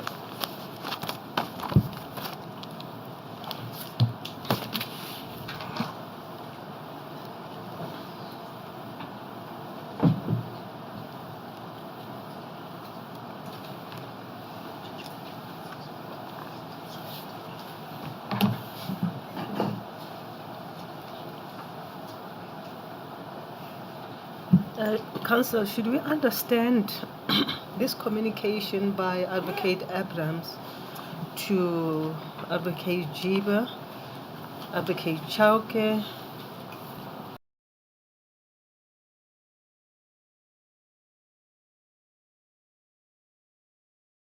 Dr. J.P. Pretorius SC, Advocate Noko,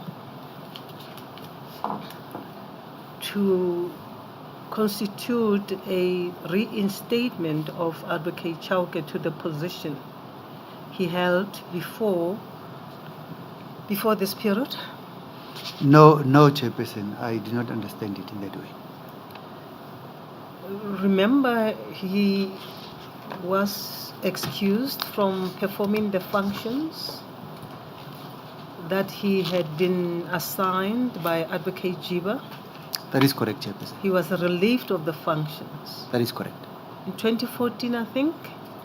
Yes, Am I correct? In 2014, yes. 2014. 2 years later, Advocate Abrahams writes to say, commendable. Yes, Well done, Advocate Chauke, for the sterling work. that is correct. That's why I'm asking you the question. Does it mean that he is now back into the picture? No, Chairperson, he is not back in the picture. All that happens is he applauds the work, the previous work that was done, seeing that this applaud was lacking from the side of management, of senior management.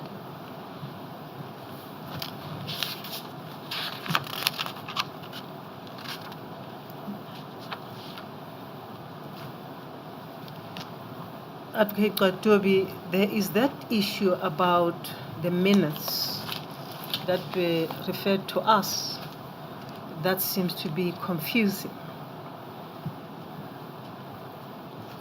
The authenticity of these minutes may be creating problems to us because they say one thing that Advocate Maema was not there. He has testified to that effect. But the very minutes then later says Advocate Maema was there. Yes. Advocate Mtsweni has undertaken to verify with the scribe of these minutes, and if necessary, they may call the scribe. But of course, the last page of the minutes, as my sister Advocate Baloy Mere indicated, correctly so, the last page of the minutes is missing. Yes. So we don't know who signed these minutes. Yes. We'll park it there. Yes. Thank you. They are also odd. A lot of the minutes are written on the letterhead of the NPA. These are just written on a blank piece of paper. Yes. There is another point.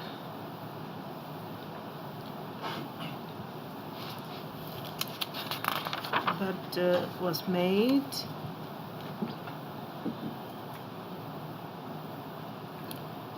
With regard to the involvement of Advocate Chauke post 2014.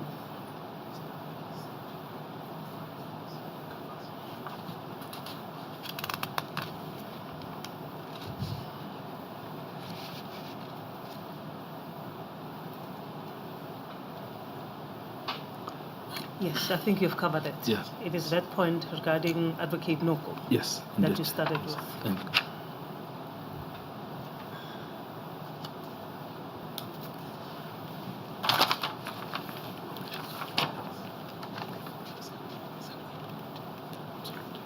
Yeah.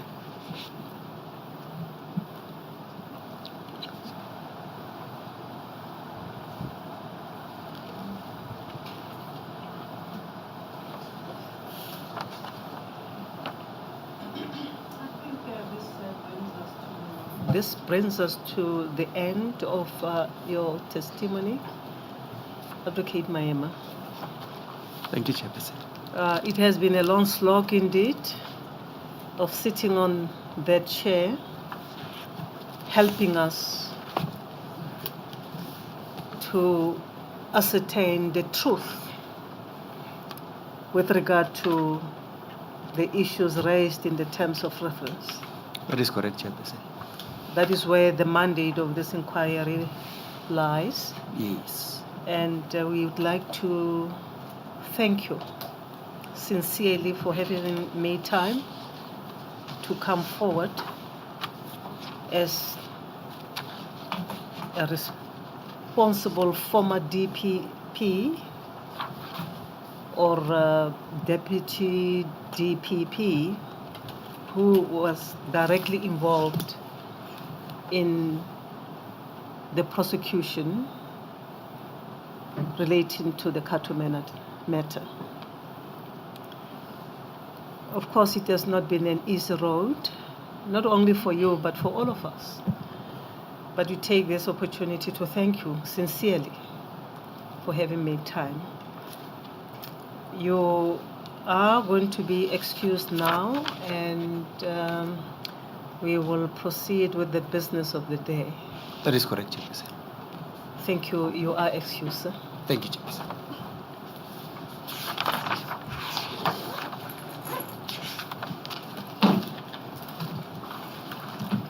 Advocate, you may switch off your mic, Advocate Maema. Advocate Kwatobi, what is the position regarding your next witness? Madam Chair, firstly, I will be calling, I think he's Lieutenant Colonel Chris Mangena as my next witness, who is a ballistic expert. We have taken a fairly detailed statement, but I'm afraid to report that we have not yet finished. We believe that we will be finished during the course of Monday. We would like to ask, my Leonard Jr. insists that I should ask for Wednesday, But I would like, I would like to ask to start on Tuesday to give us time to finalize the statement and to circulate it. We undertake to circulate it during the course of Monday. You are actually asking for a postponement to Tuesday, Advocate Nkabinde. Yes, I am. And we have been told 2 days earlier that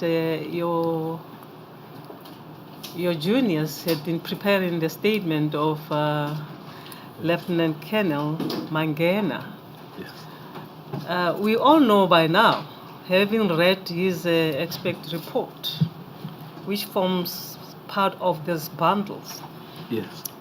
And I don't think any issue is taken or will be taken about the content of that ballistic report. I'm rushing to say that, but it seems to me that these are expect findings which on the records before us have not been contradicted by any other aspect. Yes. That being the case, of course, I bear in mind that you say your statement is detailed, but is it a repetition of what we have already? No, Madam Chair, it's not. I've only been in the consultation only for one full meeting with him, but it's not a repetition. There are 10. Firstly, the record we have only has five. The records we have in this inquiry. He actually did 10. 23. Well, yes, he did 23 in total, but we only have 5 from him here. So, Beg your pardon, repeat yourself. yes. The So record our we current have- record only has 5 reports from Lieutenant Colonel Mangena. But in reality, he did 23 reports. So the statement that is being prepared covers all 23.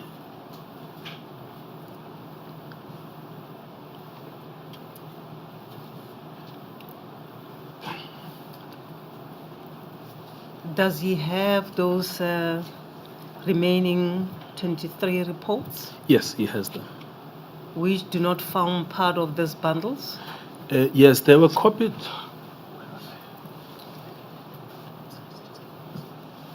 Yes, they were copied by my attorney. They can be added to the record of this inquiry. Yes, because this assists us in evaluating whether we should postpone to Tuesday. As you tell me that the majority of those reports are not forming part of this record, Yes. it seems to me that that might necessitate a longer consultation and longer Yes. statement by him, Yes. because he's bringing a totally new evidence that is not before us. Yes.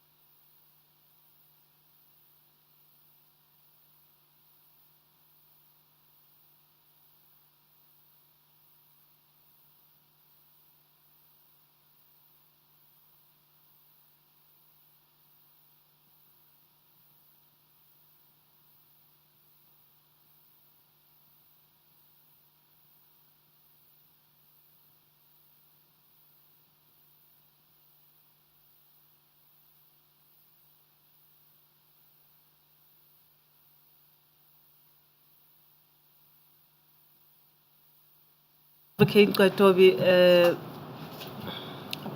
I think a postponement, my sisters agree that we may postpone to Tuesday to enable you to finalize the statements, make copies, and copy your colleagues and us But you have a full weekend.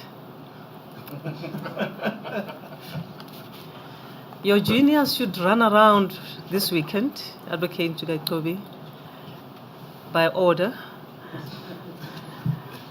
And to Listening.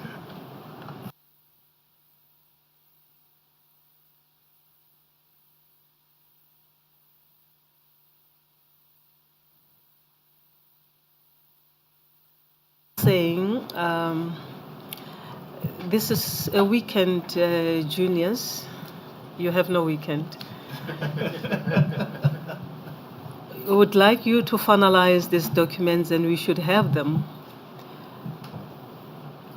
online. The evidence leaders and Advocate Halley, all and sundry, should have those documents, so that at least we can have Monday to read them. Because we cannot start by Tuesday not having read those documents. It takes a bit of time to do that. So we request that you work throughout the weekend, and then you file online and copies to be made. I believe this office, I see one of my very able administrative officer is nodding her head that it is possible. She will definitely be here if your juniors need the assistance. I'm sure our researchers can also make themselves available to assist. As you recall, we work as a team here to make sure that we finally have documentation as an inquiry to proceed with the matter. So it's not a question that they don't work for you, they work for all of us, and all your juniors must assist everybody, because we are in a fact-finding mission here.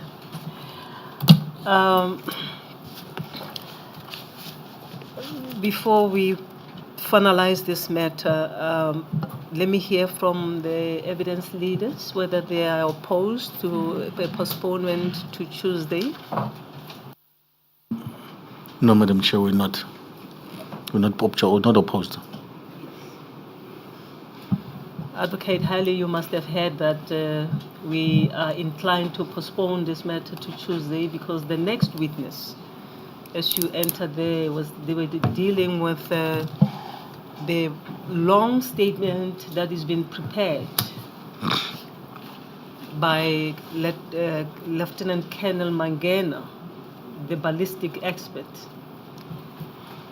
We had thought that his evidence was going to be brief because we have already in this record his expert reports, I think about 2 or 3. We are now told that, in fact, he prepared reports in almost the 23 dockets. And I'm sure that is why this consultation is taking longer. And in hindsight, after hearing what Advocate Nkabinde tells us, we think that a postponement to Tuesday will be appropriate so that we can all have the statement and attachments, then we can start on Tuesday.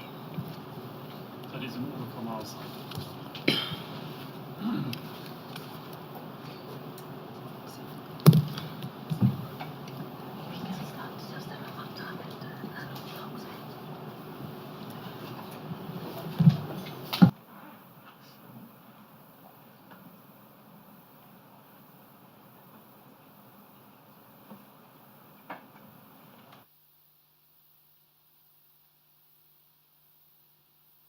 Thank you very much, Advocate Nkabinde and team.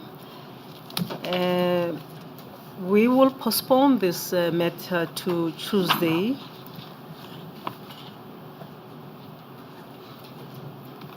I always forget the dates. I suppose it comes with old age. 24th. I hope so. Today is the 20th. What is the date on Tuesday? till 24th, Madam Chair.